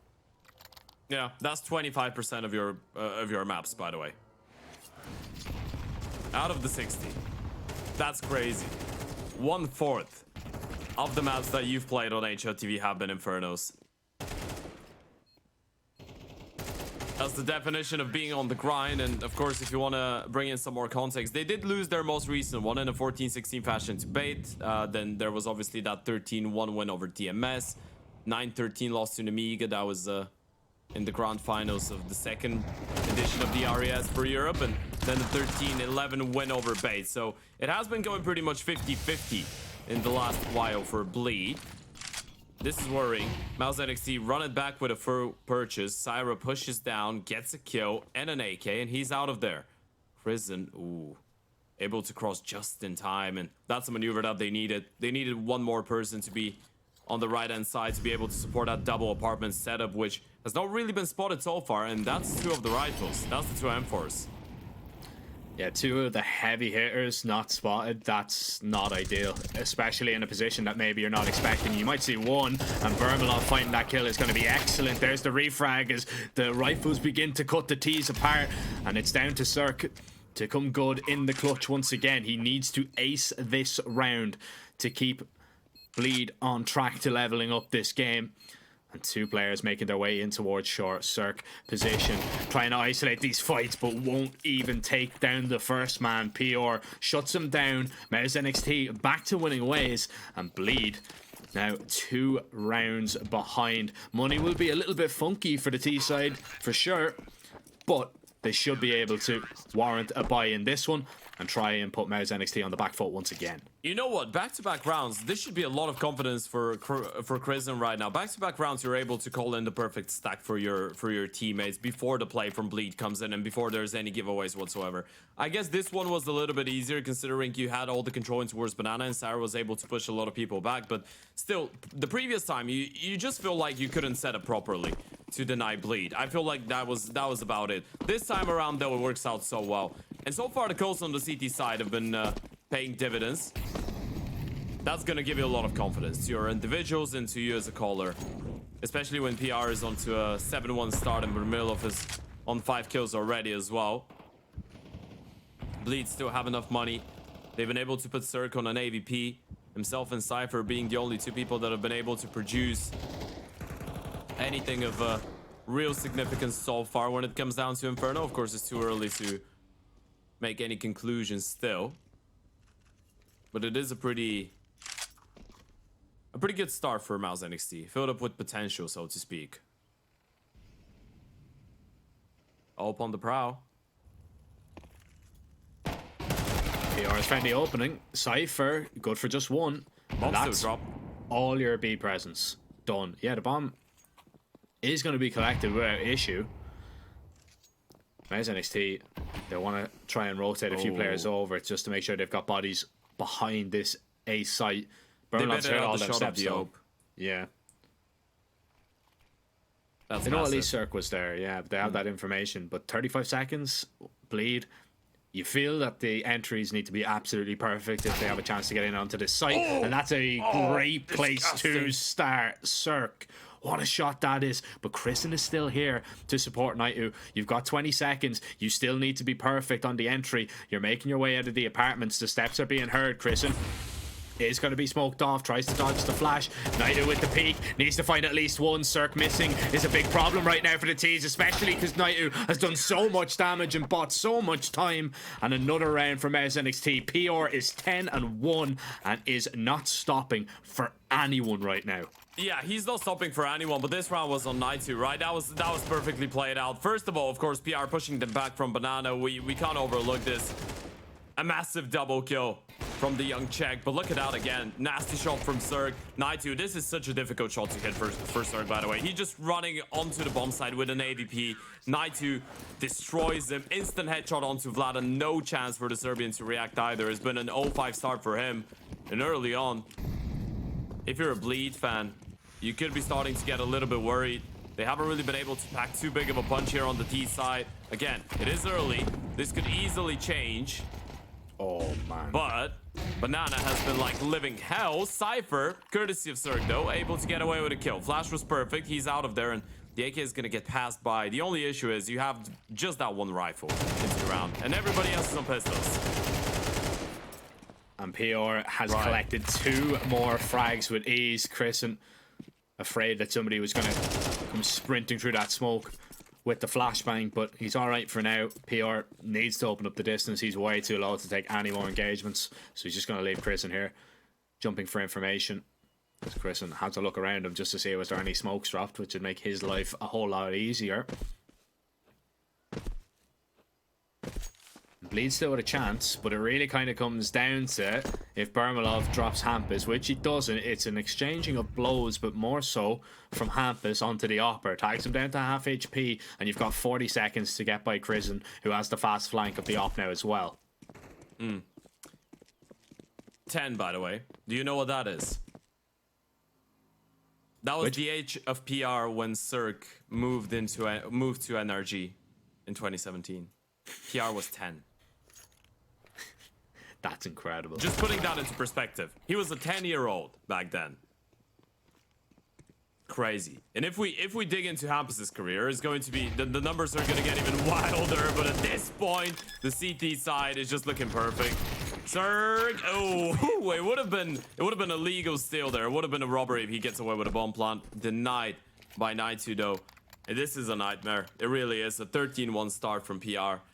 That has been a revolutionary performance from him. And that's what you need if you're Mouse NXT and you've just stolen away such a close game on Ancient, right? Because it is your map pick. So on paper, you shouldn't be overexcited about being down 2-10 on your map pick at the first place, but you couldn't be excited about the fact that you were able to come back and win so many consecutive rounds, force it into overtime, and then win it in OT too. And now you're having some of your individuals step it up massively. PR's having a phenomenal day so far. I mean, he finished that map 1 on 15 kills, and he's on 13 already, 6 rounds deep.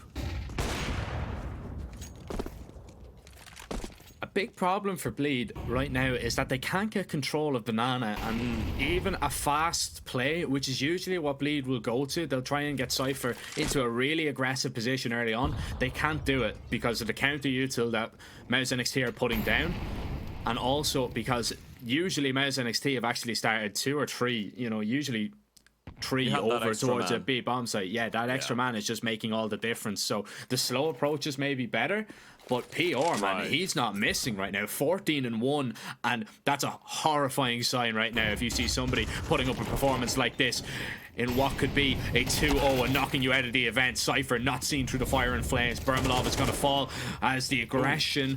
Sierra needs to be careful. Can't afford to peak like that once again. HE from PR. He's just racking up more kills. Comes swinging on through. Will claim one more before he falls. And it's down to Favin, all on his shoulders with just a deagle. But he might just make do. Nearly connects onto Crizzen. Doesn't happen. 6-1 Mouse NXT, and PR is on 280 or 7 rounds in. That's phenomenal. The way that he's moving around the map too, right? You're just trading places. You put Bermilov on the B bomb side. PR starts off in towards A, once again finding the opening kill. Look at the confidence that he's playing with. No chance given to Vlad, and straight up rotation. Follow up kill with the nade. Swings through the smoke, gets one more. It's another triple kill from the young Czech. It just makes the game so much easier. Of course, this is an obvious point to make. I mean, you have a player that gets a triple kill every single round on the buy round. Yeah, it's gonna start feeling a little bit easier, but he's been moving around the map really nicely too, in spite of just hitting the shots. This is going from bad to worse now for Bleed. I know we did say that Bleed is a team that could come back at any given moment, but Mouse NXT on the CT sides have just looked like an incredibly different beast. And you know what? To hell with the fact that they've been struggling when it comes down to the T side. If you get an 11-1 CT side, you should be able to take it over the finishing line, right? Just 2 rounds, baby. That's all you need. Of course, you still need 5 rounds, baby, if you want to take it to 11-1, but... yeah, it's still a while away. Not getting ahead of ourselves, but they have been playing some proper Counter-Strike on the CT side so far. And PR has been playing some proper aimbots as well. Gotta wonder what happens when he cools off a little bit, if they're gonna keep up the good performance, because oftentimes, especially with those younger teams, this could mislead you into believing that you are outplaying your opponents on every single front of the game, and then someone just cools off a bit and things start going south. Might not be the case here though. We'll have to wait and see.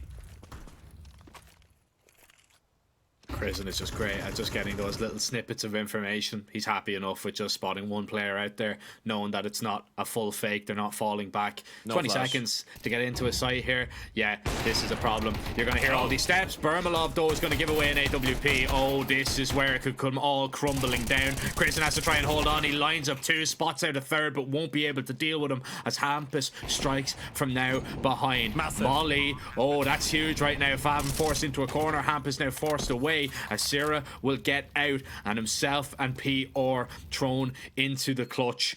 And Sierra is the only one spotted for now. They're actually going to split here. This might go against them, especially with Favin on the AWP just scoped in towards short. Time is ticking. And this is going to get uncomfortable right now. Hampus spotted out by Sarah. Favin's going to get off the angle now as PR walks into position to strike. You're going to set him up for success every day of the week the way he is playing. 18-2, and PR might be on for a PR right now. I have never seen him in this form. Yeah, this is your personal bodyguard right now on the CT side. This is lifetime performance for the young Czech, but it might be enough to get him over the line.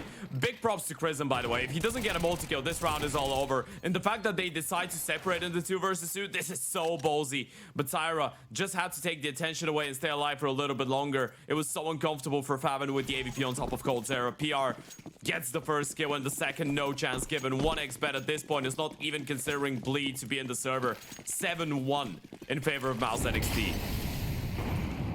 You can't even consider it right now. This is just sheer and utter dominance right now, and it is of course helped by PR having that performance. But Mez NXT, their game plan has been great. Christian has been making some great calls. Bermalov hasn't really had the best of days on that AWP. He's missed a couple of chances, and that's my only worry. They're going to leave him solo towards B right now. Mez NXT look to be making another correct call, because that's where Bleed is going.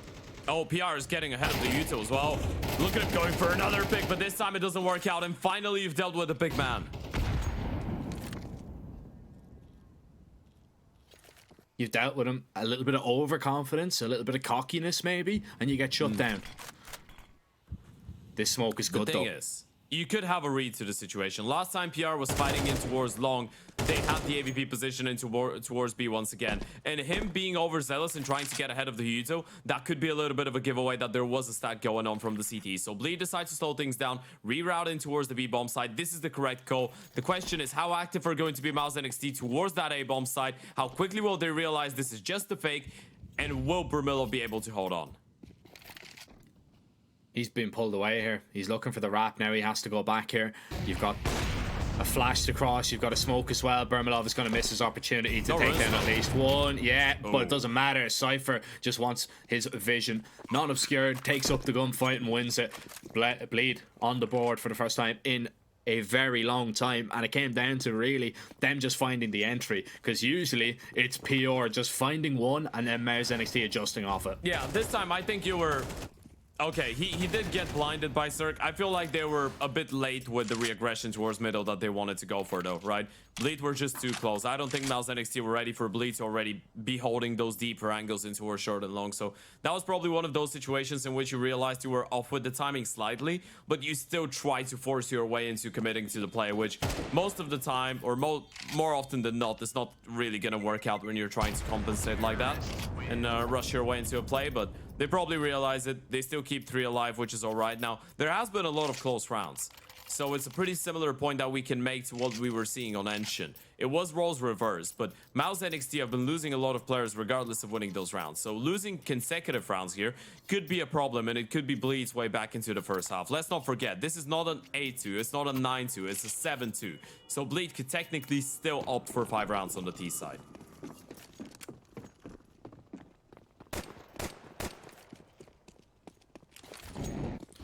It is entirely possible.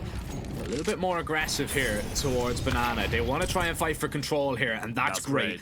Cirque dropping Sierra. PR is going to be forced back, and for the first time, Bleed have come out on top in that Banana fight without, you know, taking so much damage to you, till without Cypher being on 20 HP. That is the first bit of confidence that you're going to gain towards that part of the map. And you know, we haven't really talked about it all that much, but probably a lot of the success that Mez NXT are having is because Bleed have been so unsuccessful towards Banana.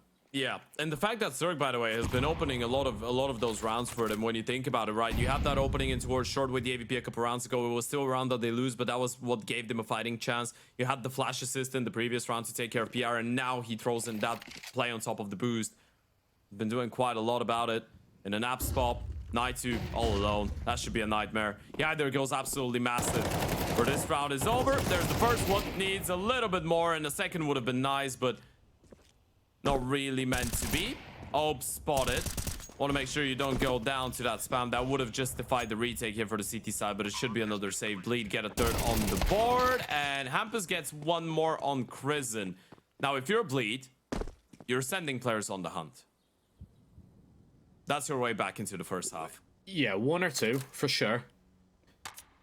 I'd go as far as to say you can even send 3 people right now. Just I mean, leave Cirque I know saving money isn't perfect. Yeah, that's for sure. I mean, you're not sending Cirque, that's for sure. But I think in that situation, you realize that Mouse NXT's cash is just dwindling, and getting those kills would be big for you. I like the fact that they're still being diligent. They want to make sure that PR and Bermilov, because they didn't have any vision towards long, want to make sure they're not going for a cheeky last-second late retake.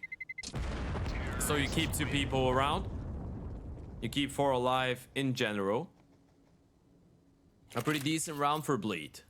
7-3. Now you've picked up 2 in a row. Starting to make a game out of this. There's the replay of the opening kill tower on top of the logs. Night 2 left all alone in towards the pit. You can't really blame him for not getting more than that 1 kill in the bonus damage. So for the first time in a while, for the first time on this map, we're noticing Mouse NXT experiencing some financial issues. And as we said, there could be a world where Bleed still get away with 5 rounds, which would be sublime.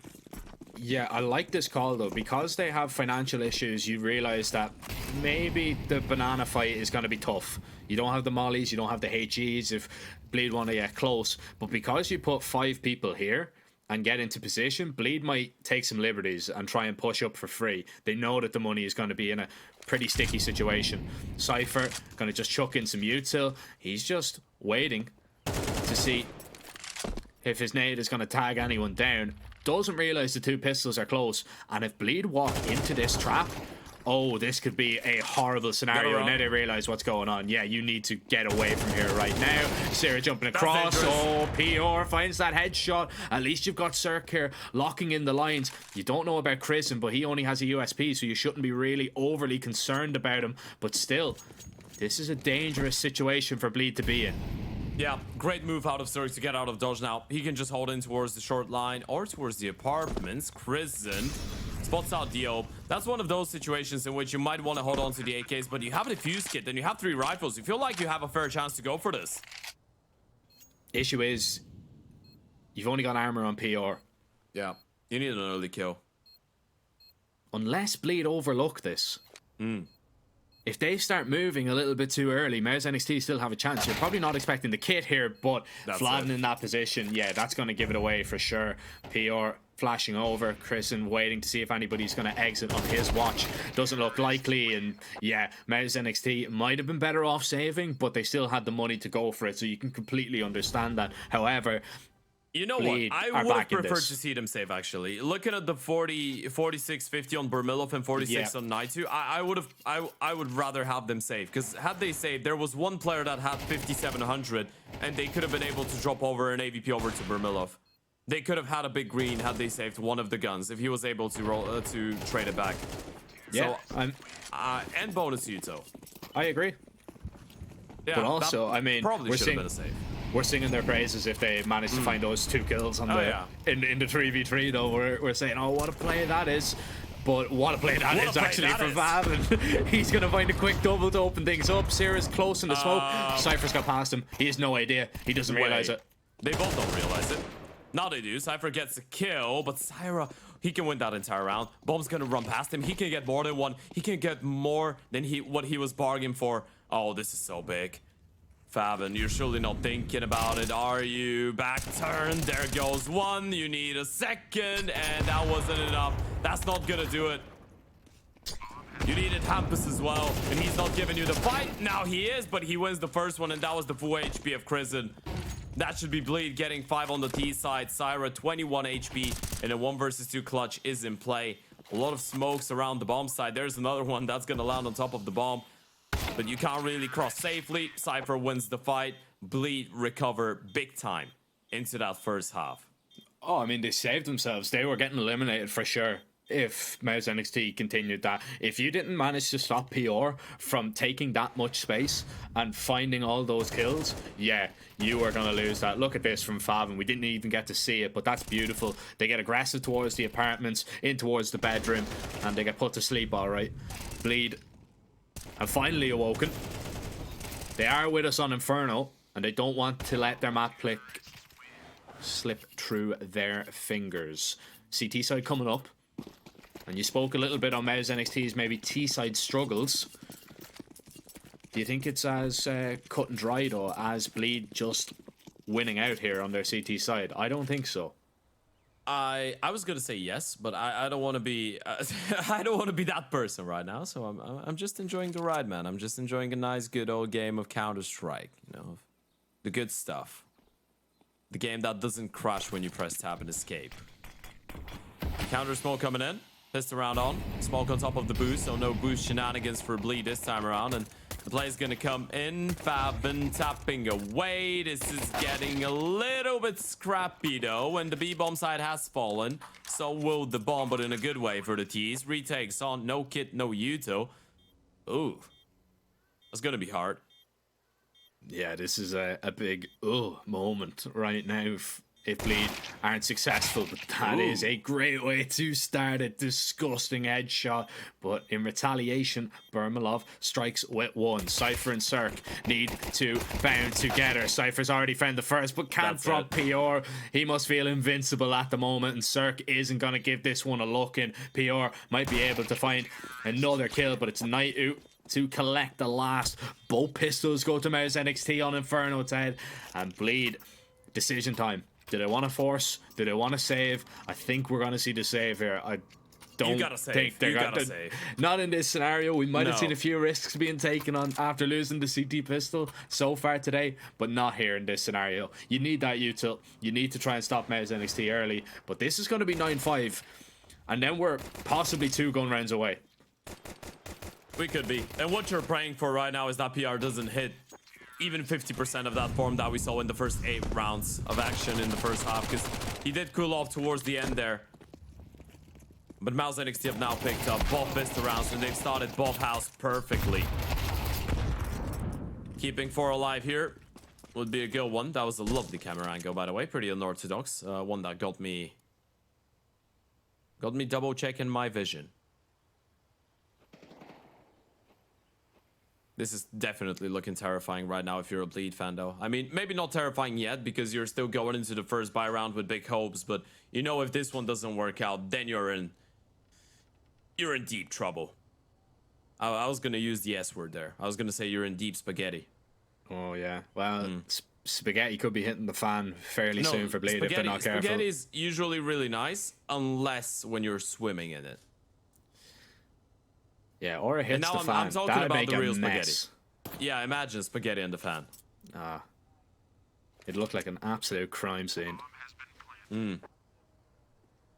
Well, it might look like a crime scene if it's carbonara, it's going to be a cream scene. Oh, you can get somebody else to stand in for the rest of this game. I can't be dealing with that anymore.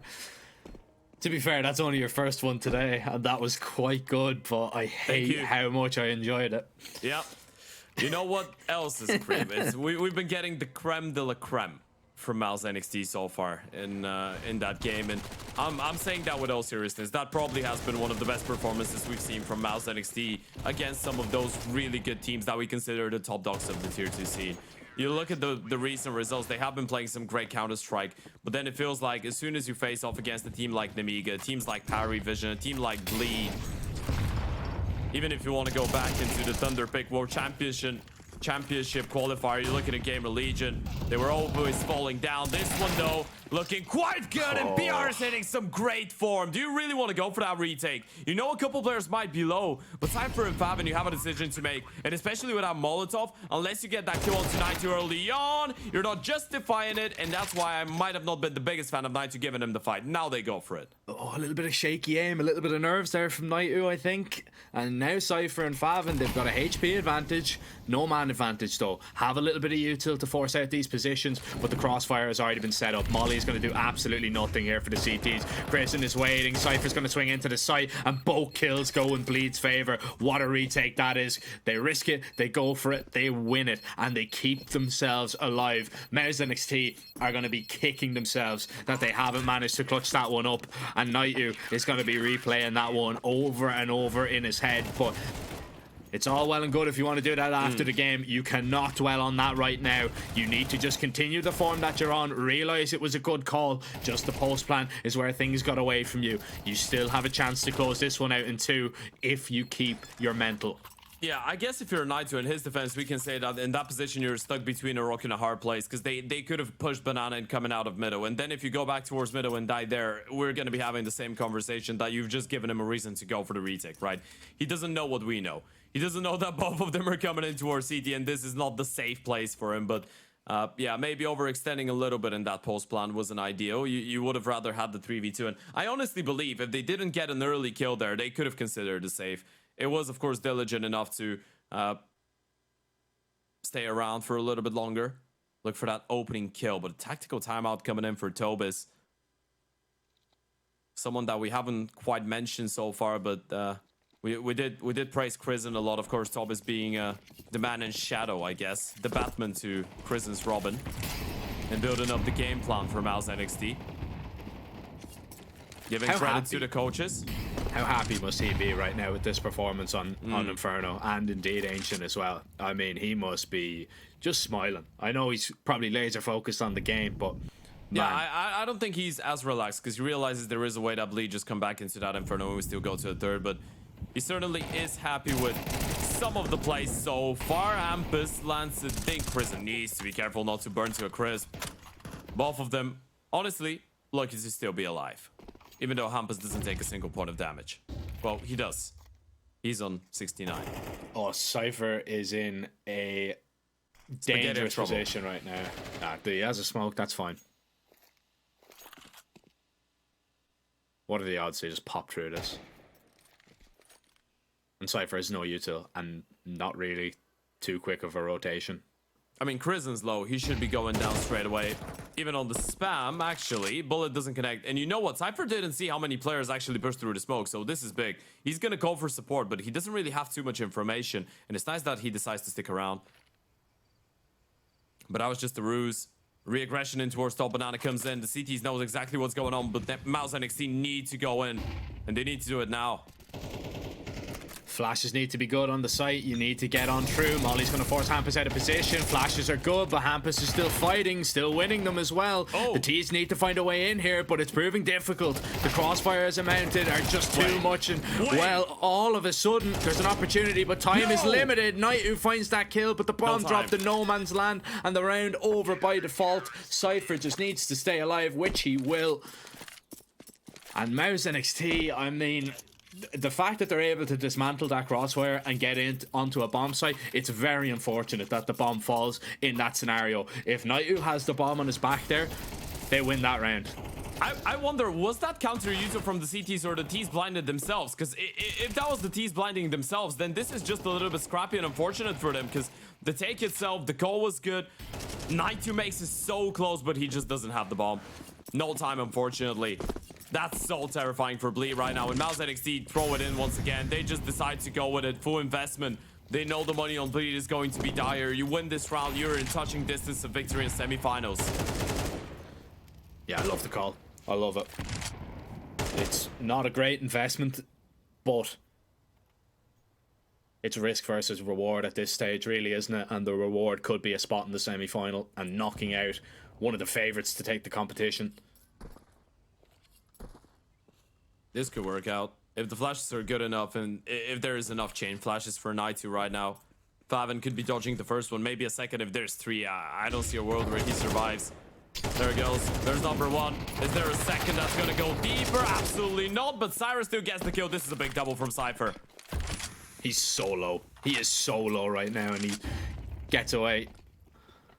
Vermilov trying to sprint on in. The smoke wasn't up in time. Cypher goes down though. PR finding yet another kill. There's rifles to be acquired for the T's, but they are still a man down. Bomb planted. Naitu trying to just put a little bit of pressure so PR can cross safely. Both of them have AKs in their hands. This is still very doable. And Naitu, yeah, it's all on him. He can make up from his earlier mistakes, and yes, he has, finding that headshot, and it's down to Hampus and Cirque trying to make their way into the site. The steps are being heard. Naitu not coming for the swing just yet. Cirque is so patient now, waiting for the angle, but it's PR that you have to deal with, and Cirque will find him. The smoke goes down. Naitu still hasn't peaked. Cirque needs to get the kit, and he needs to get on it right now. He's going to stick this defuse, and Naitu's going to run on through. Cirque gets off it, and there is no time. The big Bulgarian cannot stop Mez NXT as they have 10 now on the board, and Bleed have absolutely nothing in the bank. And if you're Cypher and Cirque, you're just thinking, what more can I do to secure this round? Cypher, your teammate falls in towards Banana early on. You still get a double kill. You still fall back and stay alive for a little bit longer. You win enough time for the rotations. They arrive. Cirque finds a triple. But there's just simply not enough time. He wasn't the one with the kit. Kit was dropped over towards New Box. He wasted so much time to go and pick it up. And look at the force buy. Bleed have their backs turned against the wall against Mouse NXT right now.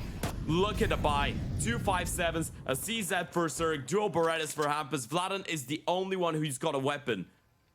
And it's an MP9. It is an SMG. And that's all the money that you had.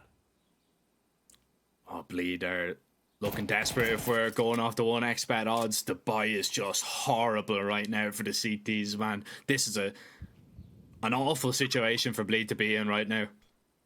But It's a straight up BXE. You don't have the util to stop it. You need to deploy the smokes. They hope that they just run through. oh, and they're gonna run right into Cypher here. He's already claimed 2. Night somehow doesn't go down and gets a double. Cypher could only see his head, but he just couldn't hit it. He just couldn't connect on it. And now those 2 kills, I mean, they're good. They give you a chance, but you could have got a whole lot more. You could have made the retakers just a lot more comfortable in this scenario. And they need to go for this. I mean, there's no point in saving an MP9 Joe Beretta since he's dead. It's not going to give you any chances. And how do you make that work? You have 2 smokes. You don't have a kid, though. You need to be really quick with this one. At least the T's don't have util themselves, so PR is going to be isolated. Naitu, you get that kill onto Zerg. That's going to be quite massive. Pete comes in. Naitu wins the fight. Vermillion goes down, but the time is ticking. And PR needs to go huge once again. They need to get on the bomb. They have to stick it. PR, a 1 versus 2. It's this 10-second stick. Does he realize it gets 1? Tags down Hampus, and there goes the second. PR is on another level, and he wants to send Bleed packing. Aldrich Novi, remember the name. What a performance we are seeing from him right now. Man, this is incredible. Look at this from Cypher. I mean, that's what you're hoping for. You're hoping that they run through the smoke right now. And he still claims 2. All he can see is Naitu's head here. And he is definitely scratching his head how he hasn't taken down 3 by himself. But that's the game of Counter-Strike. Sometimes it goes for you. Sometimes it goes against you. And everything is going right for this man right now. He even has the whereabouts that knows that maybe that's possibly not the guy that's on the bomb. I'm going to continue to spray. Drops Hampus. And now Bleed. They have to force again. They put everything into this round. They need to stop Mouse NXT, but it is looking dire right now. And it's another B execute, by the way. This is terrifying right now. This is so bothering. If you're Bleed, you're Favid and Cypher. You just feel like, you know, sometimes when you're a B player or an Inferno, you feel like they come to your bomb site only when you have no money. That's what they're living through right now. They're just forced into that repetitive illusion, that roller coaster of just investing and playing just with pistols and util every single time, round after round after round. And every single time it's a B play. Every single time you're up against flashes, Molotov smokes. You need something special. You need something magical. But this time it's not a straight up execution. They're taking their time with this one. You don't know if they force, you don't know if they're eco. And if they will try and buy for the last one. You gotta make sure Krisen going on a scouting mission in towards the A-bomb site.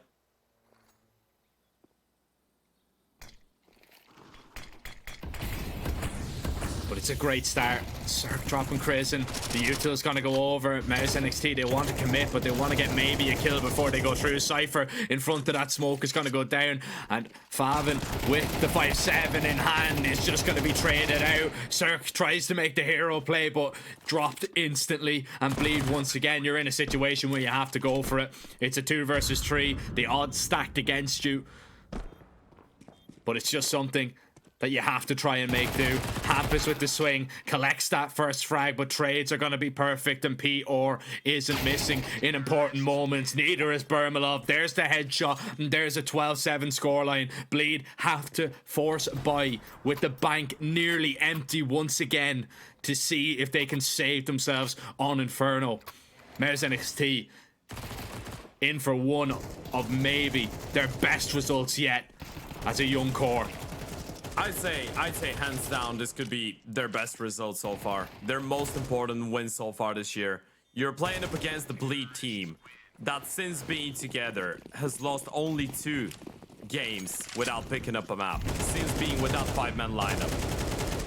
Only Namiga in the finals of the second res and Enterprise before that. Just 2 best of 3s out of 34 without picking up a map for Bleed. And that could be the 3rd one. They're just falling down one after the other like dominoes. PR on 27 and 8. This is a performance to remember. Vladan's all alone. Vladan's all alone. He gets a double. Not quite a triple though. Naitu with the refrag. Vladan giving him a fighting hope, a chance. But Cypher's been dealt with and it's just Faven left. There's just the German A 1 versus 3 clutch required, and they will spot him out any moment now. And of course, it is PR to shut him down with his 28th kill of the map as Mouse NXT make their way into the semifinals and knock Bleed out. What a statement. What a statement. That was not a result that we were expecting today at all. You can probably tell by the shock on myself and Ted's faces. What a performance that is from Mouse NXT. Look, Bleed, they're going to be kicking themselves, Ted, to be honest. I think we have to talk about that first. Sure. They're going to be very annoyed that they didn't close out Ancient. They were 10-2 up. Going into that second half, Mouse NXT played absolutely incredible, but still, you know, if you're 10-2 up, you need to be closing out those games. You cannot afford to, you know, just let them slip through the fingers. And again, it was the T side of Bleed that was causing them the problems. Their CT side looked stellar as usual, but it looked like they maybe got a little bit overconfident, just really couldn't find a way through then in the end, really struggled to get onto sites and get bomb plants down, and then they were punished towards the end. And then Inferno, Mouse NXT did what they needed to do. They kept Bleed out of the game for a very long time. They built up, you know, a massive amount of rounds in terms of a cushion that they could then build off. Great foundations, great play. And then to top it all off, you had PR just fragging out of his mind. Naitu as well. I think that's one of the best series that we've seen from him. You said he has the potential to be a star in this team, and not just in this team, maybe even further than that. And we're seeing that potential come into fruition. Mouse NXT dominate Bleed, and don't get that twisted. Yeah, I mean, Naitu, as straight as that, numbers might have not been as spectacular as the ones of PR, especially on the second map, but his impact on a lot of those multi-kills was all over the place. And what we mentioned going into map number 2 was that every now and then when you're a team like Bleed, because I don't think that result should be discouraging them. I don't think that result obviously is disappointing that you're not able to make it into the grand finals and potentially win the event after being a silver medalist twice in a row. But with the amount of officials they've been playing, every now and then you're going to have that odd game where something just goes horribly wrong and you're never able to recover from it, right? And I feel like that was just a really good alignment for Mouse NXT, with Bleed having that type of a day and Mouse NXT just showing some great resilience and playing some great Counter-Strike. But as you pointed out, take nothing away from those guys. Bleed in the last couple weeks have had a couple best of threes, a couple series where they've looked a little bit shaky, but they were still able to take them over the finishing line. This time, Mouse NXT were able to punish. And whether it was because of the team showing resilience on map 1, whether it was because of PR going absolutely nuclear with a lifetime performance on Inferno, it doesn't make a difference. Mouse NXT win the game in a 2-0 fashion. They will be playing in the semifinals against Alternate Attacks. And I feel like for both those teams, taking a look at the draw, out of the side of the bracket that are coming out, both Mouse NXT and Alternate Attacks would be feeling like this was the best possible outcome for both of them to face off against the team that they could beat and qualify for the grand final. Yeah, for sure. That's a very winnable semi-final for both teams, to be honest. I think if you're looking towards the other side of the bracket, you know, Paravision and Amiga are probably, you know, licking their lips though, seeing that Bleed are already gone out, realizing that, you know, if we make it to the final, we'll probably have a pretty decent chance. But I mean, what we've seen from Alternate Attacks and definitely from Mouse NXT there today, I don't think they're going to be an easy game or a gimme for sure. It's sad to see Bleed go out. I would have liked to see them at least get to the final once again. Of course, we had that storyline continuing to build where possibly third time was the charm. Unfortunately, not to be. And, you know, look, it's tough. It's a tough way to lose it, but I'm sure that they're going to bounce back, and I'm sure that they're going to come back with, you know, an even better performance maybe in the next one. But Ted, we're going to have to focus on that next game, which is going to be Paravision taking on Passion UA. It's a very exciting matchup that is going to be taking place, I believe, in about 45 minutes time or so. We will be going live with the pre-game. Of course, it's not going to be myself and yourself. It's going to be Jay and Dweg. So I'm going to ask you for your predictions. Oh, all right. For both games, right? Okay, so you know what? I actually believe that finally we're going to see some order in the chaos that has been Paravision recently. I am a big fan of Passion UA, you know that, but I will still go with Paravision. I think this is the tournament for them. And then in the second game, I'll actually surprise you with this one. I'm going to go Bait over the Amiga. I think we're going to see both finalists from the previous edition fall down in the quarterfinals here. Okay. Nah, I'm back in Namiga. I think Namiga, and to be honest, I think Passion UA. I think Passion UA can pull that one off in our next game. Ladies and gentlemen, you're going to have to wait and tune in for the answer. Of course, 45 minutes from now, the pregame will be going live. That's it for myself and Ted. We'd like to thank you guys very much for joining us, and we will see you some other time. 45 minutes. See you then. Hello, son. Hi, Mom. Pretty girl. This is Eva. Nice to meet you. Thank you very much. Your dad's just making his favourite dinner. It's duck. Come on inside. They're all probably too gruesome to tell you while you're eating at the table. How's your food? Is everything okay? Good.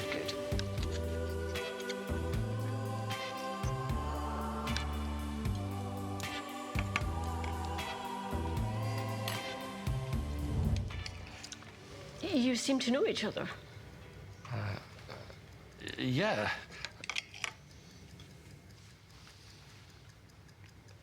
This is the new ambassador for 1xBet.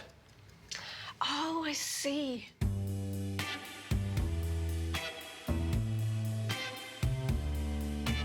Everyone felt good when Eva Elfie became the new ambassador of 1xBet.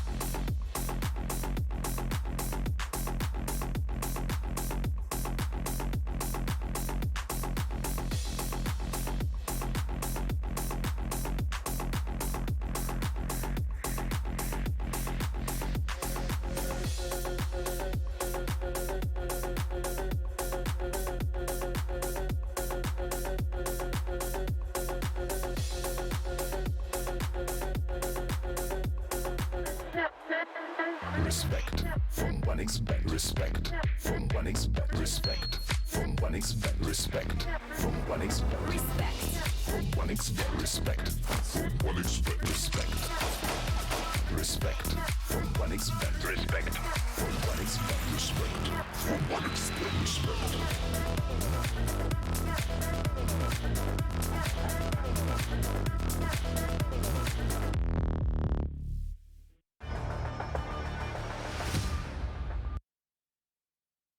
Welcome back to RESEU. We've moved on through our first two quarterfinal games, and Cole, we've already had the heaviest hitter. Not even the Titans can stand here as Bleed consistently making back-to-backs. They get 2-0 here, Cole. And now, as we were talking about yesterday, we were saying it's anyone's game. Well, it surely is more so even now.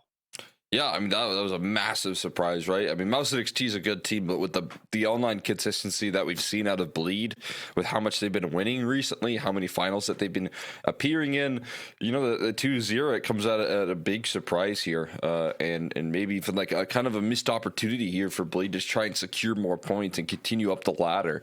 But yeah, I mean, Alternate Attacks, on the other hand, showing some consistently good work. I mean, that was a roster that was going through a lot of changes at the start of the year.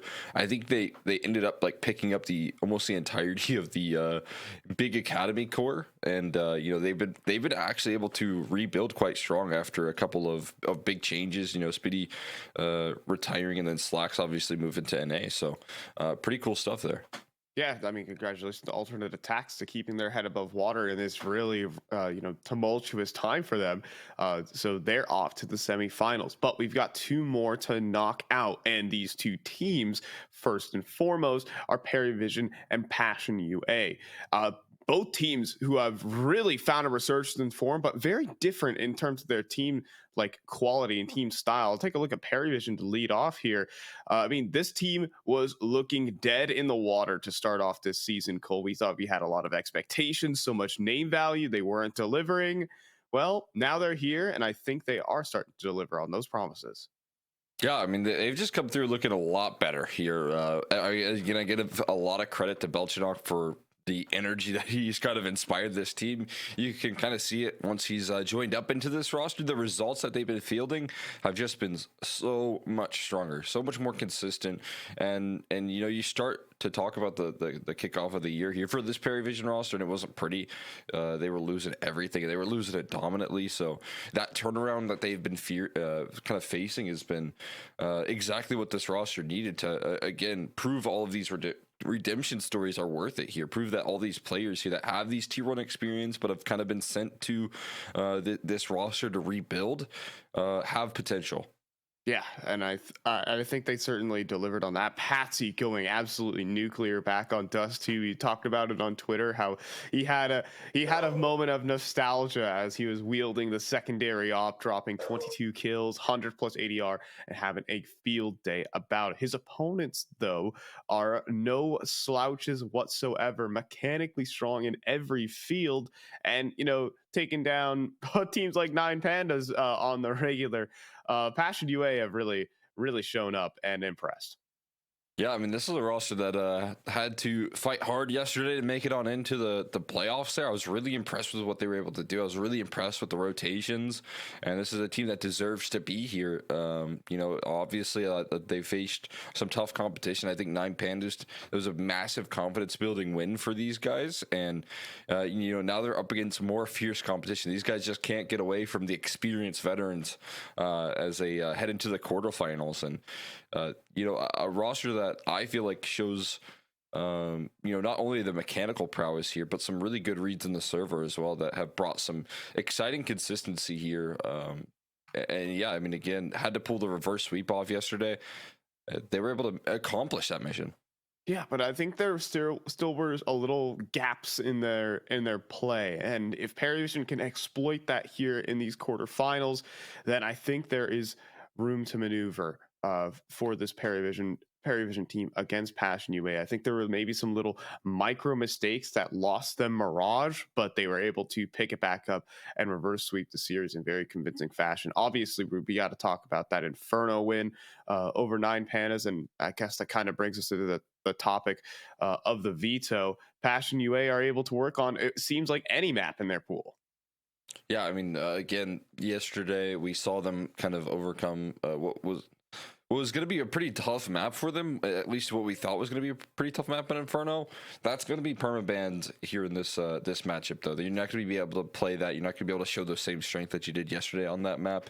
And, you know, with Perry Vision picking to a Mirage, they're probably looking to not only capitalize on what they saw yesterday, which was some small issues in the rotates, but also try and, you know, get past some of the mechanics here. I mean, yesterday we saw Jaquizmo really work the server right there. All 3 maps consistent, even on Mirage, with the map that they lost, the guy was playing out of his mind. So, you know, that's going to be a challenge for Perry Vision to keep up against that firepower here. Vertigo then coming out next from the side of Passion UA. This is a map that, you know, again, we're looking at Passion UA, and they could have leaned in towards an Ancient, which was kind of what I was expecting, but didn't quite go towards that, and maybe identifying something exciting here up against this Perry Vision squad. Yeah, this is a really interesting map pool, considering the Passion UA actually like to play Mirage, but they just haven't been able to score the wins on it. So Perry Vision is going to continue to test that maybe potential weakness, and then, you know, kind of split down the middle map of Vertigo, and then a decider. I kind of was talking about it in the green room as we were looking at it, and I thought this is like 3 decider maps in a single series. Obviously, this really will test who is the better team. There's no gimmicks, there's no curveballs here. It's just, you know, we're almost dead even on all these maps. Yeah, I mean, what you see here out of this veto is, again, I feel like anyone's game in every map. We're going to be looking at, you know, sometimes you look at a series and you're like, okay, you know, this is a clear favorite here. I don't think there is that big identified weakness for either team on any maps here. So that's going to make for some pretty exciting Counter-Strike, to be honest with you. I like that that both of these teams are able to work on their veto here and kind of get that job done. But I mean, as for how we kick off this series, I want to see Passion UA really deliver and set the tone early for Mirage. I want to see them overcome what happened yesterday, which was kind of finding themselves a lot of good success in the mechanical department, but also struggling in some big clutches and you know, failing in that side of things. So if they can turn that around here, they'll be in good stead. I mean, again, even to make that close, that first map, it was kind of a big performance rolling through from Fear, yeah. He was able to do a whole lot there on that map. So kind of overperforming there as Jaquizmo was just delivering what he always does, it feels like. But turning that around now is going to be a big test.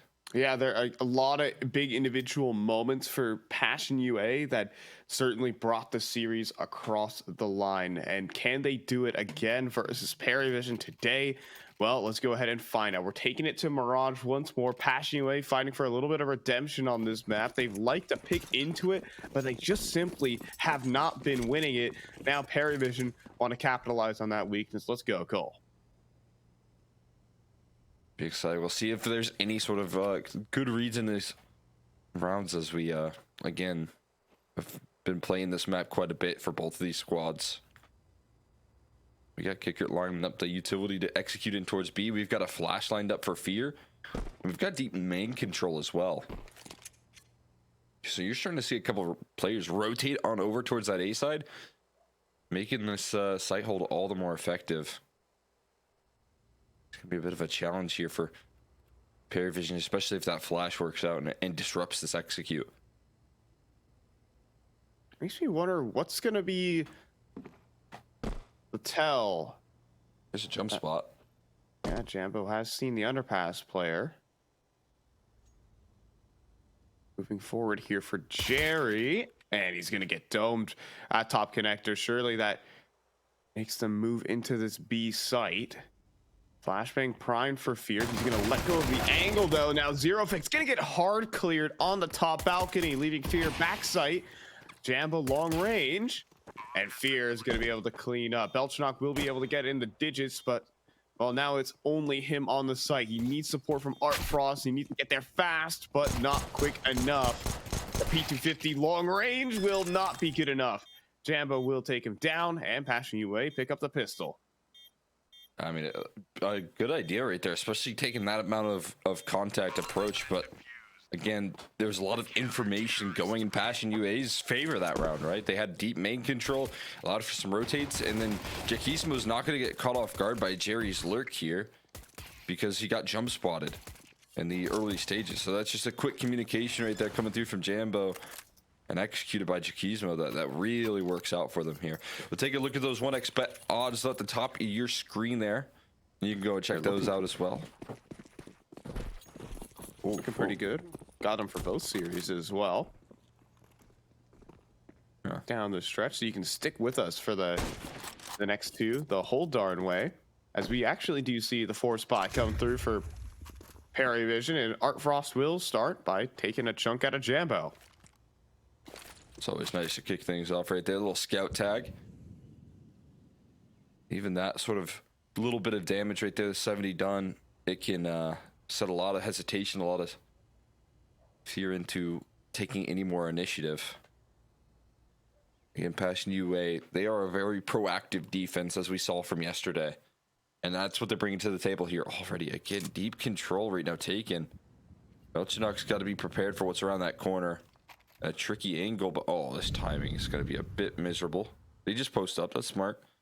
It's a favorable angle here. Sometimes you can get a big shadow advantage. Sometimes you just have to rely on Belchinok peeking close up.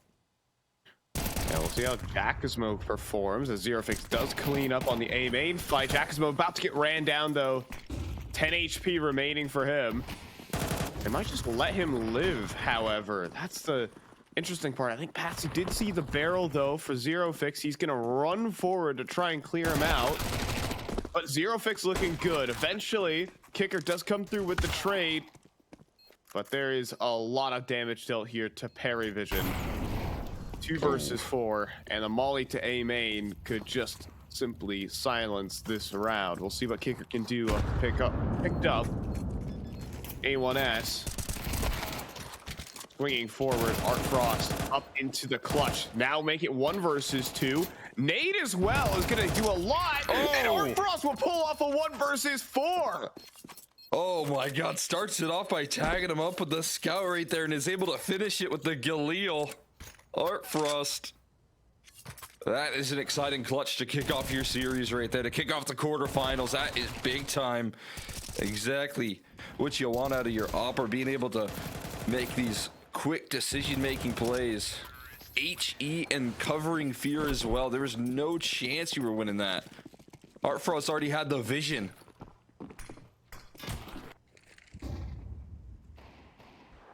I thought he was out of it. I really thought he was out of it once you're trapped in towards A main. But then there's one stunning shot right back. This one's not over. Belchinok. Oh, those wallbangs deal so much. Zerofix, he'll swing into his doom. Do you have anything more? No, Belchinok is looking fierce, but so is Jakismo with another headshot on the cross. 2 versus 3. Jack needs another. Around the edge of this smoke. Make some moves. Give it a chance. He doesn't want to fire off. Instead, it's S-Chilla's 5-7.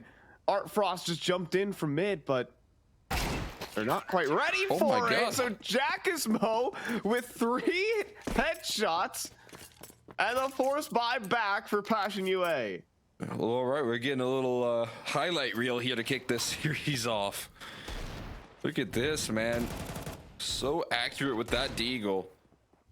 Just comfortable with those shots. And then even this last kill right there doesn't overcommit to that play. He could have been facing 2. He could have been dealing with so much pressure there, trying to charge down that kill, trying to finish what he started. But let's S-Chilla do some of that heavy lifting right there to actually complete the mission. And Art Frost here. He's again looking to get work done with that scout. There's no bomb plant here, so you can see, I mean, Kicker's given the AK here, he's got the primary, you've got a scout in the hands of Art Frost, but everyone else on pistols, this is a much less effective buy than round 2.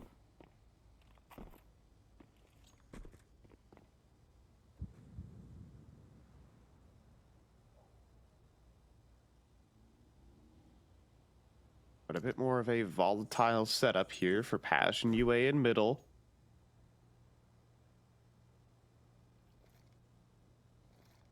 But if it's Jerry's Tech 9 to swing, then not 100% about it. Jackismo, though, because definitely playing with fire.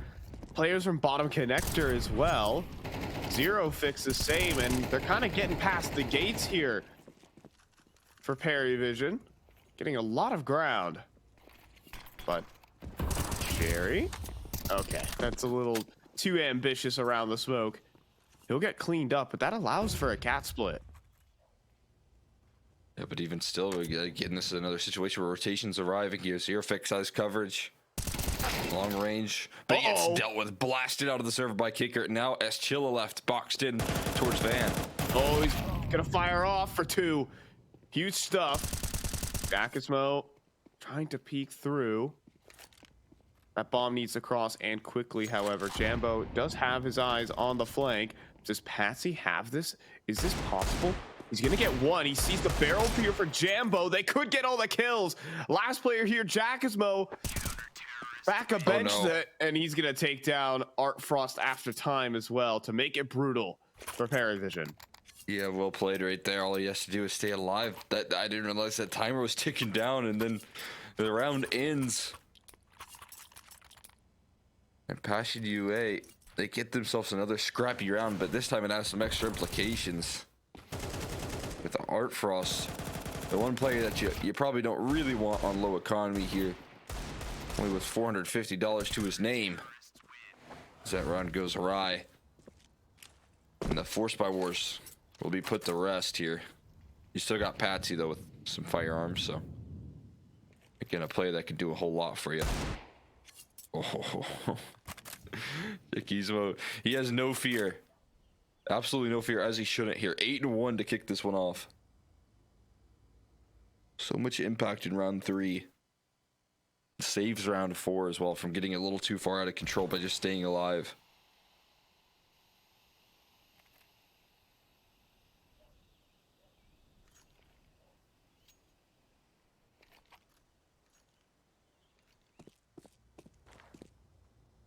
I mean, everyone on this Passion UA team enjoys a bit of the swing, but this is a little vicious, may I say the least. Passion UA still holding a 3-man mid setup at the 50-second mark.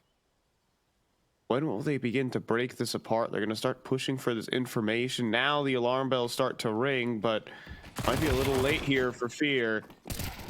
We'll get the first, but quickly trade it out, and not everyone with the perfect weapons, but Jackismo will start to handle these pistols, and Zero Fix comes through in support. Gets a little interesting with Patsy jumping top stairs, but Passion UA put him down. Nicely done. Nice attempt from Patsy, of course, with the rifle work. Trying to do some of that heavy lifting, but getting the rotations where they need to be. Usually quick on those.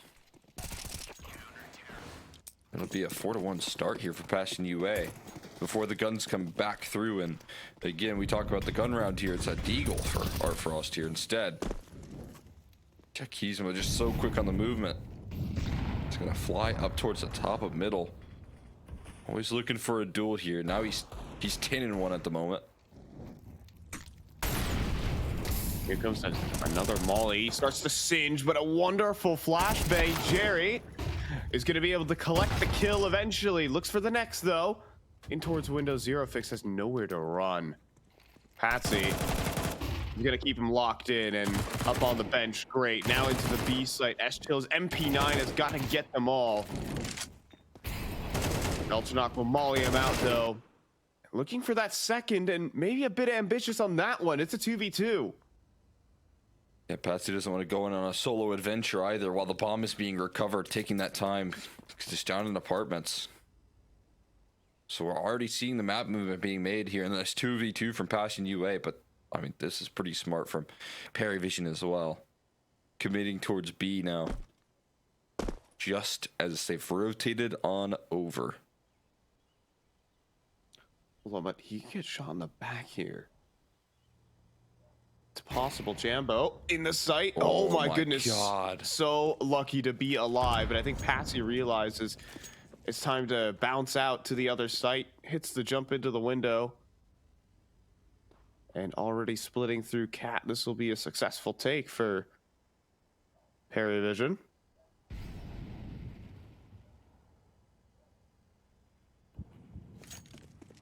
They're not even interested. Perivision outplay here. It's going to be a save out of Passion UA.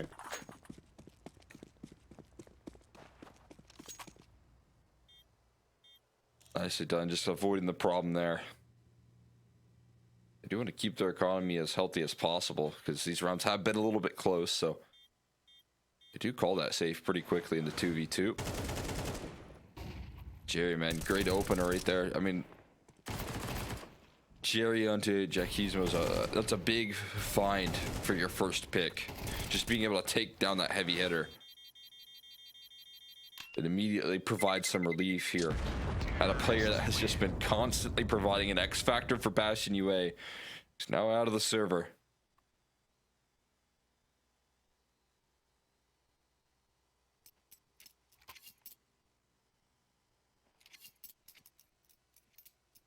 And so some strength shown from Perivision outside of that 1 versus 4. Has not been a fun time in the server. Of course, the finances have never been great, courtesy of those force buy wars early on in this game. Now it could be Passion UA's turn to get into eco territory. If this one goes awry, the game's about to get close. And so I respect the timeout at this junction. It really is a pivotal round here. Will Passion UA keep their foot on the accelerator in round 7?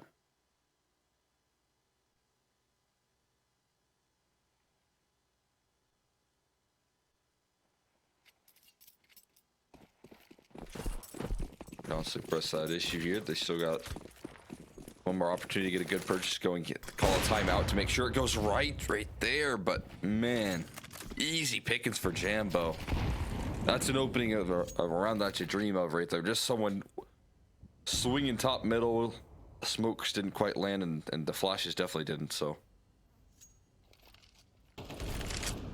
you get that ideal start. Zero Fix is in an ideal position as well. Oh, Patsy not even going to clear the corner. Art Frost going to come through with the swing, but oh no! The spray's off the mark.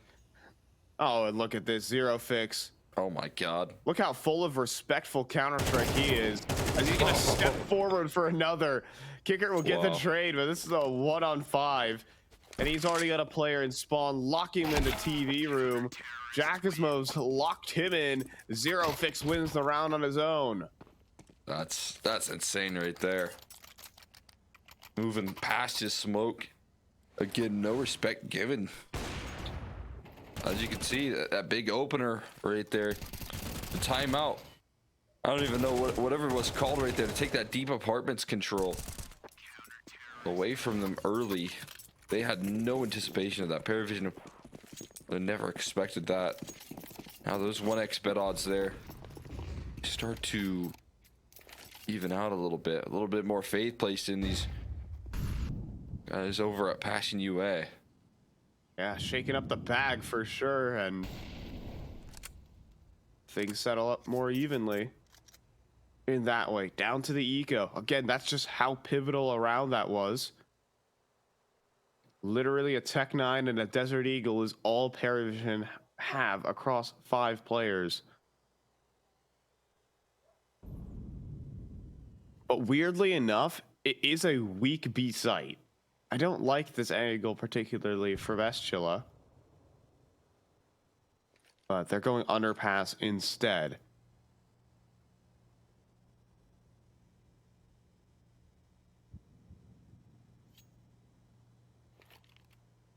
Zero Fix. Peeks on a great timing, but sees a couple players boosting. And Kicker's going to go down easy courtesy of that. Patience pays here for Passion UA. There's... Oh no, he jumped out of the window actually. I thought for a second maybe Jerry was gonna take that boost angle to work off of it. You wouldn't expect maybe 2 players to be there, but... So they just all group up for a B take. Chilla gets to farm up some sweet eeks potentially. You know, there's no guarantees when you're talking about farming eeks. Yeah, but they leap out the window. It does run out of ammo, which is a bit awkward. But dodging out on the Desert Eagle, a smart decision. And only 1 casualty in this one. It is 6-2 right now for Passion UA. That Force by War stuff, it wasn't a fluke. Not at all. We got off to an early start again versus 9 Pandas yesterday. I think they were up 1-5. And kind of fizzled out from that point in the first half. They couldn't build that consistency on the CT side. But as soon as they lose a round on this first half, call a timeout, and then they start winning again immediately. They win dominantly as well. But that call mid control for Zero Fix as well. That B site definitely feeling comfy cozy. How about middle? Zero Fix up towards Cat. It's gonna fall back in a ladder. Passy definitively heard that. Surely he's gonna get a flashbang for it. No, how about a straight up dry swing coming up the ladder though? Shoulders seen and Patsy's got him. Just shift walking everywhere, but losing Jerry and Patsy kind of being stuck in that position. Maybe not exactly what Perivision want out of this round.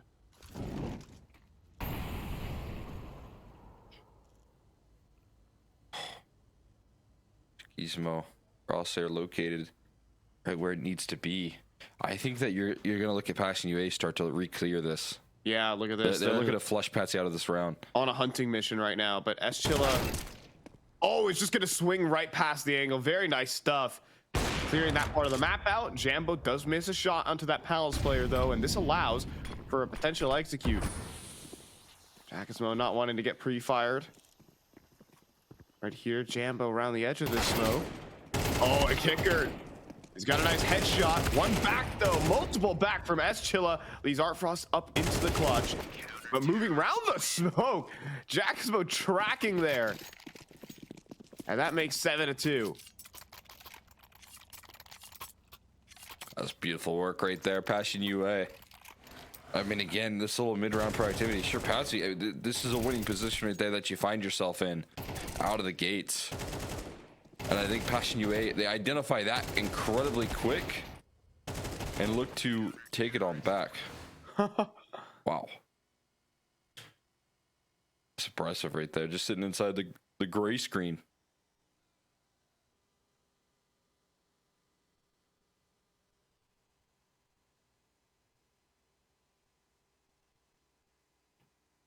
Seven to 2 right now on the CT side. There's a timeout to be called.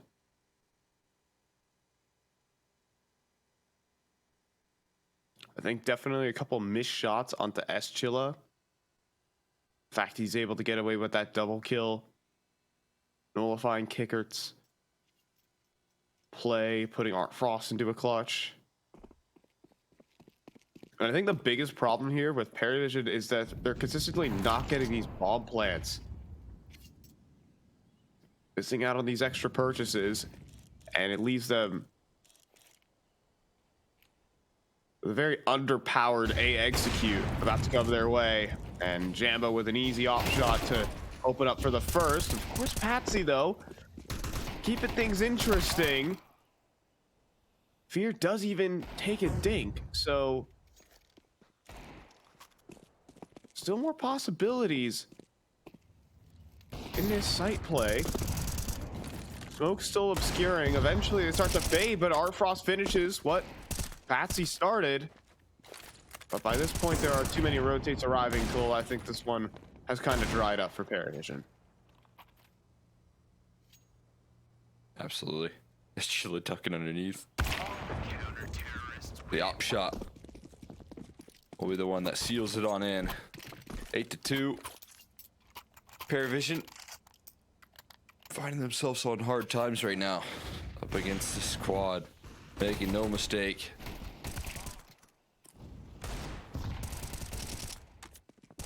consistent round by round success here. Rotations too quick. Feels like they got a strong decision tree of how they want to play this map out, and they're not letting Paravision get away with taking any map control, pressing those extremities really well, abusing this mid control. They got a lot going right here early.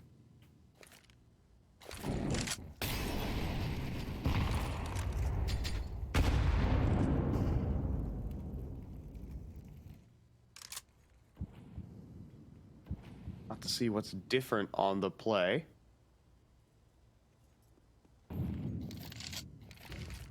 For Paravision, they work up that top mid control. Okay, Jerry. Not flushed out from these back boxes. Gonna extinguish, try and preserve his life. Just lob a grenade at him and say, hey, hold still. AXQ coming through for Paravision. 2 players holding out from stairs, and Jackismo looking sharp on the shots. Belchanok, though, does clean up a kill onto the Opper. And even from top of Tetris, a great shot out of Artfrost. But next up is Fear. Multiple players in position. Good molly onto Jerry.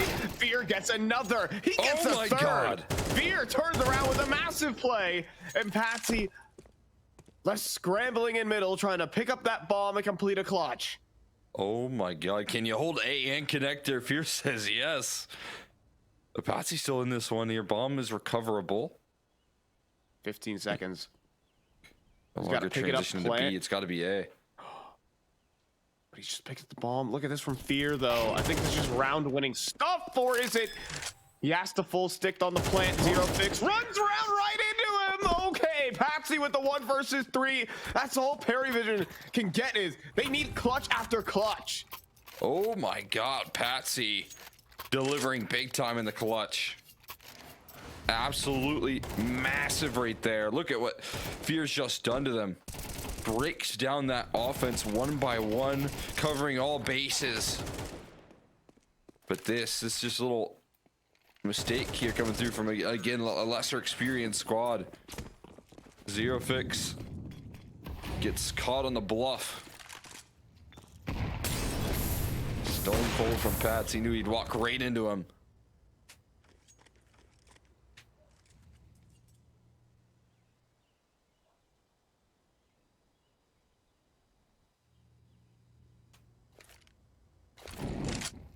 They need more than that, which is crazy, Cole. Like this could have been the start of some sort of 10-2 half.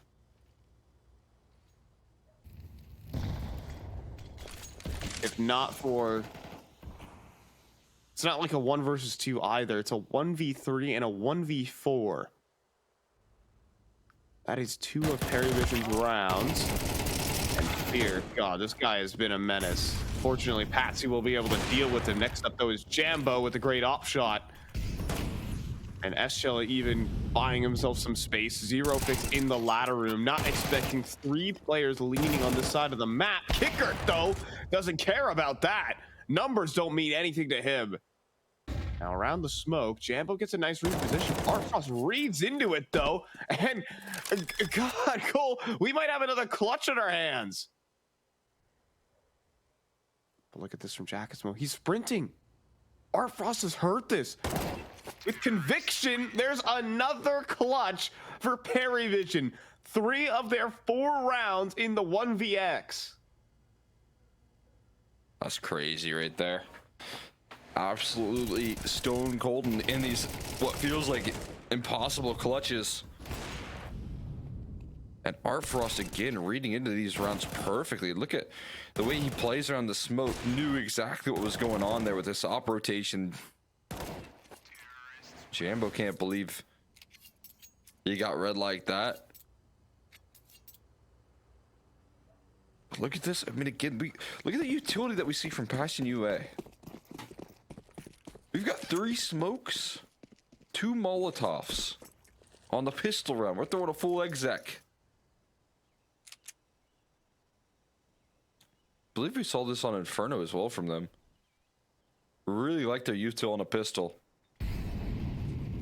It's going to be old classic. A great molly as well onto triple. Forces away Art Frost. And he's going to get headshotted next. A pristine execute. Rolling out as Jerry next to fall. And it is a walk in the park for Passion UA on the pistol. I mean, Belchanok.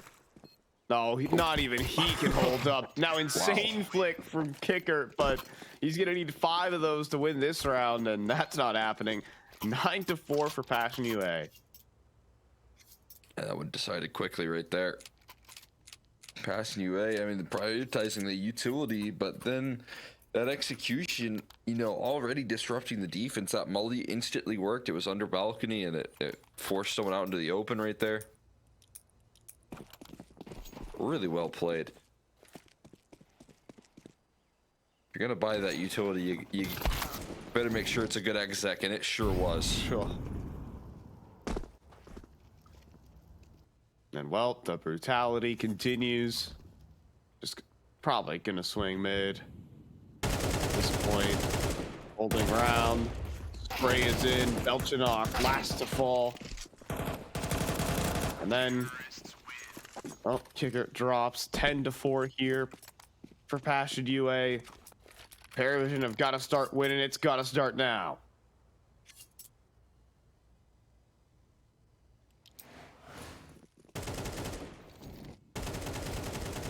I got a serious deficit to overcome right now that they have to show up on the defense for.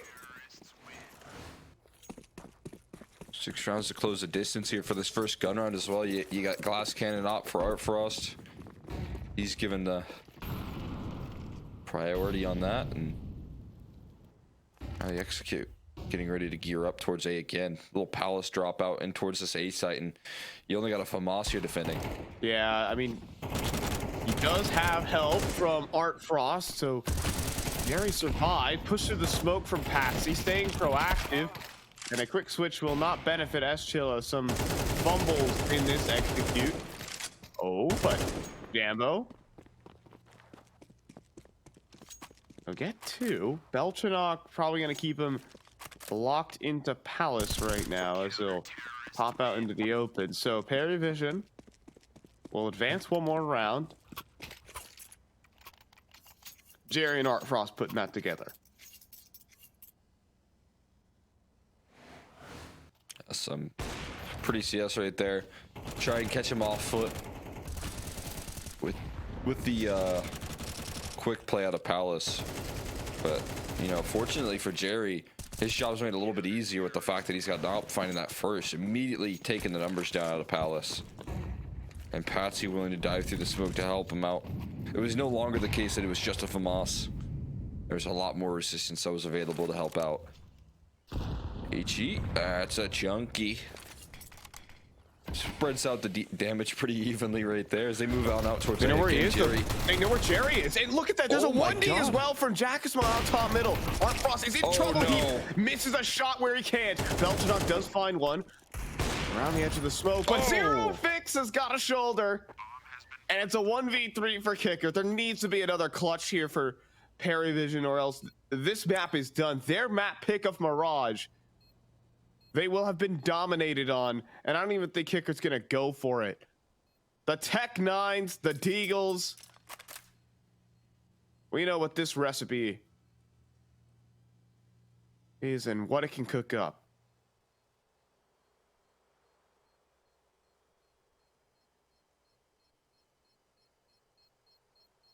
That is some solid stuff right there. With the quickness. They just explode on out in towards that A play. See what this mid presence is doing right here. This time there's a punish for Patsy's little control. The moves being made. And again, like you said, some missed opportunities when you could afford no room for error.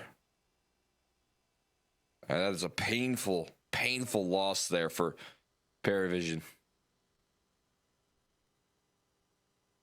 I think it's one they just can't afford, Cole. I'm gonna be honest.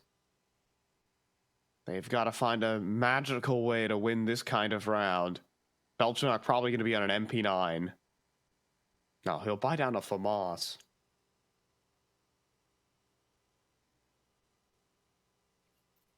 But very minimal utility. Like, Paravision don't really have the ability to make plays. They gotta go strength in numbers across the map. If they burn all the utility at the very start of this round and they don't get any results, and the pressure is on them to make a play, and that's not bad. Zero Fix is gonna go down to 39 at the very start of this.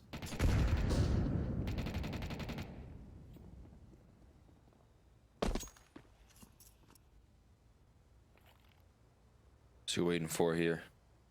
Oh, they're gonna swing out, cover top mid, just a escape path now.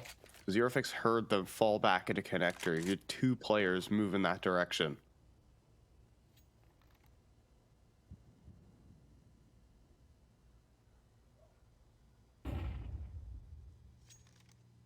A lot of info here. And as you can see, they're going to take that control off the back of here in the retreat. Ooh, that molly's not going to work. That didn't cover all of underpass. Wait, Jackismo just... He got 2! We got 2 in connector! Jackismo, unbelievable! And Paravision, now they're really going to need a magical way to win this round. It has to be Jerry getting closed in from Palace as well. And he's down to 19 and finished off. I think this map just has curtains dropped on it. As our Frost going off to save. Nothing has gone right for Paravision. I didn't even see the second. What lined up. Unbelievable lineup right there. Lined up so well, didn't even know it was 2 players in con. You can see the X's on the screen though right there. A dream for Jackismo. And Art Frost gonna have his fight on out of this round. AK to be given, but like you said, this is gonna be a quick curtain called on map number 1 here, Mirage. Map that I think clearly Passion UA have done some discussing on. Struggled a little bit yesterday, but this time they do bring that consistency. This time there isn't a big run back for the opposition. Oh my goodness. That's, I mean, again, that's a bit of a mistake right there on the end of Paravision, because that molly did not cover off what was going through right there. Those mid control protocols a little bit clunky. And that's free real estate for Jackismo. And the difference, I think that's from yesterday as well on this map, is I think Passion UA have been good on all forms of the play. They haven't been missing out on trades. You got to consider as well how that round started with all the information from Zerofix. Hearing that retreat. Yeah, that was calculated by Passion UA.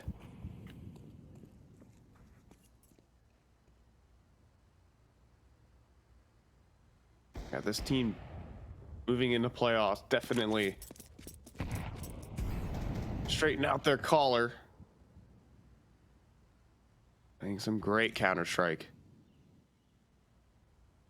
Here on Mirage, Jerry clearing out that A main side. He has not had a fun game, may I say.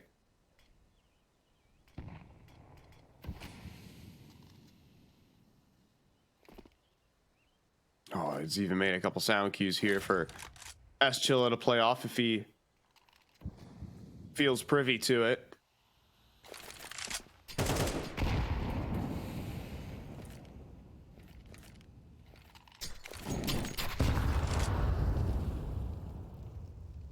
Calling back his teammates and said Jerry's gonna walk through this smoke at the 30-second mark. Cole, I'm not sure about that. Art Frost They're gonna split in towards A, and they've got jungle control. Yeah, Art Frost is just dead if he keeps holding connector at this rate. He's gonna switch his sights back in. Oh, and well, right. Team kill will work out. I guess it's the metaphorical double kill. Bomb needs to get picked up there by Jambo. Wallbank's trying to come through, but good coverage from teammates. He's Belchanok just to get headshotted by Jackismo to make it 20-8 for the star right there of Passion UA. What a map out of him, and what a surprise. Passion UA destroy on their opponent's map pick. Destroy is the right term right there. Again, for that first half, every round that they won was a clutch. Barring that one of those runs that was a 2v2 that they just saved on. The team calls a timeout, and then they go on a big streak after. And again, if you consider what happened yesterday, they lose a little bit of steam as soon as they lose that round. As soon as they lose their momentum, they lost out the remainder of the half right there. But they call a timeout, they get a little pause in the action, and then instead of losing out, they immediately start fielding that success. They start to win, and they win dominantly. Yeah, I think straightening out the collar there for Passion UA as well. We saw a lot of missed trades yesterday on this map yesterday. Absolutely not. I think this was a perfect game plan that came through. They felt really comfortable. And, I mean, to be fair, definitely caught Perry off guard in a lot of different circumstances. Some really good calling and really good curveballs that were tossed in, and Perry Vision couldn't handle it. Yeah, I'm very impressed with Passion UA, the current form that they're putting together here. Again, I mean, a good map from Chiquismo, but there's a lot of strong players there. Fear, again, showing up on this map big time, delivering a lot of excitement. It didn't seem like the clutches were getting in their heads at all either. I mean, there was a lot of very impressive clutches. The Patsy 1v2, the Art Frost 1v2, both in the first half, and it just didn't feel like they let that linger at all. Yeah, I think a lot of good things to say here for Passion UA, but can they keep it up? We talked about this veto. It's almost like 3 deciders. Still could be dead even here on Vertigo. This series is not done. We'll be back after a bit. Vertigo up next.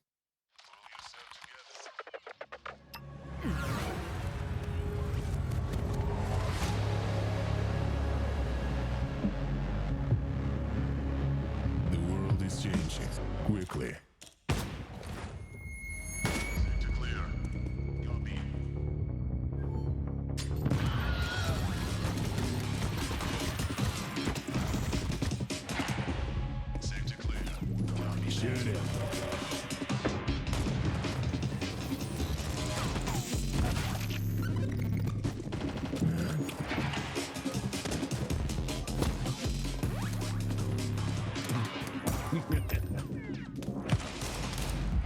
The world is changing, but one thing remains the same: victories with 1xBet.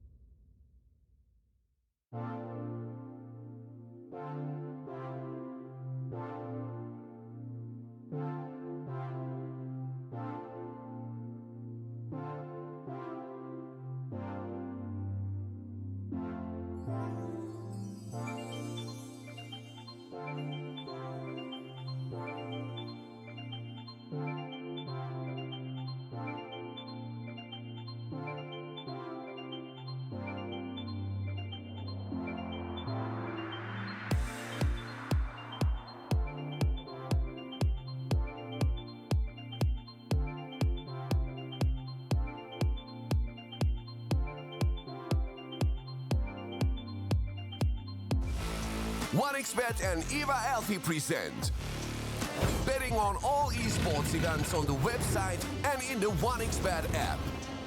OneXBet. Play with Eva.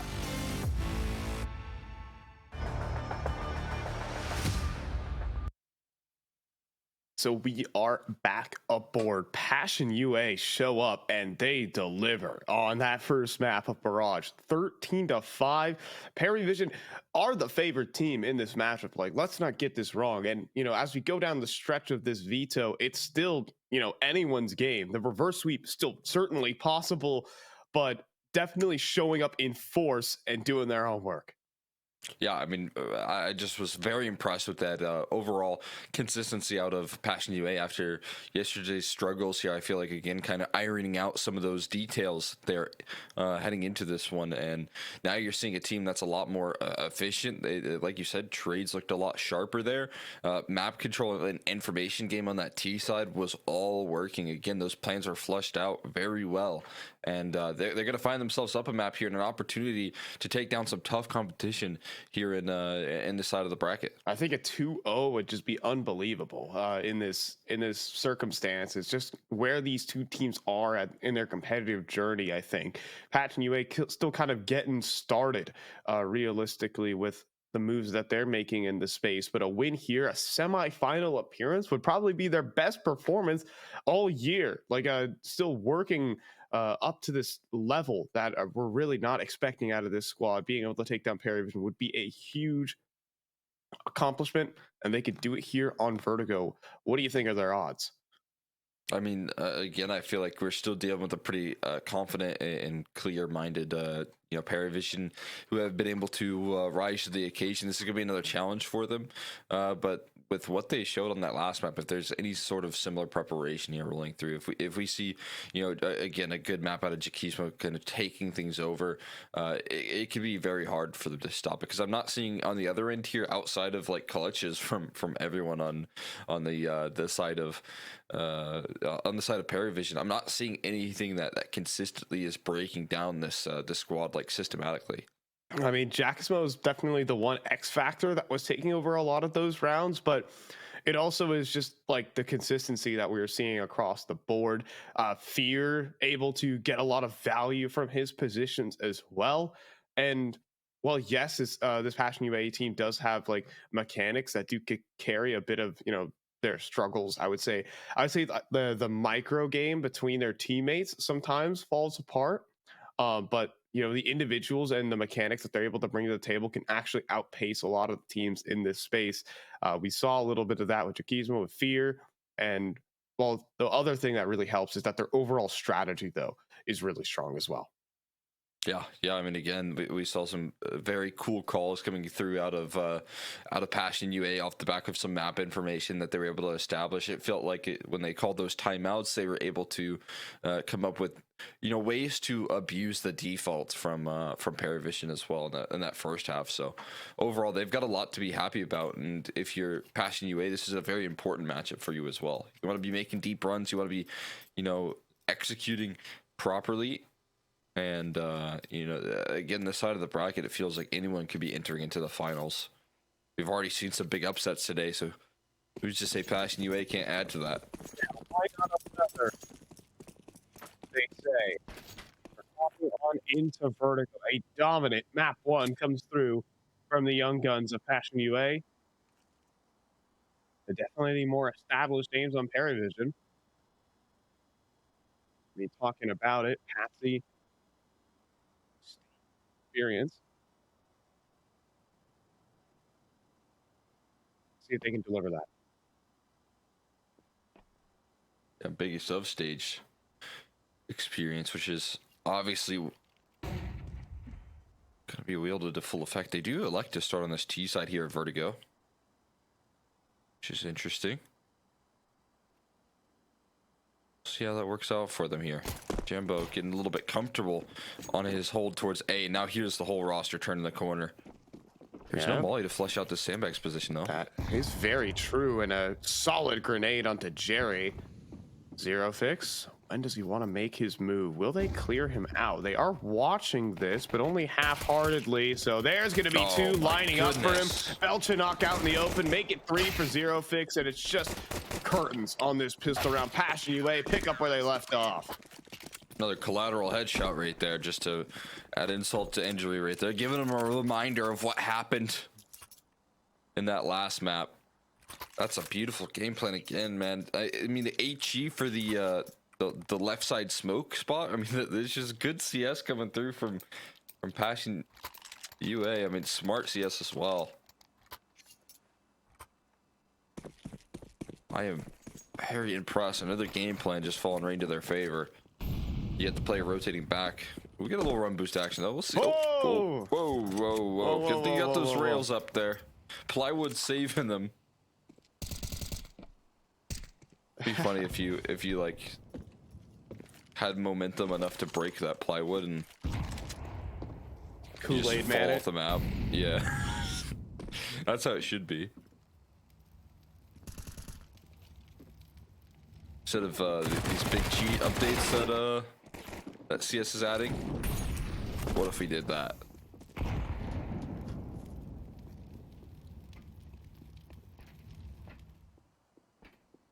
We should add destructive environments. I remember seeing that back in Go, some like mod where Inferno just explodes. It definitely could do that in CS2 with all the mapping that we've been seeing as of late. I've been on the community servers. I'm someone who plays a little bit of. Okay, Arfrost. Oh, okay. Moneymaker right there. Yeah, he's got money for an op now. And he did a lot of damage. Yeah. 2-for-1 special there. But I was playing on some jailbreak maps. They just recently added, like, now you can just start a little server on workshop maps again, which is nice. It was like 2 days ago they added that update. So now you can challenge people to 1v1s. You can challenge people to 1v1s. You can play mini Mirage. Mini Mirage. That's also one of the best little custom maps that have definitely been made. But we'll hold the thought. Kickert's going to take some fast B control. It's up underneath the nose of a couple of defenders. There's another one as Fear could be in some trouble. Molly deployed. Smoke extinguished. And actually siphoning out a lot of CT utility, but I guess it goes both ways. That's Patsy. Oh my goodness, playing with fire. But instead it's actually Artfrost who does clean up the kill. He gets a second. Patsy adds to it when Zero Fix is reloading. Passion UA were trying to close in on the entire map. But they simply couldn't. How about Jackismo though? Out in the open, eventually finished off by Belchenok. 1v2 for Zero Fix. Wow. Little clinic put together right there. Patsy doing some really good work of being a distractor. Arfrost finding those kills towards the ramp side, and while Jackismo again shows what he can do. Holding off against that B side, covering B and middle is a tall task for anybody. Searfix probably just gonna hold on to this. That round right there did look a little bit more like the Passion UA of yesterday that struggled on the trades. Missed a couple of opportunities there because that ramp fight felt a little bit more favorable for Passion UA than it should have been for Paravision. Yeah. But while some players were fighting, others were reloading. It's that small breakdown in communication. Yeah, that was a 4 versus 2 swinging towards bottom ramp.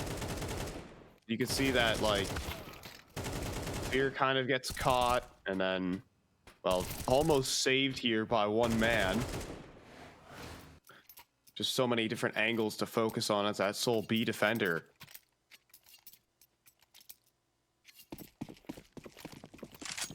Jackismo is still definitely a threat in the server. He shows his stuff. Not done yet, but fast approach for Jerry up the side hall. Jambo without head armor. A little bit of an awkward molly though, and look at this. Jambo's gonna step forward and re-clear side hall. Both of them are here. A little double up in towards side hall now. It's a very tense round. Jerry eventually fading back here a little bit. I mean, what Jerry's done so effectively is made it feel like there's so much pressure on this ramp hold here. Ooh. But this is a nice little boost angle right there from Zero Fix. Sticks around though, overexposed. AK recovered, 3 bullets left. Jakizmo has to get the reload off, but he's not reloading. He's going to stick around for the fight. And now, well, unable to connect the headshot is Jambo, though. Backside double will eventually get finished off. Fear on the MP9. Next up, it's actually going to fall back just a bit.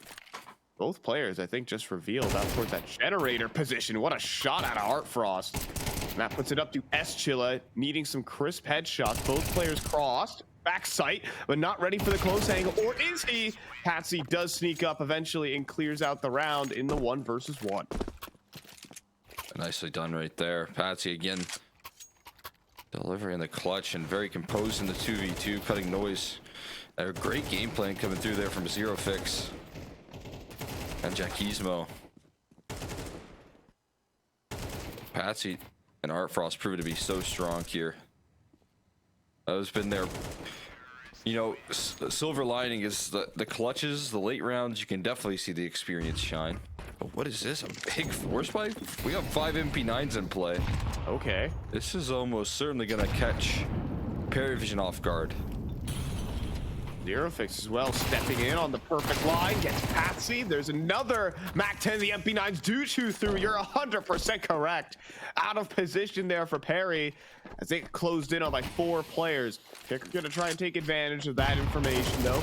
Bring around the smoke. Jakizmo still gets the kill. It is devastating. The MP9 gets so much work done. Bell to knock down to 14 makes this clutch basically impossible. And Passion UA gonna steal one from the cookie jar. Or will they? Hold on, S-Chilla. Edge of the smoke. Still possible. A couple freebies could possibly get handed over to Beltanock. Smoke drops. They don't really know where he is. These smokes. Yeah, they're giving him a lot of space with each smoke.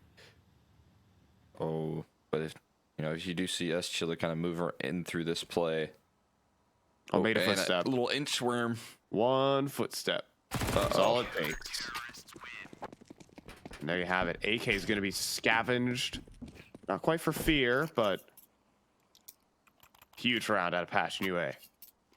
Yeah, I mean, that's a bold call to make. These guys fearless in decision making. And again, if you're Paravision, you're 100% expecting to go up against the full USP round.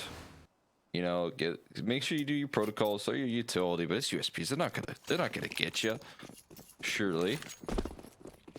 And then as you turn the corner there, and as you take those duels, it's MP9s that you're up against, and just kind of left shrugging your shoulders, thinking you were up against an easier fight, and that certainly wasn't the case. ICUA, big risk taking here. Same for Patsy, been very effective. The A fights here have been working out well for Paravision. Outside of that last round, have had that consistent trade factor, even with the less resources.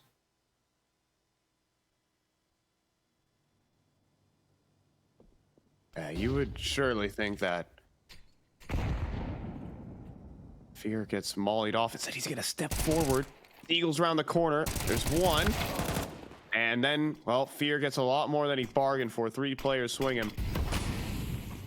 And Jambo gonna get locked out of this round, but Jerry goes down through the smoke. Now there's a boost up top as well. That's trying to get some vision, and Patsy goes down to 6 HP. Not everything is certain here for Perry. As Beltanoff now, he'll get picked off up the boost. Jack is about the same. It is chaos here in the 2v2, but now the smokes have faded. Oh boy, Patsy low as well. You're exactly right. They bought enough time for those smokes to fade. There's no deterrence utility. I have to have coverage for this bomb plant, and Art Frost has the back right there. Missed opportunity from Jambo.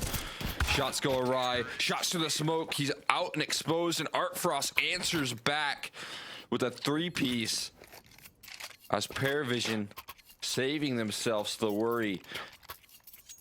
Cole, they saw the bomb planter there, but instead trying to commit to the spray on the Art Frost. Just absolute insanity in the 2 versus 2. If we saw it from Chilla's perspective, he saw the barrel of Patsy's plant. He would have been able to fire off a couple shots, deny that plant, and then throw the round into chaos. Instead, Art Frost is able to clean up the double, covering for Patsy. That little MP9 gamut eventually goes to waste. Here's the 5-man ramp swing. Art Frost goes back in, which seems just a bit wild to me, but now he has backup. So no problems there. Paravision will take the lead.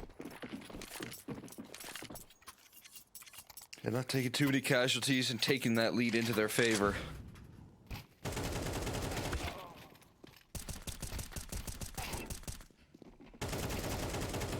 Again, building some confidence here.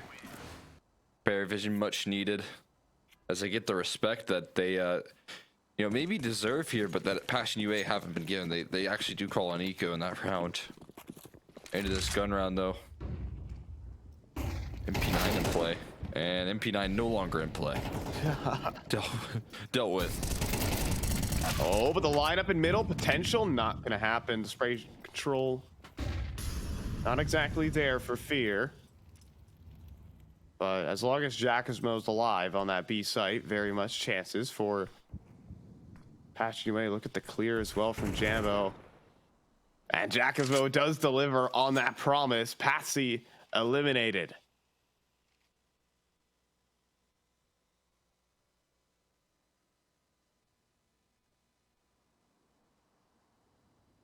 What's Jambo up to? They're full rotating. What's he gonna go and clear out? I mean, if with these rotates, you'd think he'd go and clear out B, right? That's what he's gonna do, but he's being covered now. Gonna turn that corner into the open arms of Art Frost. Of course, of course. My goodness. An insane timing. Art Frost is gonna hate this one. Oh, take his time. There's 1, 2, and the round's over. And the flash helps out as well. Silence is kicker. Oh boy.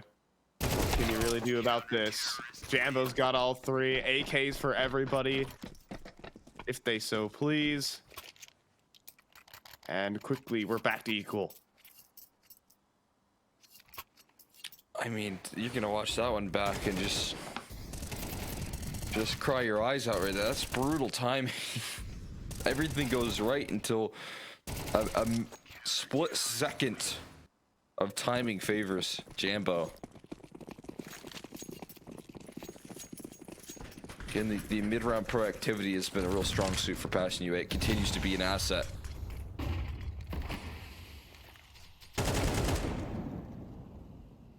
Shock. He was thinking about moving past that smoke, maybe jumping on top of the sandbags. Man, this utility's brutal right now. They are both swinging for the fences at this ramp control. Yeah, look at this. Belchadok about to run through the smoke. Oh, but Jambo's got coverage. Keeping Fear safe. Next in line, Zero fixed the swing. Not time to be pulling pins here. I shall not lie, but Fear staying sharp on this. Jambo as well transfers his spray over to Patsy. A bunch of low HP bars with no conversions here for Paravision. Huge advantage right now. Art Frost, not long for this world. It is absolute saturation from Passion UA. They're just getting beat down left and right here. And this time they make no they make little mistakes on the ramp fight. Getting that utility out, like you said, was a bold move, but not punished for those mistakes in the same fashion like they were in the past, and in a lot more of a coordinated, a little bit more unity in the way that they fight for that ramp control goes a long way. And again, this is just patchwork that Passion UA are doing in the middle of a game to clean up their act and ensure some further success.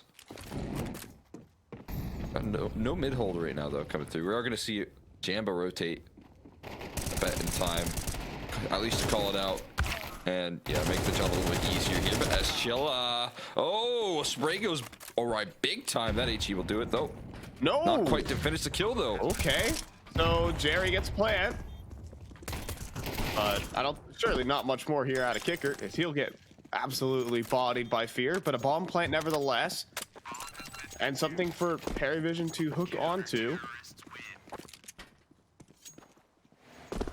Maybe they can at least run this half back to more tenable territory off of that, but Pistol's definitely getting some ground and maybe shaking up the system a little bit of a couple of these players.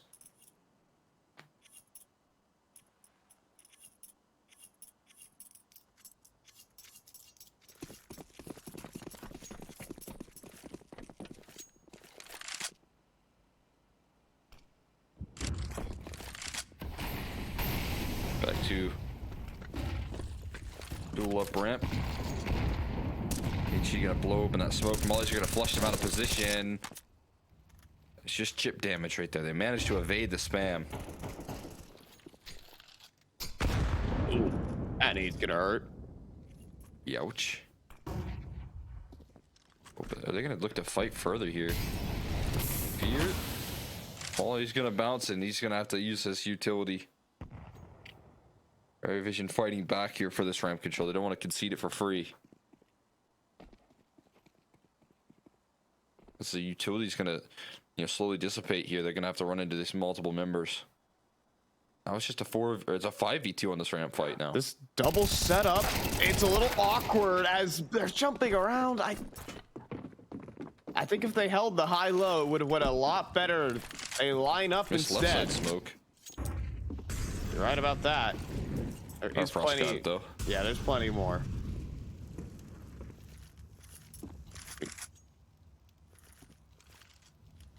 So you got a Molotov and an HE to deter right now on Fear. A nade? Onto the site, there it goes. There's a Molotov, well placed. HE, just a fake. Not a commitment. And that should allow for some comfortable bomb planting. You say comfortable. I'm not sure about that one, Cole. Jerry around the smoke. He's 16 HP. He's just going to sacrifice himself, but he'll get a kill instead. That's honestly some perfection there from Jerry. I respect it. And a 1 versus 3 attempt for Fear, probably going nowhere. As, he's just going to have a hunting party sent after him. Feel like that ramp setup could have delivered a whole lot more. He's just trying to split his attention between these different angles. Which way will they go? I think he might be dead to the bomb. Oh no.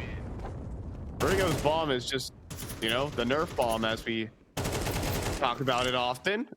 Well, we will. He got a kicker too. He also got a second, but that little ramp setup could have been so much more. Yeah, that one's it's a bit interesting.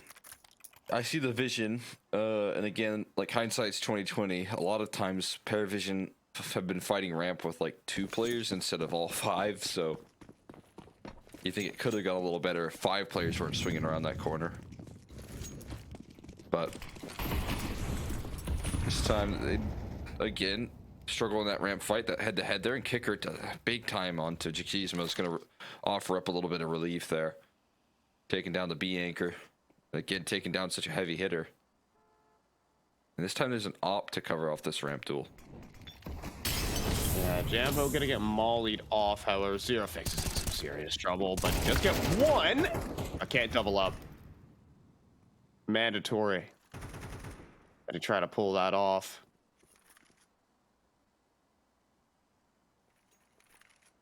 Now, Jambo is in with a chance. This is not a terrible angle for the op. It is well positioned. Oh, but once more. Yeah, so much silence eventually. Gonna draw out a swing, and it works. It gets Patsy. Next up, and there's Fear. There's a headshot, and he's playing with the angle. He sees both remaining players. Will they continue off of this? Is the question. Molly to headshot. Good to force him away. We have a straight up 2 versus 2. I go upside all. Gap in that smoke. Oh, might not be able to be abused though. We'll see. No, Kicker makes it safely. No scope look. pretty close, and the wall bangs too as well, but not gonna be able to connect. Kicker gets out of dodge, not staying alive for long though. Doesn't remain safe, and Art Frost only 36 HP here. Looking to turn that corner as Shilla does win the duel, and Passion UA will be able to claim a lead at the half. Yeah, very close knit 2 versus 2. Able to dig themselves out of the disadvantage very early on. Despite losing the star player in the server, Jambo starts to heat up himself. And I mean, also credit to Fear. Just getting this 1 kill, staying alive, getting information. Huge stuff.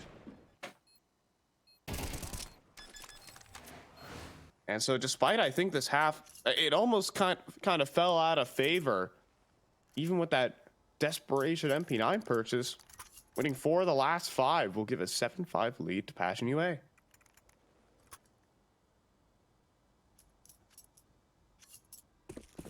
So now Paravision can do on the CT side. It's got to be the CT side that saves them. You got the dualies in order. I mean, prime 4 guns position. inside hall. Oh gosh, this is a firing swap, but they turn the flash. It is Patsy remaining, and he gets cleaned up. Belchanok turning that flashbang costs him, but Jerry does get 1. Perhaps on that outbound, Jackismo is going to be able to plant that bomb, but trying to run through to slow things down instead. They don't commit to the swing. They get traded out. You have a 2 versus 2. Dual Berettas armed now for the remainder of Passion UA. Oh, and what a shot out of Zero Fix. I didn't know the dualies could do this, Cole. Jambo and Zero Fix lock up the round. That's a furious swing right there. I'm right there with you. That was looked like a AK headshot rolling out right there. High caliber ammunition. But like you said, a flash play not perfectly timed. It's a little bit too late for that move, and the turn away, the awkwardness here in the mid protocols, the mid round protocols, I should say, cost him a little bit. This is an HE. And a retreat. Oh, it is an HE. Look at this read, man. That is so sick. They're not 100% about this read, though, so it's a little weird. They're just going to let Fear go down and say, you know what, you do you. Sorry, my friend. Sacrifice is for a worthy cause.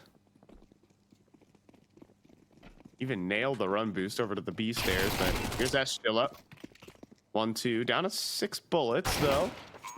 And Belchanok won't even let him fire those off. Not bad on the full eco in terms of the damage.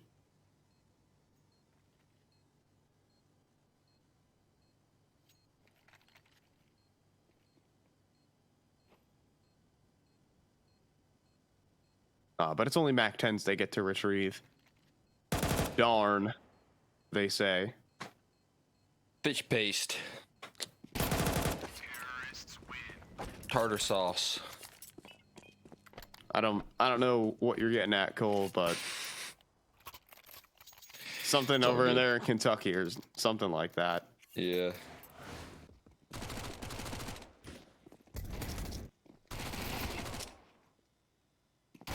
They don't got tartar sauce on the West Coast?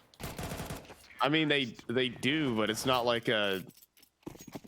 Actually, I mean, like, what? How often do you have tartar sauce? I just want to, like, get I don't think I've ever had it in my life. Okay, so about the same as here on the West Coast. I don't think I've ever had it in my life either. There you go. Gizmo looking to give him the works on this B site. Oh, but they're walking out middle here, and it feels a little bit lacking in the numbers game here. Again, you're talking about a late rotate on in from Art Frost here. He's now smoked off, and this mid B split gets a little bit more threatening. It's going to push and pull the attention away. The smoke helps out, but Gizmo, he knows how to work off this utility.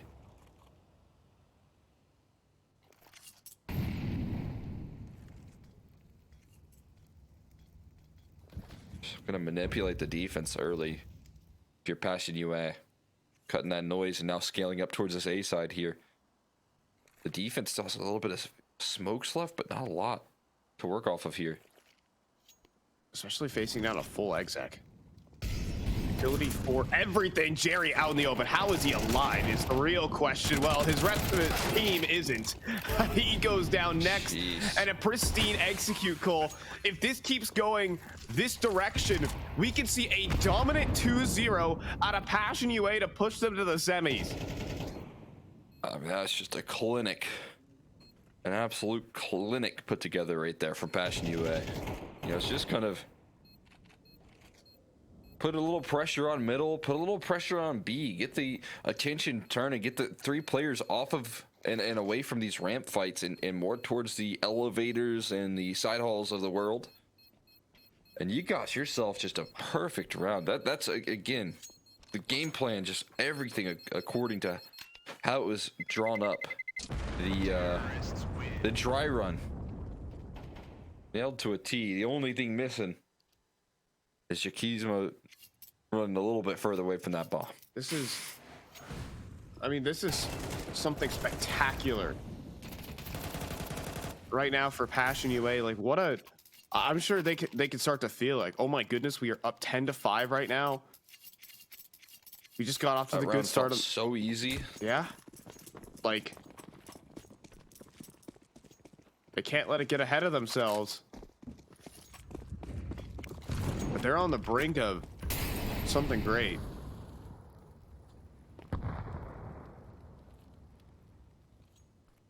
That's Chillo to walk out middle. And Belchnok will be good on that duel. Passion UA will have to play from behind for once. Just great feeling right there. A little 4v5, a little advantage. Kicker going to be tested.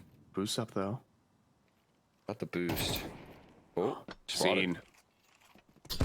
Nades. Oh my goodness. Oh, kicker barely alive. Now finished off. Art Frost traded 3-on-3. Belchanok trying to come through, but then there's Jakakismo, man. This guy is so good. Instant headshot, 2 versus 3, and the advantage has been pulled back. Jerry, not much you could do here with just an MP9. No kits on this retake. I'd say that Jerry has one, but no utility is the bigger problem. He's gonna leap around the corner. He'll take down the low HP. Now 2 versus 2. The remainder waiting as that smoke fades, and Jerry gets another. Leave it up to Jambo. He's been spotted now. They're gonna try to close in from multiple different angles, and Patsy will find him. A lifeline extended there to Perry. Nicely done right there. Jerry taking some initiative. Leading the charge with that MP9, that mobility, and being able to save them the worry, because 4v5 turns into a 3v2 within an instant. These are efficient trades coming through here. Wow, Jerry. Tough round. Again, that's a lifeline provided to Paravision. You lose that, again, it feels like curtains.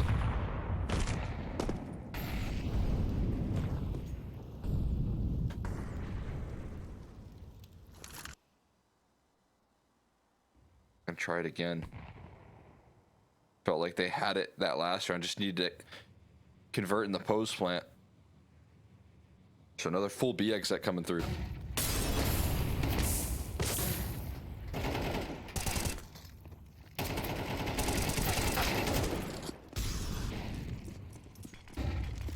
That's flawless. I mean, they got it down range here. Another 2-for-1 trade, another efficient trade, but the rotation's already arriving. They're getting cut down though. Another disadvantageous retake. This one not having that same magic, Cole.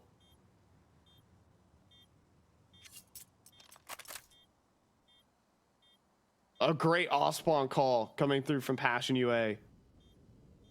Choosing the right site. Belchanok immediately mollied out of position. Kicker gets finished off. A wondrous round. 2 rounds away from securing a dominant 2-0, a spot in the semis, and a proof of concept for this young team.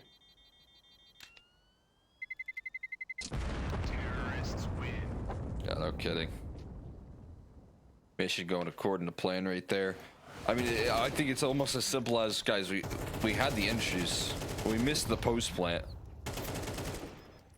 and then they run it back. They think we can do this again, we can make it happen again, and it just works wonders a second time around. This time Jerry not able to get up to the same heroics as the last time. Those 1x bet odds that you can see at the top of your screen right there have really turned in favor of Passion UA as they get closer and closer to this finish line. You can go and check out those odds. Scroll down, click on the banner. Use code 1X or ESEU for 130% top up bonus. Paravision, their life might be limited here on in the playoffs here in these quarterfinals. This current performance from Giacomo is wild. This is the 16-year-old going 17 and 11 right now, just absolutely taking over the opening fights for this Passion UA team. This is truly an unbelievable performance we're seeing from these young guns. And, you know, he's only been competing for not even a full year of Counter-Strike, and taking on, you know, if we want to like dig through the history books, major semifinalist, Art Frost, one of the most hyped offers in the CIS space, Jerry, you know, captaining fours for 5 years, and then passing a star in his own right. Like,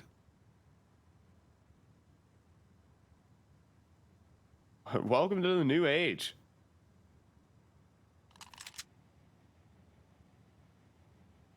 Yeah, he's been super consistent throughout this tournament as well. He's delivering this sort of performance over and over again. Now up against the vets again. Impressive stuff. Kicker put on notice here, put on blast, but he's getting away with some good damage there. But it's only one. Damage is not quite what he needs, Cole. He needs these kills.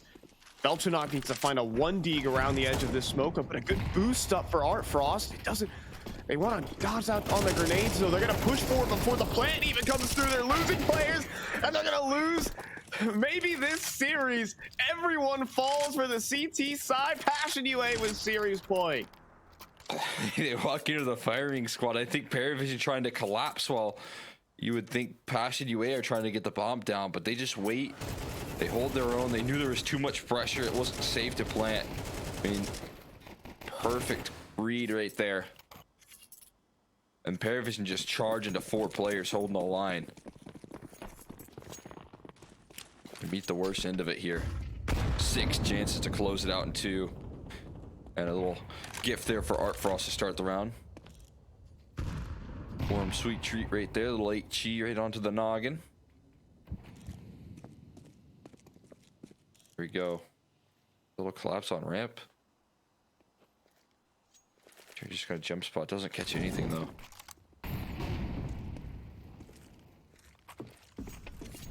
Just catch the fallback. Nopper retreating.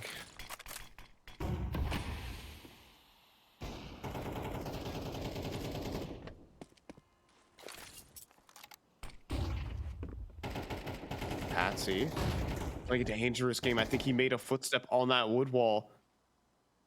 They know, they will be aware, and that Chilla will convert that kill. Next up, Jerry, Belchanok, both go down. Oh what my a spray God. transfer. That's Chilla. Turns up Art Frost in need of a highlight moment. He's got that first, but Jambo will shut him down.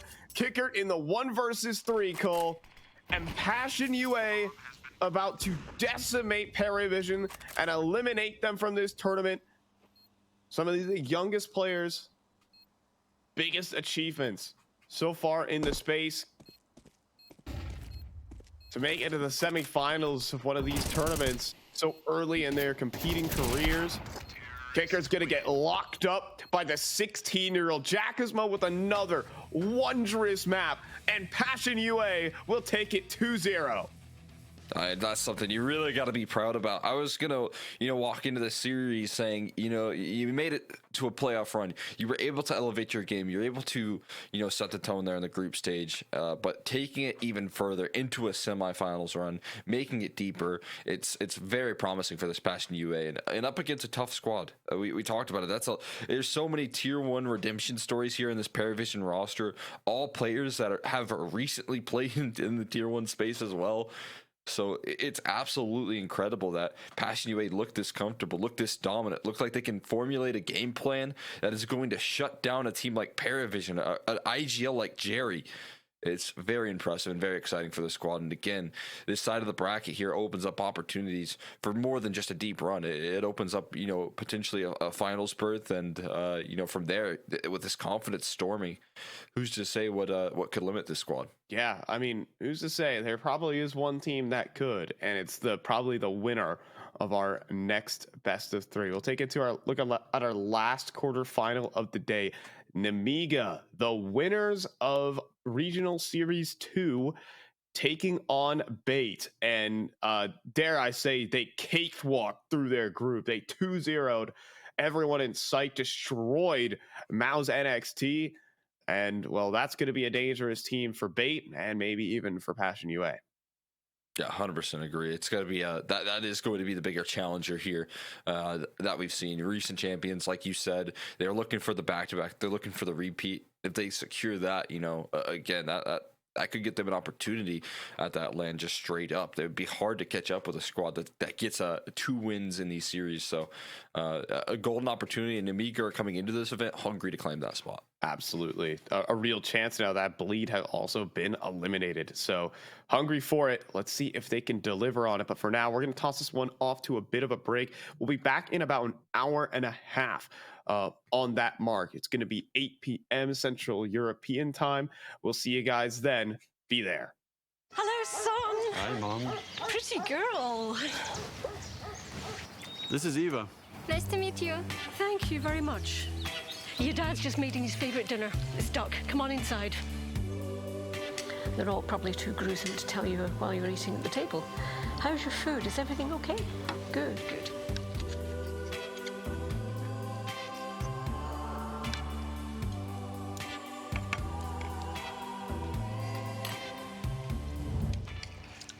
You seem to know each other. Yeah.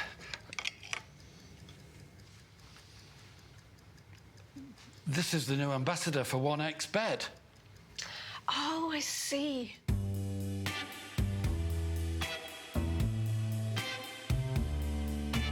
Everyone felt good when Eva Elfie became the new ambassador of 1xBet.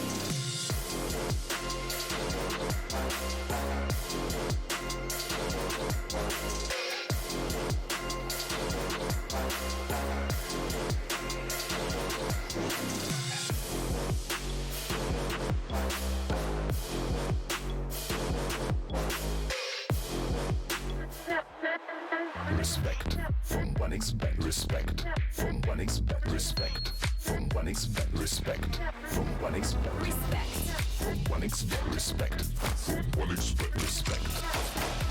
Respect from 1xBet. Respect from 1xBet. Respect from 1xBet. Respect.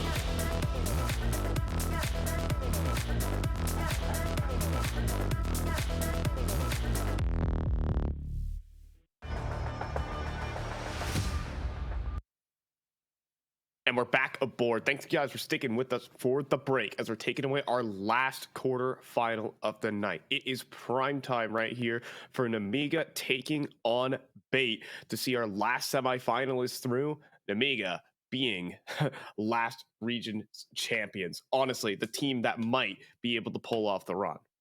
Yeah, they're looking for another run here. Again, I kind of talked about the implications of getting the back-to-back W's. It would very likely lock them in a position given all the points that they would build up. Put them so far in the lead. But, obviously they got some tough competition here. Both teams coming into the playoffs feeling very confident. I mean, we got to see what Bait was able to do yesterday in their matchup versus Alliance. And they looked strong. They looked really good in that head-to-head, back-to-back 13-8s. Meanwhile, Namiga made light work there. Didn't even have to worry about a lower bracket. So, again, confidence exuding for both these teams heading into this quarterfinal. Yeah, I gotta say, Namiga dunked on both of their opponents in that group stage. I mean, maybe you could take a look at their group stage run because they had to face off versus one win to lead off. Made just short work of them, 2-0, both maps single digits, and then went over to Mouse NXT, pulled off a comeback on Ancient, and then 13-2 them. Mouse NXT, by the way, currently in the semifinals after taking down Bleed. If that doesn't, give a light to what the form is for Namiga right now. Yeah, I mean, that's a big deal there. Namiga taking out a team like Mouse NXT, obviously coming into this one with some exciting expectations. One win are a very new team, but I think that Mouse NXT victory it always shows, that this is the roster that is operating right now at a level above some of these other teams here, which can't be said for a lot of teams. Like you said, Bleed, one of them that's fallen victim. So I've got high expectations for Namiga heading into this series, looking to keep up some confidence, looking to keep up some forward momentum that they've elevated in 2024 so far. Yeah, I mean, 2024 has been an amazing year for them. A qualification to IEM Chengdu, while the run didn't necessarily, turn out in spades. It didn't necessarily pop off, but they were actually able to, qualify for the event, get some reps in internationally for a lot of these young players who really haven't had that. Like, these are not recycled talent by any means. These are completely new to this level of Counter-Strike. Mostly the one experienced player, I guess, would be Lear playing during the lockdown era with Namiga. But outside of that, these are extremely fresh faces at the scene. Yeah, I think it's a big deal that they got that experience, right? Like you said, how often do you think this roster gets a chance to play up against the best rosters on LAN any year, right? Taking a best of one against FaZe, like that was a rare opportunity for this team, and it looks like they've headed in back to like online format, really capitalizing off of that experience. Mm-hmm. And I think that's a big deal here. You don't want to slow down whenever things slow down. Like you don't want to be feeling those post LAN blues, and they've avoided that quite nicely. Yeah, I think they carried that momentum I think the word we're looking for when we're talking about Namiga. But going over to Bait, this team's undergone some roster changes back and forth, Cole, but I think they still hold that same identity, a team packed to the brim with firepower. Yes, I mean, that they do. They showed that yesterday. I mean, again, you've brought in Hetrick, who he does look like he was playing in Tier 2 as an experienced Tier 1 opera yesterday, right? That was what we got out of him.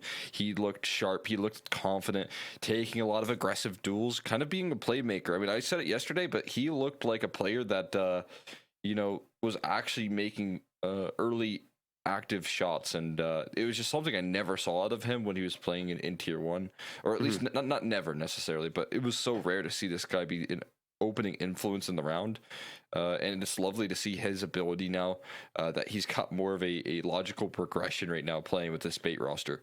Yeah, and I think the other element of this team that was really waking up was Essential, actually. I think he was feeling extremely confident on the day. The question is, will that continue here for Bait? I think Nemiga are the more quality team in the server here, but I believe that maybe a really strong individual performance out of Bait could maybe steal a map, or maybe even 2 to push them into the semifinals and eliminate Nemiga to prevent the back-to-back. I mean, Bait were a really fun team to watch yesterday. The clutches that they were winning there, the very tricky rounds that they were closing out, the great calls that they were bringing to the table, that all led to success in a pretty dominant fashion. Again, though, I think when you talk about Alliance, they were a roster trying to prove that they could do some damage. Meanwhile, this Amiga roster is a team that's already been putting work in the tier 2 scene. They've already been showing that they can be the best in some of these, in this event entirely, with the teams that are remaining. So definitely have high expectations that this roster can replicate that up against this kind of, I would say, lesser experienced Bait squad, but they still have some of that experience. So I'm not even certain if I can say that much. Yeah, I mean, I gotta also give it to them. Maybe Bait also in with some experience themselves. They've been around the block. Let's go ahead and jump into the veto though before we talk any bit further. But where we're gonna land with these 2 teams. Currently have the Permas heading out, and thankfully Nemiga not playing a Mirage into Bait, probably what they would be looking for in this veto. But then Ancient and Anubis come out. Believe it or not, Dust 2 actually getting floated down the river for both of these squads. So Bait not wanting to play that. We're landing on Inferno last. Yeah, I mean, nicely placed there. If you're Bait looking good on that yesterday, had a fantastic work on that map there. Again, the consistency and the calling came through there. The T side looked strong, so that'll be an exciting way to finish here. But for these first 2 maps, again, I think you're going to be really excited if you're Nemiga to at least kick things off on Ancient and look to carry forward that momentum into Anubis. Bait have a lot of reps on this map here. They've got a lot of victories as well versus some pretty tough teams. So again, this series kind of has the undertones of what could be a 3 mapper. Depending on what we get out of Bait on this this second map. Yeah, this second map is going to be quite interesting. With Mirage being taken out of the pool by Nemiga and just not wanting to play it, neither team opting in for a Dust 2, it kind of forces the secondary and tertiary maps. I think Mirage, while Anubis definitely favors the Bait camp, I think Mirage is definitely where the comfort lies for this team, and where they totally would have liked that decider to potentially go if they could even veto down on Anubis. So that Mirage being out of the pool and us starting on Ancient kind of sets some worry in for me, especially with the performances that we've seen Nemiga recently, especially against Mao's NXT, able to pull off that comeback against them. Has me worrying about this Ancient, but I trust that Bait could probably force us the third here, at least if they could steal this one or pick up Anubis. I think this X factor can really turn up. Yeah, I have a lot of faith in the Anubis here of Bait, but also, I mean, again, when we talk about the run that Nemiga went on last series, they used it completely to their advantage. That was one of the ways that they were able to actually close out the series and come in first place was their Anubis. They were winning on it consistently. A lot of close games on that map, but it was a huge factor in the first place prize that they got. So that expectation that maybe they can reinforce some of that success now that they've won that last series, and now that they're back in the quarterfinals of this one, it's definitely going to be fresh in their mind of what they did just a couple of weeks ago. Yeah, I mean, I think Bait have a chance to steal it, but you're saying that Nemiga can have this one in the bag. We'll see if that's the case. Bait, a team with a lot of X factor. Nemiga, definitely the more solid team in the mix. Let's get this one started here on Ancient. Here we are. Ancient getting our boots wet. Getting ready to head on into a B-side exec here. Got multiple mollies and multiple smokes ready to be tossed in here. We got 2 guns. Make it a third with this USP in the backlines here. A little flash setup to try and disrupt this execute. Yeah, but Alex doesn't even get to see anything. Amiga not jumping the gun, in fact, not making a single footstep. Now the volley of mollies come through. Now Alex gonna be in trouble. Instantly ran down by Khan. Quick entries, quick bomb plant. But the one thing is those smokes are already beginning to fade and flanks starting to develop. Lear can't hold on to his. NPL trying to find these dually shots. He does. He gets a second, but his Flamas in the sight and finds a second. And NPL will be cleaned up by Khan. It looked like there was an uprising, a chance for Bait, but Amiga secure. Excellent work right there. I mean, Amiga just isolate that fight on the B ramp so early. And like you said, the smokes were fading, but the second prong right there was of that execute was Namiga getting in towards the cave setup, right? That's the big kicker right there. Once they get into that control, it changes the tides completely. So very valuable play there. While we do have this tech pause here, I want to give a quick shout out to 1xBet for bringing you a lot of this action.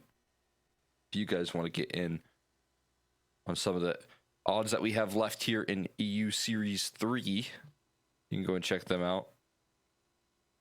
Check out the live odds. Use code 1XRESEU to get a 130% top-up bonus. So if you put $100 on in, you get 130 back. Tech pause rolling through here. We got a couple disconnects from Namiga.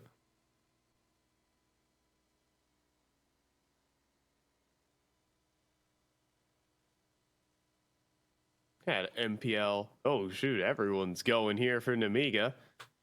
And we got the reconnects going down. So we're going to get back into things. And there we got it. So there was obviously a pretty big update going on a couple days ago, or maybe yesterday. I think it was yesterday.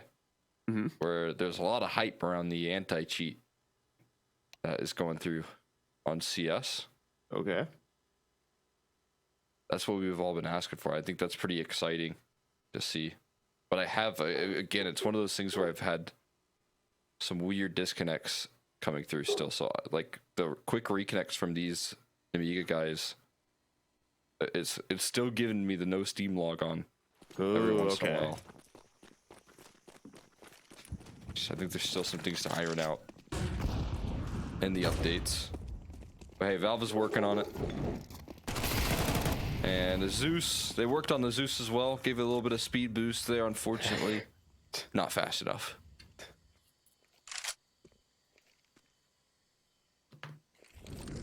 You know, I think it's, again, the Zeus just been one of the guns where they just gave it a little buff. More people started using it, so you just see more Zeus kills. Just a fact of life. All right, so we have all 4 remaining pistols in position. But Alex is going to get taken down with such speed that the rest can't even react. Quick 3v5. Lear is even going to walk through the smoke for some ecos. NPL looking to feast for one, but not going to get it. And Khan will clean up the rest. We're going to have a quick 2-0 start for Namiga. And quick and easy right there. Light work on the anti-eco. Taking too many bits of damage right there. No casualties. All is well.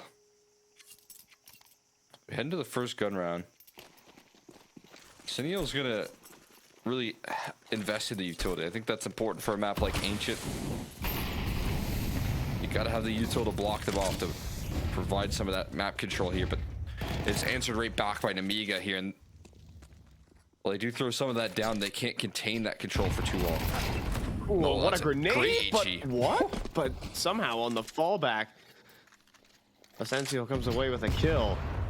HE did smoke here for Flamas. Very nice lineup, but not actually going to get anything with that. So an advantage for Bait. That's tentative. But Risky Bob will not be able to convert. Flommet on the challenge. MPL successful there. One by one, Namiga begin to drop as MPL with the second. Maintaining good individual form here. Not losing a duel for Bait on this first gun round. Man, it's some sharp shooting right there from NPL. Going off that mid angle. But then to back it up there, a little fadeaway MP9 frag to kick it all off. Wow, not bad at all. And this is definitely the form you need to see Bait in. Sharp as ever, nailing these shots. MPL played a great game. Second map was incredible from him. So he's gonna start off with a little bit of confidence in this series as the first gun round heads about.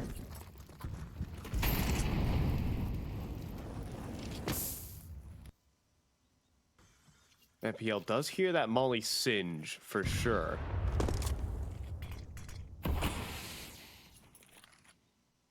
Gonna play this aggressive line. Already up on from the catwalk. Perfect flashbang, but takes a little too long for the kill.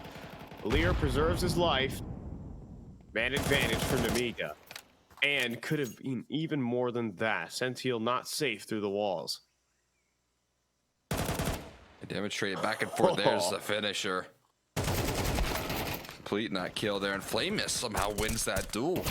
Hetrick struggling to contain right there, and all of a sudden, it's the complete reverse right there. A little Uno reverse card being brought from Namiga. They're winning all their aim duels. Oh, I mean, and timing duels as well. Yeah, I guess that as well. Alex. I mean, he's just gonna hope and pray they come his way. Or maybe not. Oh, Xanter. Coming back around on the flank. Ah, it's not perfect. He's on low HP, so I guess I'll forgive him. This one should be wrapped up. And it'll be cleaned by Khan. Only one player falls for Namiga on the crackback there. As it goes to 3-1. We thought Bait were in some form of control. We thought. Out of the gates there again, showing some really good signs with the rifle work, but the very next round right there, get a taste of the competition.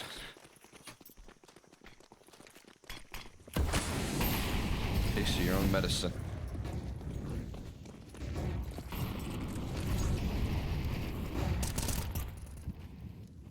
Very quick control right there. A lot of utility dispense to take this ground towards catwalk, but Flame is ready to go on these angles, covering both sides. Asiniel gets spammed down and knocked out of the round right there. Two quick entries on Cave. Perfect wall bangs there from Xanter, forces Sentiel out of the corner. An incredible protocol with an incredible headshot follow-up. Namiga bringing out the playbook right there, hitting it over the head with Bait. Hardly any need to really hit some insane shots. It's just procedural inside the cave.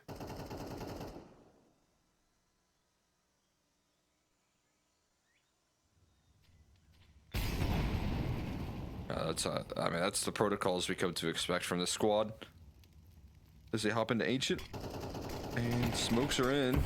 PL walks into his demise. And Hetrick he gets vision on that. Says, yeah, I think I'll pass. Oh, look at this. Flame's gonna walk through the smoke and find his opponent.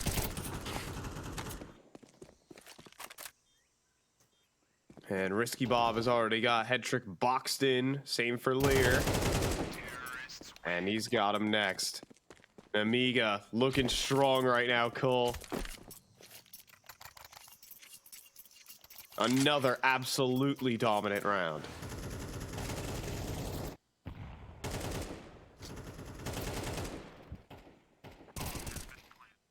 They just walk into their crosshairs, it felt like. Yeah. And dealing with that cave control with the extra diligence of spamming down that close left angle. Just feels super procedural from Namiga so far.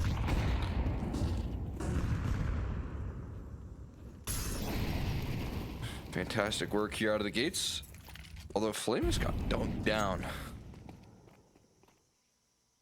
Got the taste of the HEs. They don't taste too good.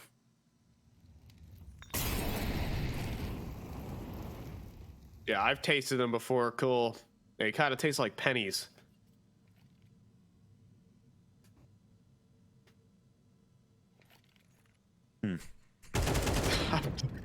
I'm not trying to like. No, I'm just thinking, you know. Yeah.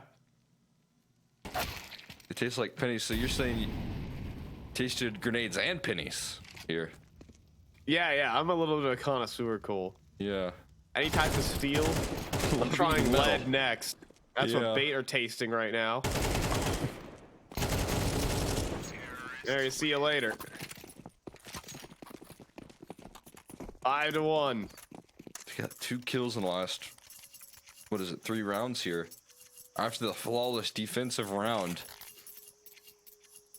Then only being able to find 2 exit kills from that point.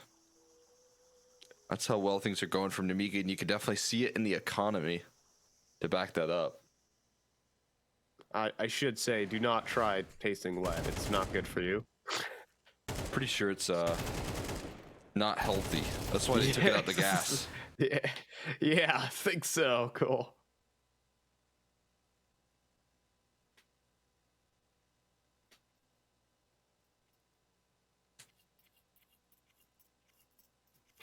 Anyways, eating earth metal discussions over.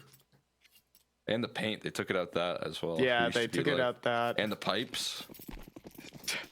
They were really rocking with lead back in the, I don't even know, back in the 60s maybe?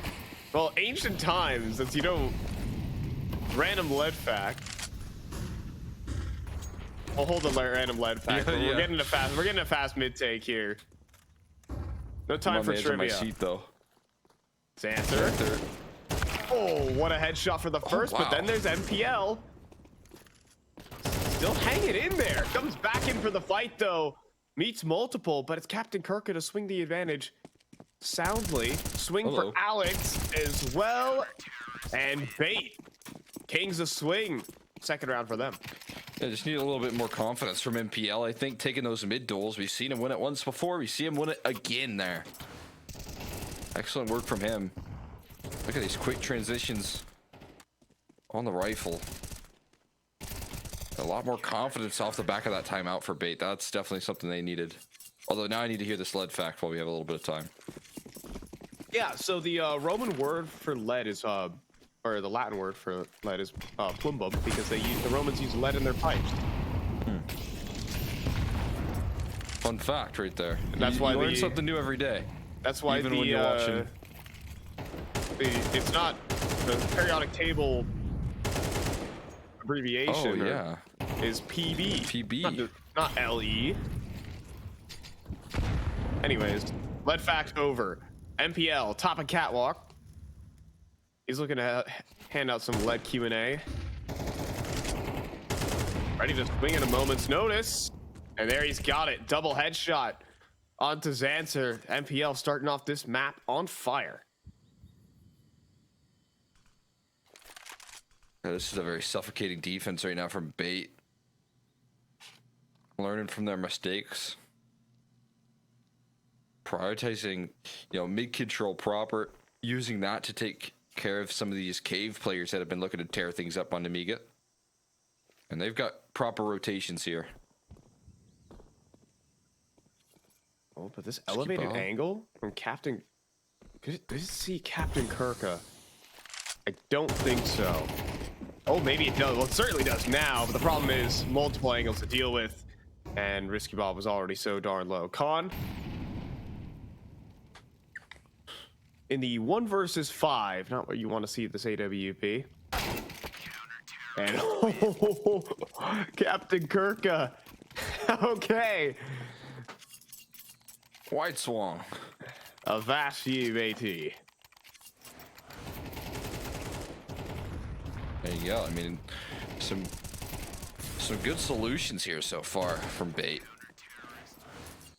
Again, timeout call, back-to-back rounds, a clear adjustment in the way that they take control right now.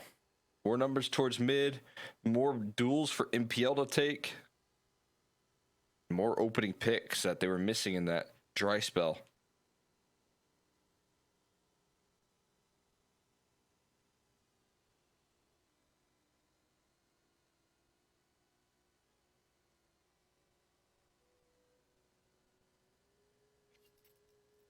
Yeah, this is really a game of all about the duels right now. For Bait. Whenever they get locked into position, whenever they get handed these 1v1s, they are victorious. It's been Nemiga who've outplayed them in a couple of these.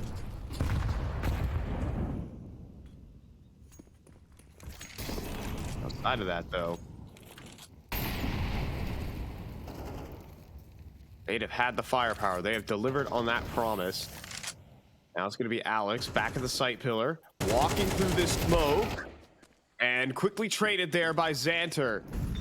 Into the site, head trick scopes up. Molly is excellent. It's going to force multiple players back. Bomb gets planted safely. Nemiga with full site control. And going for the swing. Risky Bob once more. And goodness! He's alive. 3 HP. And since he doesn't go down, it might just be a saving effort for Bait. Oh my goodness. Oh, the op. In question, it's probably going to get away. A little chase there. Bye-bye. Handled. Kind of looking like the defensive lineman from Duke University. Some good blocking right there. Probably not Duke. Duke's a basketball university, Cole, but I'd say a Bama lineman. Sure. Yeah, give him a Bama lineman.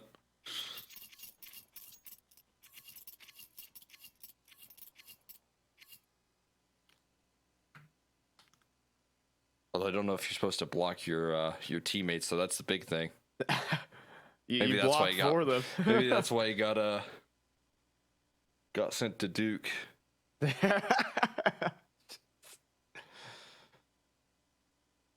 Running some scrimmages in the in the exit. He was trying some protect the passer plays. Yeah. Mid post plant. I actually think that's dedication. He's trying to get the reps in. You know, it's out of season. The college football championship was only 3-4 months ago here, Cole. It's but you can see that Khan stays putting in the work, putting in the effort. All right, random college football talk over. We're back in round 10.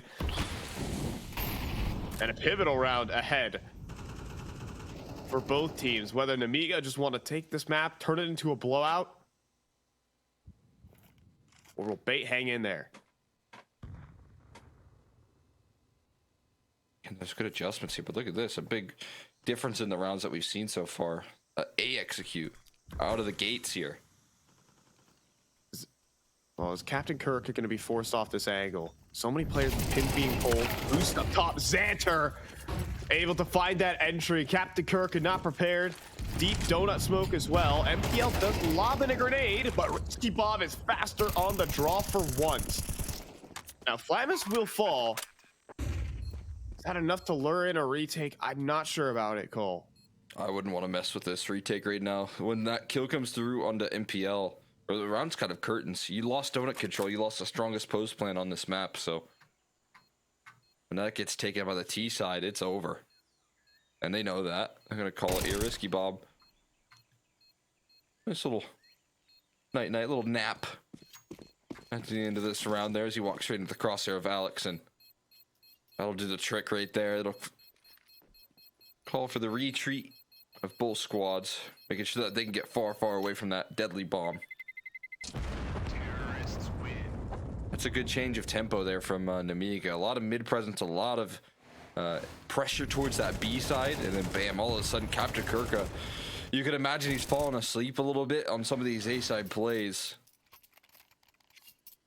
Not getting the most opportunities to hold down that bomb site, but one of these challenge right there. Xanter again with a big entry. It's like outfield syndrome. The play's never going to come to me. Looking at your mini map, trying to calm your teammates, see how they're going to communicate, see if he needs to rotate or not. Needs to focus in on his crosshair. Back again. Back. There's a molly out. So much time that can buy for MPL to be rotating on in. He's close by. Comes another execute. This time around, Kurka playing a bit more forward. And gonna swing past. Great shots on the Flammus. Now have to go through the smoke. And Captain Kirk, a complete reversal there with MPL. There's the quad kill for the A-side anchor. He's awake and angry. Yeah. That's perfect right there, right? You woke him up in that last round. Now he's not gonna let that slide again. Lockdown defense. Instantly dismissing as they try and make it on through the smoke. One by one, Nemiga crash. And one last round to end this half. Wait, they're again offering up some decent resistance.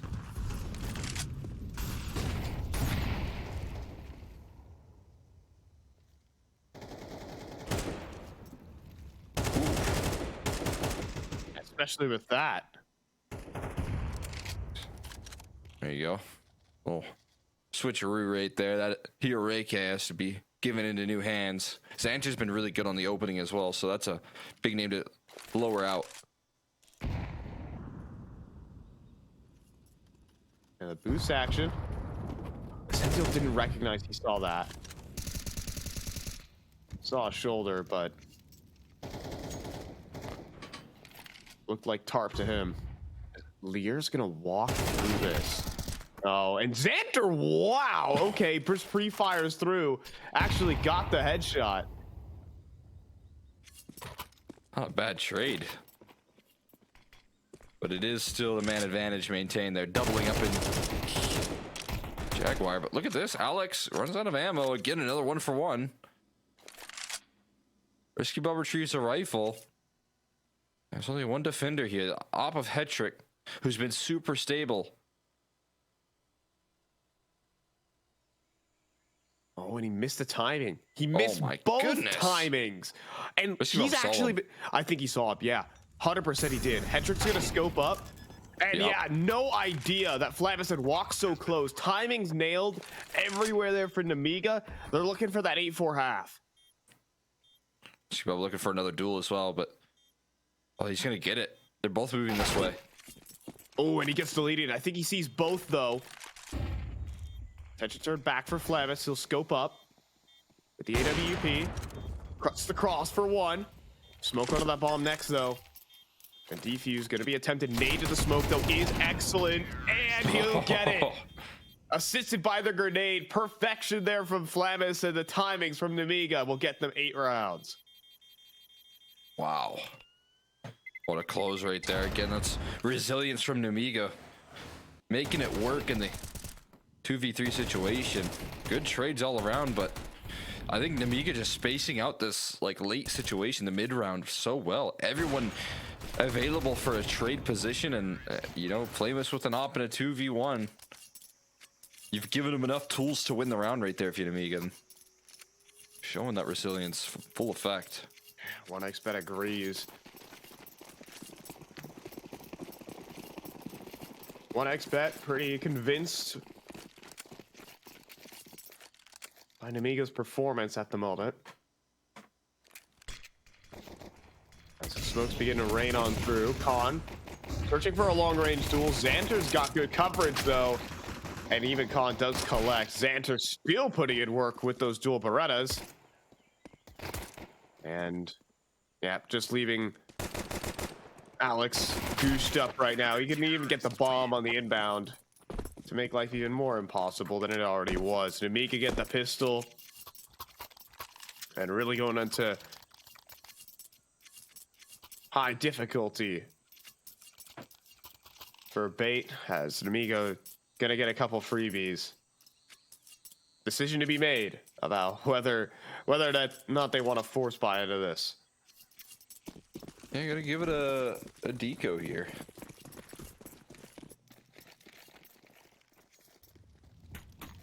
Invest a little bit, nothing too crazy. It's gonna leave that third round buy a little bit limited if you can't do damage in a round like this, though. Flames is expecting Glocks around that corner. He's gonna be in for a rude awakening if he's not careful. But there's the info. Yeah, he fires off, ready for the next in line, and starting to dissect this offense. Picking apart piece by piece, helped out by Risky Bob, and keeping it clean here for Nemiga on the anti-eco. 3 rounds to go before we move to Anubis. Clinical stuff right there. That's how you want to win them. No casualties. Getting those deagles don't get any extra economy going for them, so you can see, look at the utility that they have for their first gun round on Ancient. They got AK, sure. They got a smoke, 2 smokes, and a Molotov. A couple of flashbangs. There's one already used. Risky Bob flying through, ready for a duel. MPL heard running up this catwalk angle, but no fights given just yet. HG's just being caught by Alex in the meantime. Yeah, next up is Lear. Okay, he's not going to commit through the smoke, but now that MPL's been seen. Oh, we're going back in for seconds. Hello there. Beast taken, though. Yeah, that's the problem. Arriving back in is Xanter, but he arrives on a good timing. They're not looking towards spawn. He's ready. Good flashbang as well. Nearly the second. And well, Head Trick will be the next victim. Really great flashbangs here. A flying MP9 to clean up Captain Kirka, and that leaves a 5 HP Alex smoke going through here. Wallbangs are going to be desperate. They will not connect. And Alex will be turned into $600 in just a couple of seconds. Risky Bob will find him. Yeah, a lot more than $600 here. It's an 8K to grab as well. And smiles on the faces of Nemiga as they sacrifice B for extra mid pressure, right? But then can't get much behind it in the post plant because of the loss, and the good protocols again showing from Nemiga, even in the late reposition, the extra flashbangs that roll out towards a long fight, making the MP9's job like almost unlosable. They're just so fast to react here in every step. It's really beautiful, teamwork, little instinctual moments that we're having here between Nemiga. It's not stuff that you plan. It's saying, hey, I need a flashbang. Someone's got that flashbang on the spot right there for Xanter. It put in a high pressure situation. Nemiga fast to react in that situation as well. That's the makings of a really good team. Xanter able to put in some work with the MP9. Everyone's coordinated. That's what that kind of preparation for Chengdu, an international event, can do to you. Gets everyone on the same page.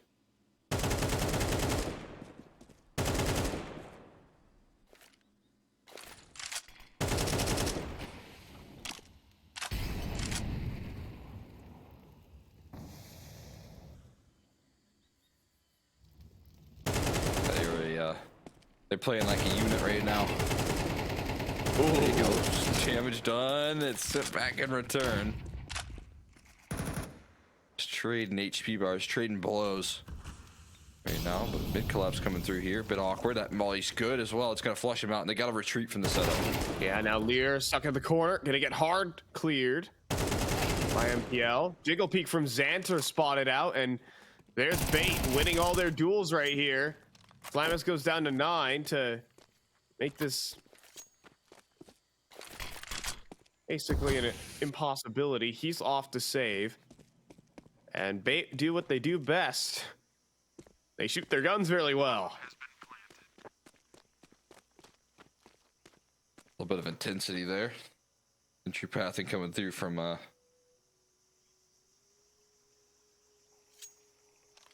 likes of MPL there towards cave. Swinging for the fences.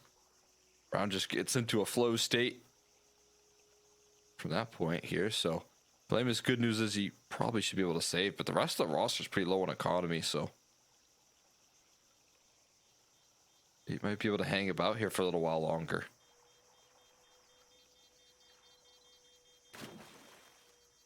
Oh, there's a small chance he dies. Smallest of the small. Okay, he takes 0 damage, so never mind my yapping. Head trick, not as lucky.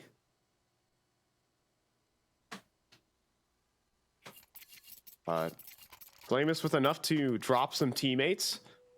So certainly going to be a purchase for Namiga.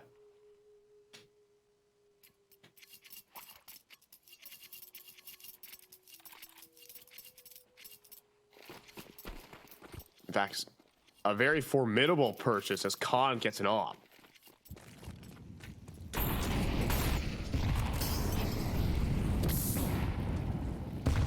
Flamus, so aggressive right now. And excellent damage. Head trick fires off an op shot that just gives Zenter a chance to come through with 3. The MP9 working wonders. How is this gun $1,250? Yeah, I mean, that's just broken. Just made his money back with those 3 kills. And then some. Just completely devastates Bait. You see such a clean round for Bait. But it doesn't linger long. They're almost something back through the smoke for Alex. So close.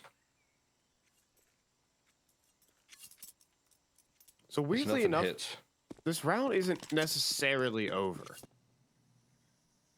There's a lot of space for Bait.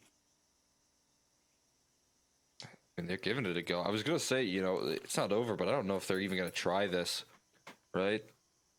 But they have to. They're walking up. You're wrong. Don't have a lot of room to slip up here. But they got to get past Khan first.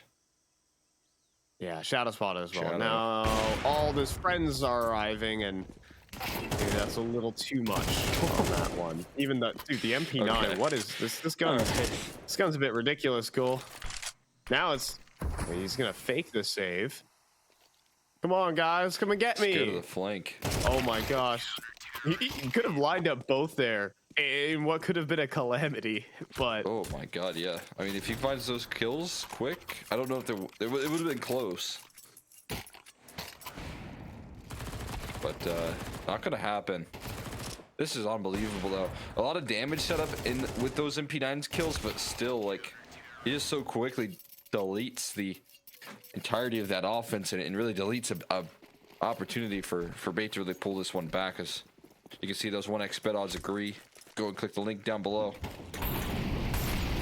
We still have some of these quarterfinals left if you want to get in on those live odds. But there's an absolute barrage of utility rolling on out here. Everywhere you look, utility flowing. And Alex looking to dance around these angles, hoping for someone to push that. But he's losing his teammates in the meantime. Oh my goodness. Alex had no say in this round. I got B. The strat was A, sorry. Yeah. The strat was to B default. And then everyone goes down on the B default on the force buy. And surely it's going to be watched by Khan. Yeah, there you go. Headshot. Out of the op. Flamus getting impatient. He even gets a dink at the end of this to make this round even more impossible than it already is. Namiga with a blowout on their first map here. Their map pick goes 13-5, and outside of a couple speed bumps handed out by MPL, smooth sailing. Yeah. Again, I mean, a big difference in the head trick of yesterday as well compared to today. Didn't get a lot of opportunities with the AWP, but just wasn't that same player, wasn't afforded many chances.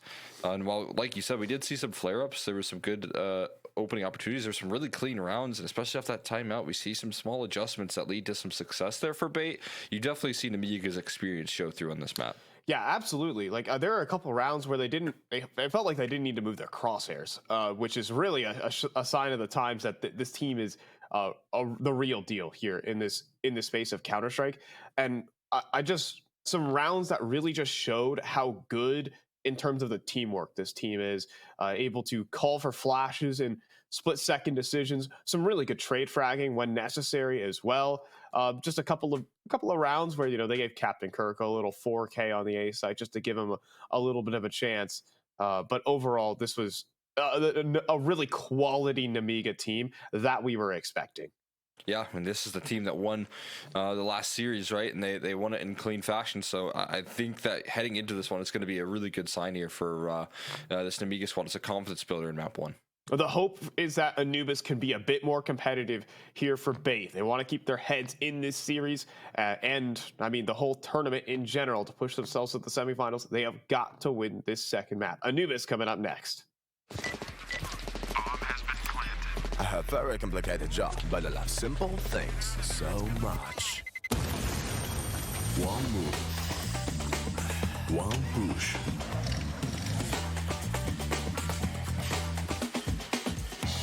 One touch.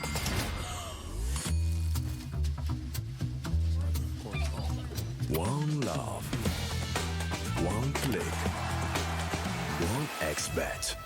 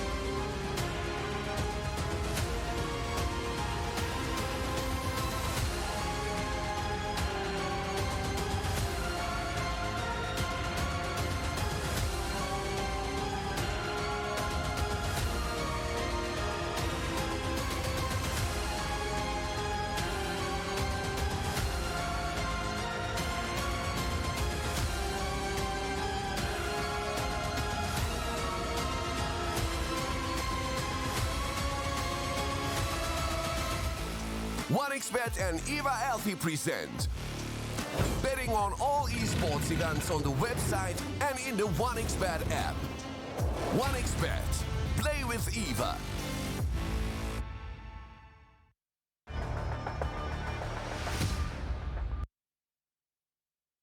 And so we're back. And with that, Namiga show off their stuff back on Ancient. They're looking incredible. They're looking like a solid unit that might be ready to pull off this back-to-back. They haven't lost a map so far this series. And Cole, I don't think they will for the rest of this match either. They're looking strong, and they're looking like a team that deserves that semifinals. Yeah, I mean, again, we're talking about a very good Anubis team coming up. This is a bait roster that's been able to challenge some of the better rosters that Tier 2 provides. So, with that being said, I do have faith that bait could respond here. But again, the protocols, the coordination that we're seeing at Namiga does look a level ahead. We saw a pretty absent Hetrick as well there. So, you're going to need to build some confidence in this map here big time if you want to see the turnaround for bait. Yeah, I think here for bait, I mean, what can they really do? I think we saw some of the elements, right, that come together. They shoot their guns pretty darn well. Captain Kirk are coming up with 4K's MPL taking over middle. And with those kind of headlines, you would think that, wow, they really played well on Ancient. But Cole, they got 5 rounds, even though they had, some sincere pop-off performances. Namigo, I think, were just outplaying them at every turn. Yeah, absolutely. That's really good clutches in the mix on the side of Namiga. That just kept them in winning ways. Right now, on a pistol, bait rocking 5 bits of armor. No counter utility. It's just headshots that they are looking for. And, well, it's only Flavis who will be able to hand those out. Alex eats one himself and can't even escape. Xanter finds him through the smoke. And Flavis just re-swings into multiple players. Khan, next player to take up the line. Jumping USP for MPL will be good enough. Remainder going to be playing here from B main. Sweeping out the site. Risky Bob. Good headshot for 1 second. Last player low HP. He's got all 3. Let's Amiga pick up the pistol round. Yeesh, that's some sharp shooting right there from Risky Bob. Entry pathing coming through there from Namiga on that B site. Deadly. Helps out that Flamus is able to find a big kill on the lurk. But, I mean, again, that was a really retakeable round right there for bait if it wasn't for Risky Bob standing in their way like that. Pretty cleanly puts that one to rest. We'll take a look at the 1xBet odds. Favoring Namiga quite a bit. You can check those live odds out. Clicking the link down below, posted in chat. Use code 1XRESEU if you want to get in on a big 130% deposit bonus. Here we go. There's a force buy in play here from bait. They are giving this one a little bit of an aggressive buy.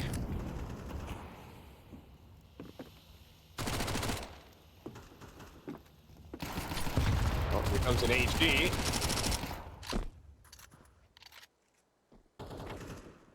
Roll number 1 of smokes. Always spam them. The worst that can happen, they can spam you back. Captain Kirk runs through. Quickly get traded by a Mac 10. I like that little play, though. It could lure them into the A site, but Namiga ain't going to take it.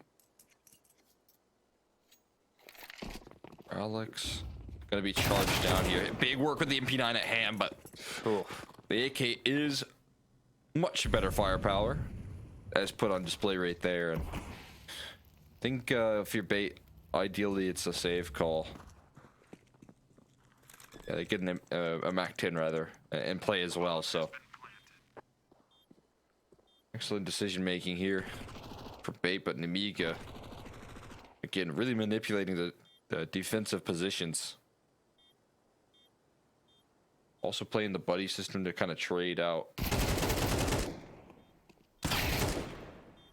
Oh my goodness. Flamus, what on earth?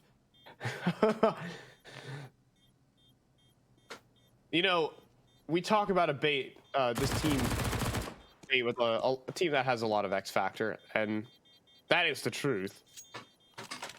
But the thing is, Namiga have the one thing that bait don't, and that is this real teamwork aspect ability for these players to communicate.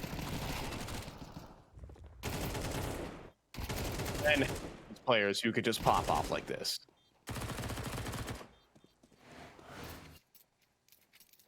You know, we were talking about a squad like Passion UA. I think they're a team that could probably look at Namiga and say they have something we don't. In terms of that teamwork, that communication skills, able to work together. You know, Namiga just the next logical step in a lot of these firepower-oriented teams' journey. Flashbang through here for bait, and thick wall bangs coming through from Risky Bob and Xanter. And they'll make short work of the pistols. Chewing through them with ease. Yeah, I think the coordination has the availability to come through at some point. Obviously, you're dealing with a pretty fresh-faced roster, though. You do have Alex kind of rejoining off the bench in the squad, so he's kind of spent a little bit of time away. But you know, newest addition Hetrick, having a fresh-faced opera in your squad is probably pretty challenging. And a Sentinel who's been on this roster for only 3 months, so definitely a team that's gone through some big changes in the 2024 season. They're expecting to get a big run up against Namiga here. They've got I mean, they've got now in this year tier 1 land underneath their belt, which is very sick.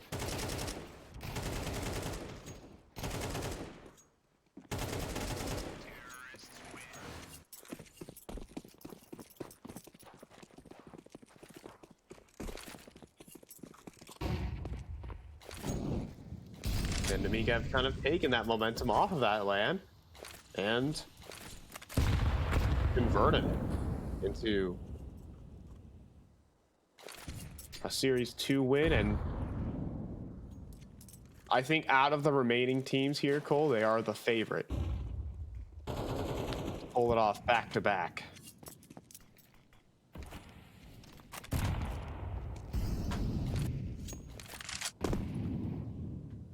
Seeing the first full gun round, Hedrick peeking forward with this AWP, but he missed that shot. Flamus gonna get locked into combat, chased down by 3 players right now. If he can get 1, he'd be happy here.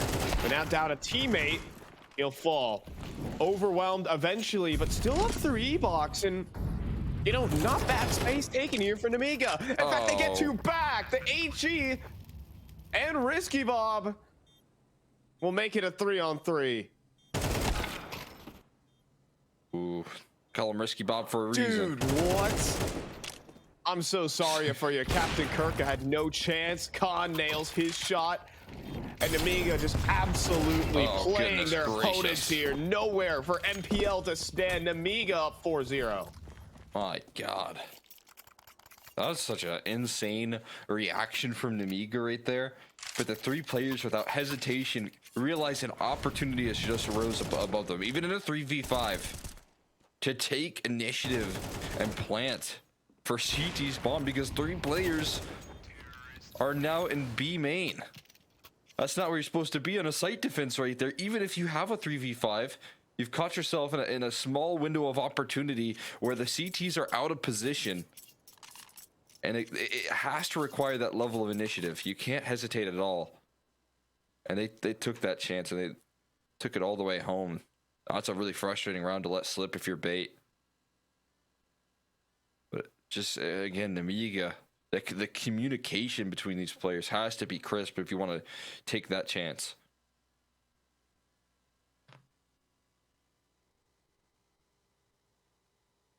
Yeah, this is the well-oiled machine.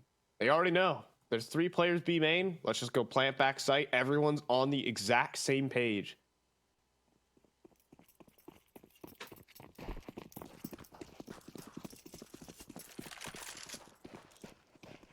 This team really refreshing to watch, Cole.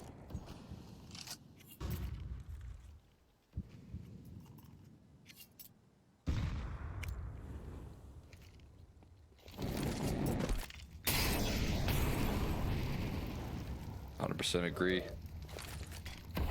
There's moving protocols here, and see how MPL can handle a lot of mid pressure around that corner. Lear, clothesline, absolutely knocked out right there. Yeah, but not much more. How many more places to stand here for MPL? And how? Hey, they know he's still there. Like, MPL is gonna walk back into. Yeah, and Flamus will just clothesline the next two. One nice Deagle headshot is not enough to win rounds. I've been saying that for a long time.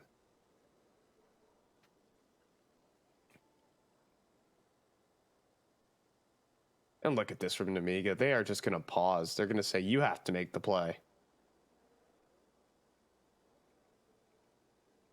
You want to give it a bit of a go here. You want to try and pressure. Both players just leaning in on this E-box position. After a short delay with the smoke landing and connector, it's going to be just a simple crawl up.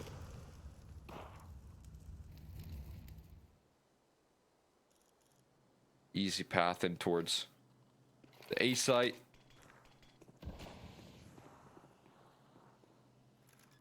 And again, I mean, bait. Not a lot of good options here to start off this this game so far. Not even saving in. I guess there's not a big point in even saving this. Step back, head trick. Not quite. Blasted, Ren.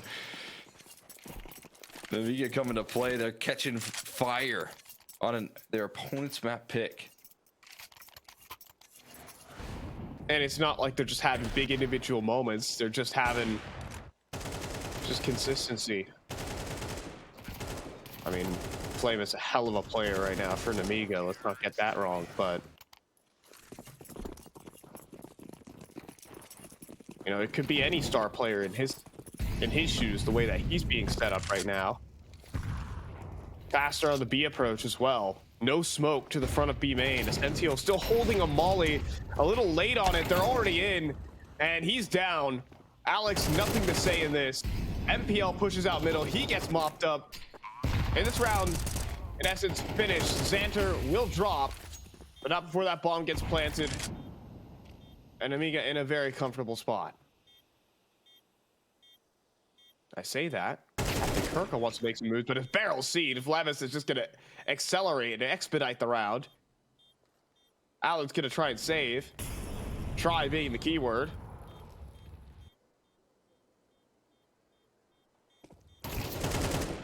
And he's just going to go down with ease. This is no problem. Right now, here for Namiga, they're up 6-0 and they're hunting. Absolutely brutal. Get op out of Hetrick. Don't think they'll have the chance. Should be safe to save. But a slight continuation here on his strugglesome performance in this series and in playoffs so far. Up to a single kill. Wow. But his teammates are falling so fast that he doesn't get even an opportunity to fire the op shots off. Round's over in a flash. You just saw that? Like, Khan just saw the arm. A little elbow. Yeah, just a literal elbow. And Essential doesn't even get the fight. That's insane. And MPL, don't jiggle peek this. Oh, goodness. I thought it was going to be the off. Instead, it's the instant headshot. Head trick might be... No, it's a leg shot. I can't believe it. Everything goes wrong here for Bait. Captain Kirka will pick up an AK. What can he do with it is the question. Bob pushing in towards the temple side. He'll fall to a sentinel, but that just leaves Flam as he knows it's an easy walk, and that's the B anchor. Captain Kirka gets off headshotted, and this round is over. Unless Flamus is going to challenge. Oh, and the backseat. Yeah, this is not looking good. Sentinel, though, has got the initial, but it's getting flanked. Oh, no, things are going horribly wrong. Essentio can't go that way. What is happening?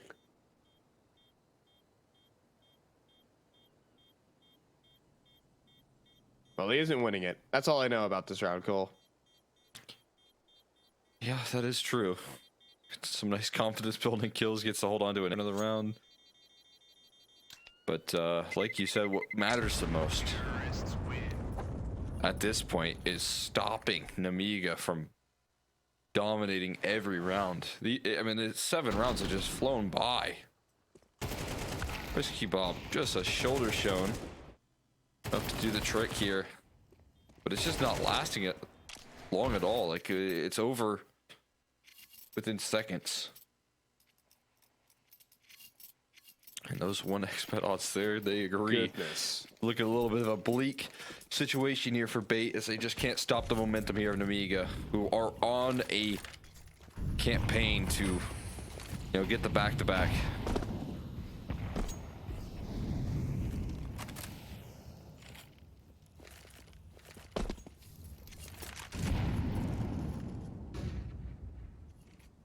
Yeah, this is terrifying.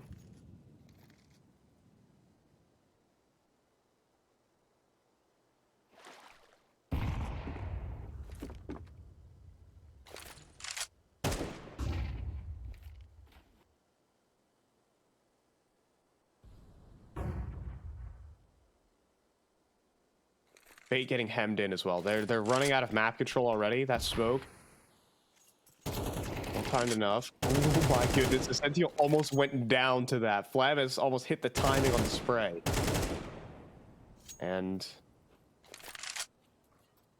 well, luckily no one from Bait will drop.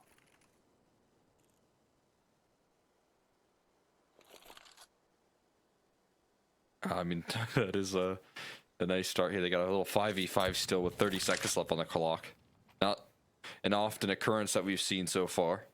Really nice lurk in the mid round. They're already snaking through middle. Xanter catches the re-aggression from Captain Kirka, and all of a sudden Hedrick is in a world of hurt. He's off, can only fire 1 bullet at a time, and it's just missed its opener. They advance on the site. Hedrick has so many players, so many targets right now. He'll get ran down eventually. 10 seconds left. They'll get the bomb planted. 2 versus 3 here. I don't even think Bait want to attempt this.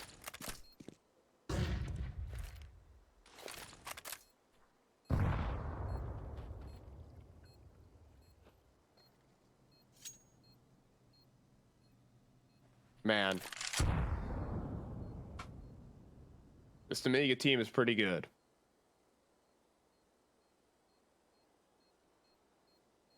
This has got to be infuriating there. Hedrick just boxed in right there without any opportunity to find a multi. 5 players just running him down. Even the way that they space out that trade. Everyone just flowing.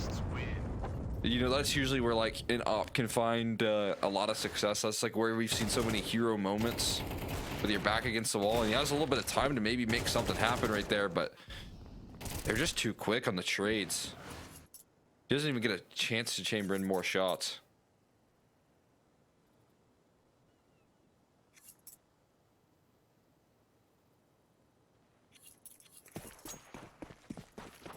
I haven't seen a surefire solution here for Bait.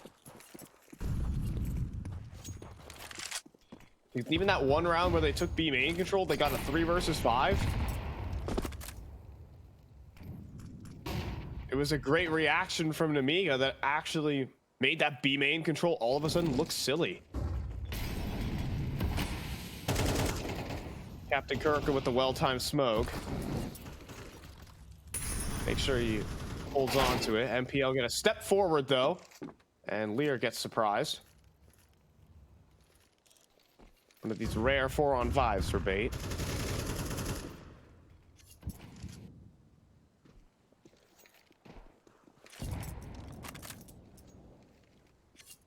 But it still feels like the T side has pressure right now. They're down players, but look at this. Flamus poking and prodding here into the B site. Searching for an entry, giving his team a chance. And next up, the big swing, and the trade leaves an open A site. Oof. Fortunately for Bait, Flamus doesn't find anything. This leaves Khan. Jiggle B. Con. The shot doesn't connect. Bait will at least walk away with a round. A sigh of relief right there. Finally, a man advantage. To long last, they put an end to Namiga's dominance here. We kind of highlighted MPL and his strong moments there.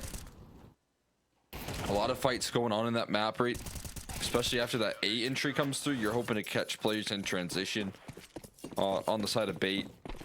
But they hold the line, they hold their own. They will be able to at least fend up against a little bit, or offer up a little bit of resistance here on this CT side. Here we go, MPL. Gonna move past that. Oh my goodness. He's gonna re-swing.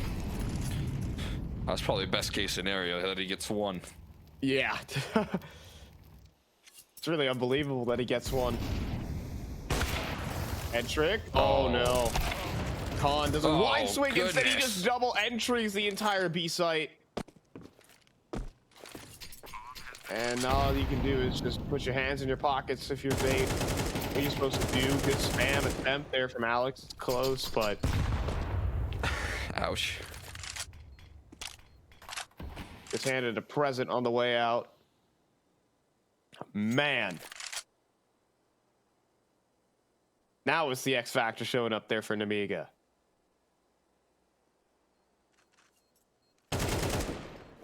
And not even a save. AK hits the ground. You're watching this game. Just fall away. Clear, even clears out Alex. Hard clears him. Rubs salt into the wounds. Man, Con, the double entry on that A side right there. Look at this. Hedrick just challenges him in a head-to-head there, and then expects another one to be around that corner. Heads up play. Nothing going right for bait.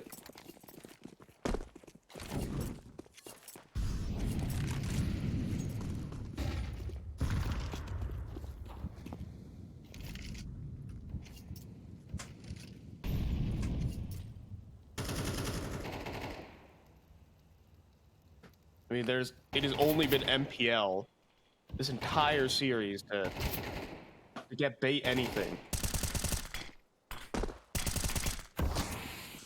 The only person to get them opening kills.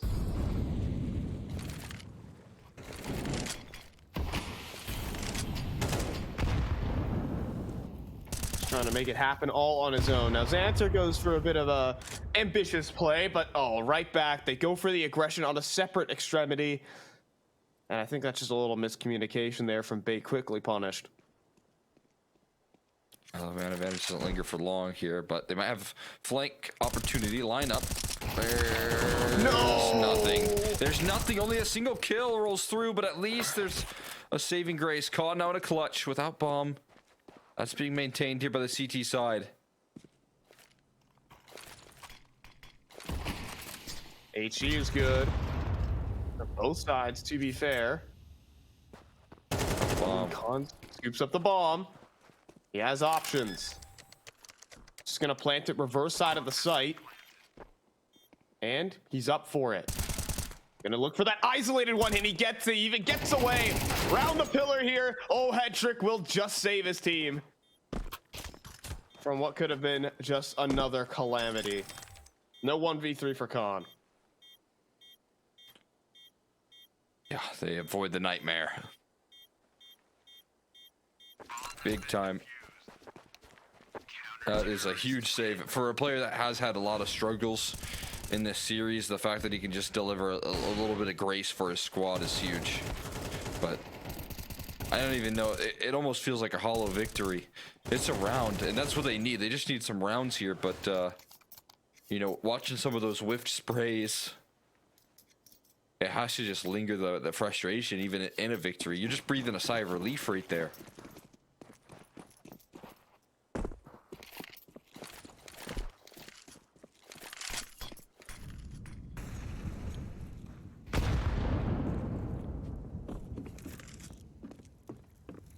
I think the whole team feels a bit hollow right now for Bait. Flashbang through. Now Captain Kirka has to leave. Tried to be the master of A main in a couple of these rounds. It's gotten a couple of openers. Might get another. Dancer will be granted passage. Not sure how safe it is, but he's out of there. And so Bait say, all right, you put 2 players in A, let's work other parts of the map. And well, they'll try. Hedrick will deny. Oh, but then there's a second. Oh, then there's Khan. He has a great headshot in him. Lear with another, and it's starting to go wrong in this round.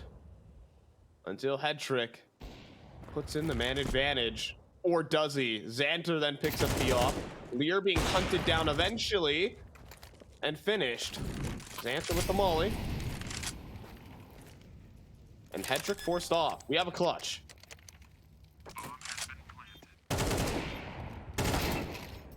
But just an attempt. It'll be 3 rounds for Bait. Is that anything meaningful? 2 in a row to close it off. Hedrick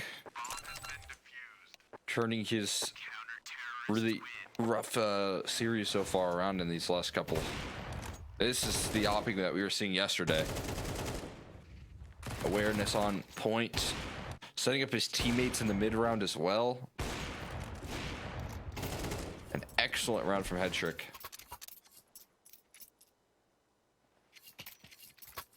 It has to be the inspiration here for the rest of the squad to get active. 3 rounds. It's not a lot, but it's something on this T side that you can lean on. If you're Bait. Hoping to capitalize on any missing chances of the CT side.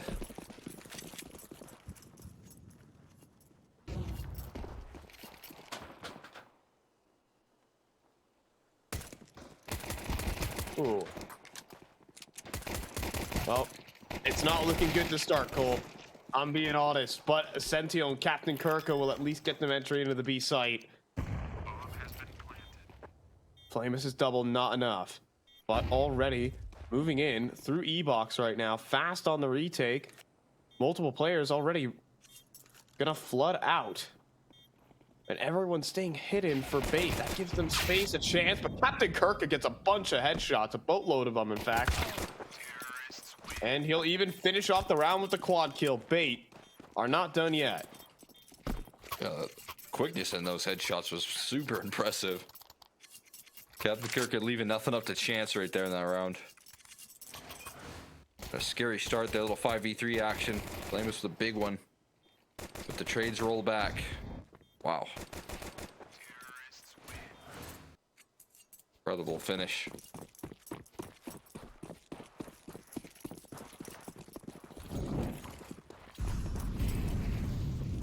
Full eco with the lead that they have there, but that's always the early key.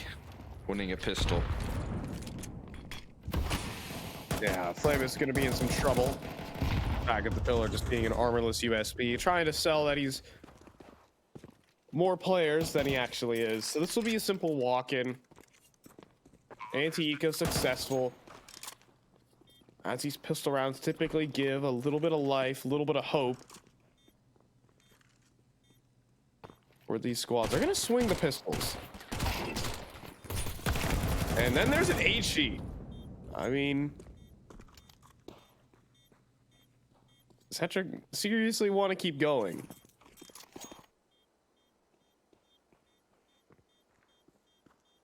Big reward is those ecos around the corner.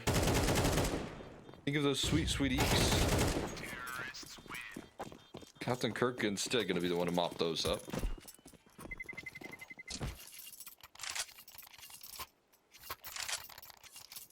Now the first gun round coming through.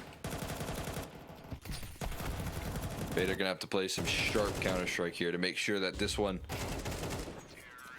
gets a little bit closer before Namiga start to win some rounds again.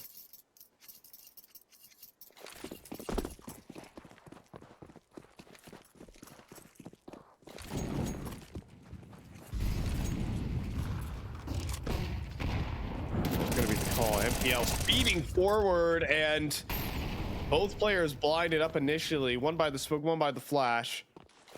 Lear will emerge victorious out in middle. A real strength on that CT side was MPL. He's gone. Alex gonna step forward. That singe, not quite hurt. Well, now certainly. As he swings forward, smoke fades right into two players. Risky Bob has also just missed the timing. Could go terrible here for Namiga in just a moment. Double swing there for Risky Bob, and all three B players fall.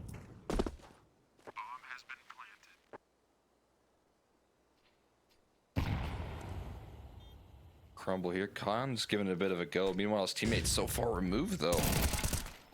Wait a second. Oh boy, that's scary, man. Two delayed 1v1s. Not the ideal way to close out the round, but there's a kit for Xanter. It's a false sense of security for Sinio. Famas takes a little bit to do the damage, but he's going to go for it. Oh, out in the open. Oh, man, there was a chance if Xanter hit the instant headshot, but it's Captain Kirka instead, who's been sharp to lead off on this T side. 4K the pistol, 3 in that. Much needed for bait. Absolutely. I mean, that's a massive pickup right there. We've got Namiga who are falling flat in the second half for the first 3 rounds. Again, as I said, the distance can close quickly. By no means over. The little spree of rounds here coming through. Especially when Captain Kirk is starting to bring in a little bit of extra life here. Yeah, that he found a kill through the smoke onto Lear, and that was massive. That was the player that could have backed up that E-box swing, but instead he was just one player remaining after Risky Bob went down.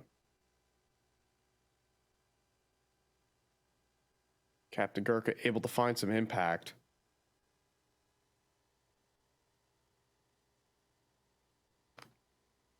First round of the T side, looking good for bait.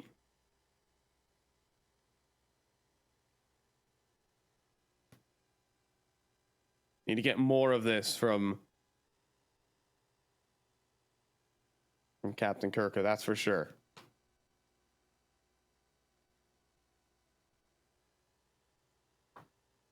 It's been impressive since the turn of the second half here. Knows what's on the line. Those second chances here. If this map goes awry, it is over. This is a map that you know you have some strength on. You were looking forward to hopping into the second half here. You got some of the hard work done. You got the pistol round. You got the first gun round. Just got to keep the success flowing here. Take it round by round. Soon you'll find yourself right back where things started dead even.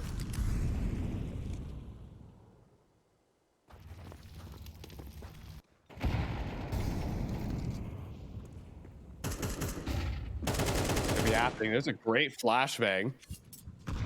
Gets the information for Khan, but I think he's had enough of that. Actually, he's going to call his teammate back in to help him out. In the meantime, there's a bit of a mid-split happening, and these pistols cannot hold on to that. Bait come through with the clean entry into the A site this time. This round will be a no-go for Namiga.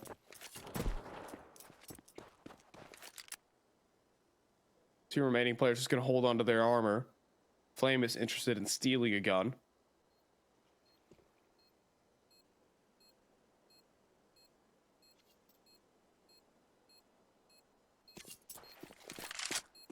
That's 7 rounds. Round by round for bait. They're getting closer and closer. Yeah, this looks very similar to what Namiga were doing. These rounds are over quickly. This one obviously anti-eco, but you know, not even a lot of damage done with a 3-man setup. The quickness in the map control. This is bait playing without hesitation.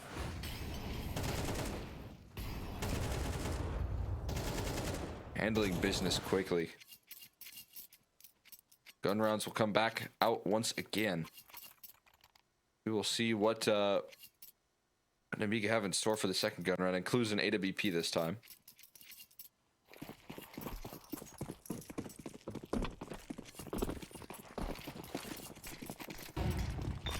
Uh-oh, and that smoke misses. So the plan kind of goes out the window. That missed smoke is going to cost him a lot.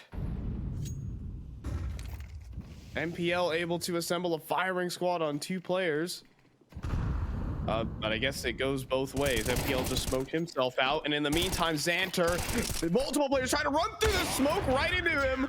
And the round's over. Suddenly a triple kill materializes for Namiga. Oh my god. Xanter has himself a field day right there. Bait missing a crucial opportunity. As once again, they take a massive man advantage. And look at this, you can see they've got a flash there, but they just kind of underhand it a little too late. Sometimes the confidence can get the better of you, and I think that was the case right there. Bait wielding a lot of confidence, but end up crashing out right there. Oh, look at this. It's gonna be this deep control into canals. Oh, Lear gonna get spammed out by MPL, who's again just been the master of middle right now.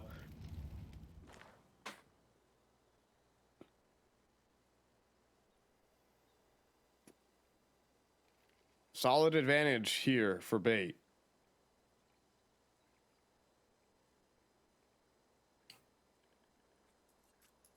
We're seeing Namiga kind of get a little bit aggressive on the gamble call here.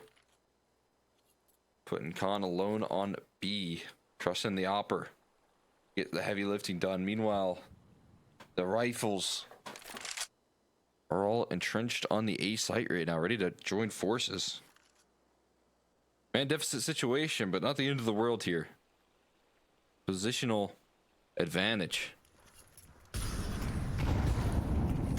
Dancer playing dodge flash. Back of the pillar. Good for one. Helped out by Risky Bob as well. But Captain Kirka stays solid again. Last man is Flamus. He gets traded out. MPL with his kill. And Bait fracked their way out of that situation. Yeah, excellent work right there. Firing through that tough position.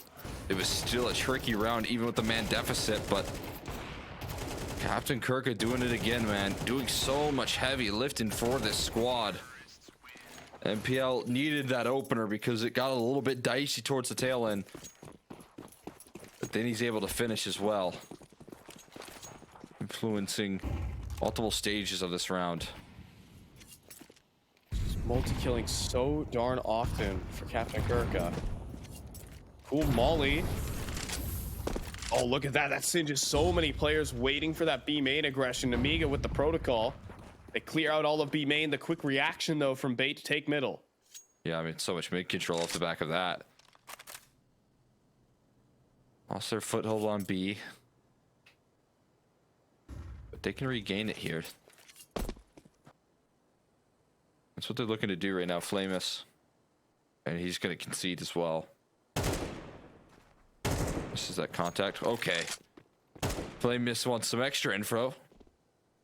And well, to be fair, he will get it.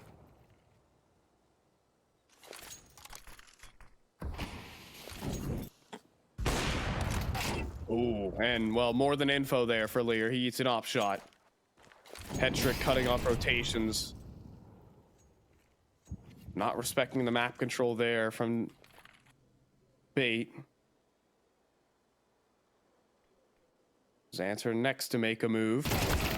Oh, good timing for him, though, as Essential just left that angle. And now the move in through E-Box. The two-man setup here is about to put in some work. Khan. Oh, wow. Flamus holds on in the flames as his namesake with 2. And Amiga 2 away. Oh, that's a hero moment right there for Flamus. Again, you see a situation where Namiga have the right read in the round right there. It's a 4v5, lose this mid pick. It's such good map control from Bait. It's such good reactions. But Namiga are getting away with it here with these kind of gambly calls. And they can afford to make these gamble calls because of the massive lead they found themselves in early, but it was getting a little out of control, and this time it pays off. The 4v5 quickly tumbles down, and the crossfire on that B side. Not a lot of time left for any other options there for Bait. They run into the trap, and the Amiga, they have an opportunity to put this series in a coffin right here, right now. It's all in. Hetrick and MPL, the two players right now. I mean, maybe you want Captain Kirka as well with the AK with his multi-killing ability. His ability to close out rounds. But MPL has been working mid-control so effectively. Hetrick has risen to the occasion. And Khan, he's also looking for an aggressive duel. There's no E-box smoke critically.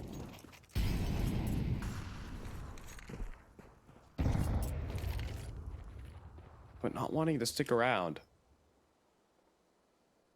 Really worried about middle. And rightly so here. For an Amiga, they've got the right read on the situation.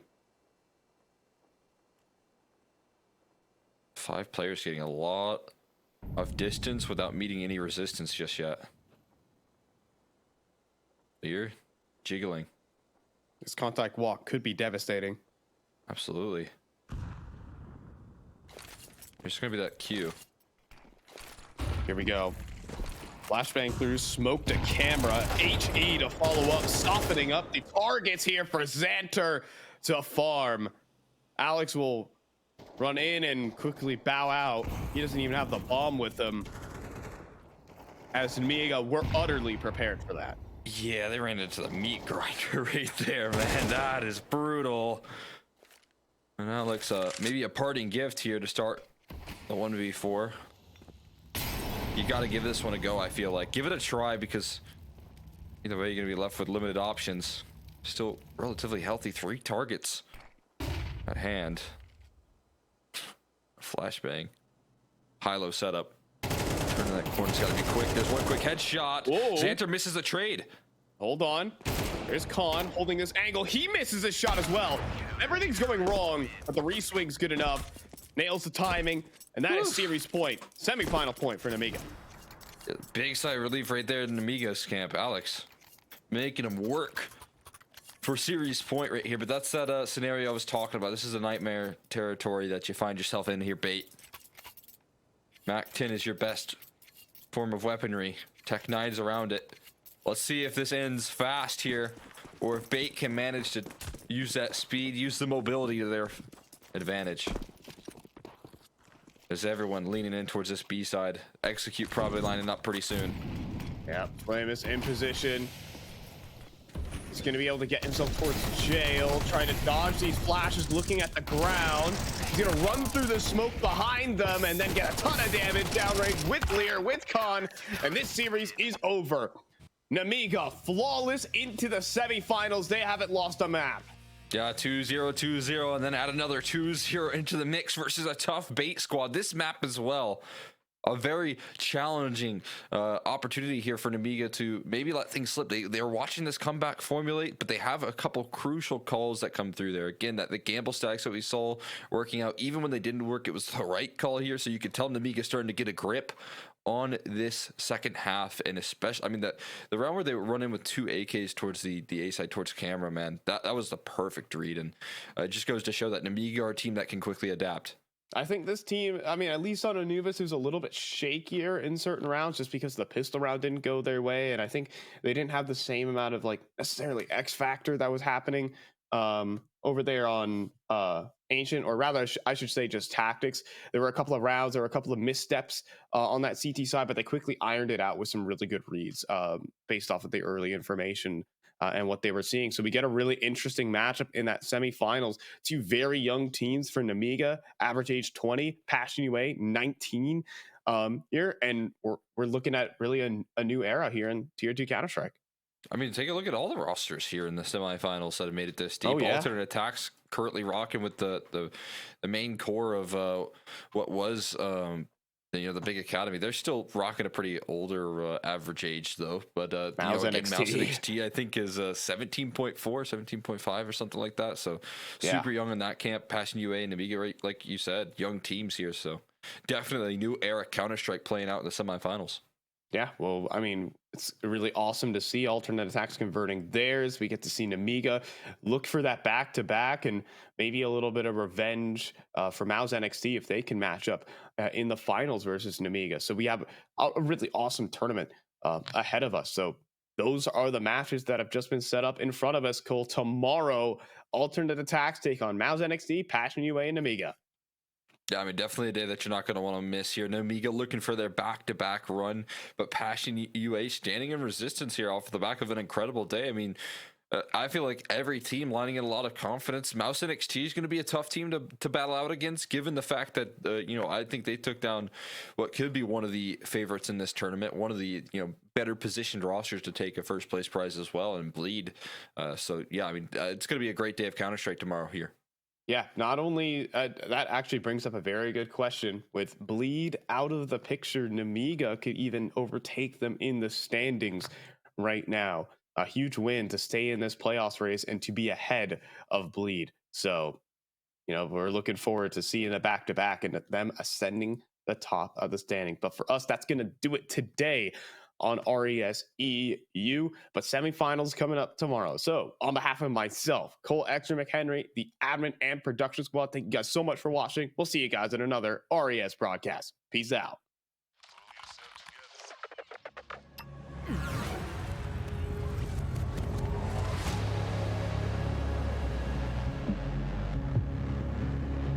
The world is changing quickly.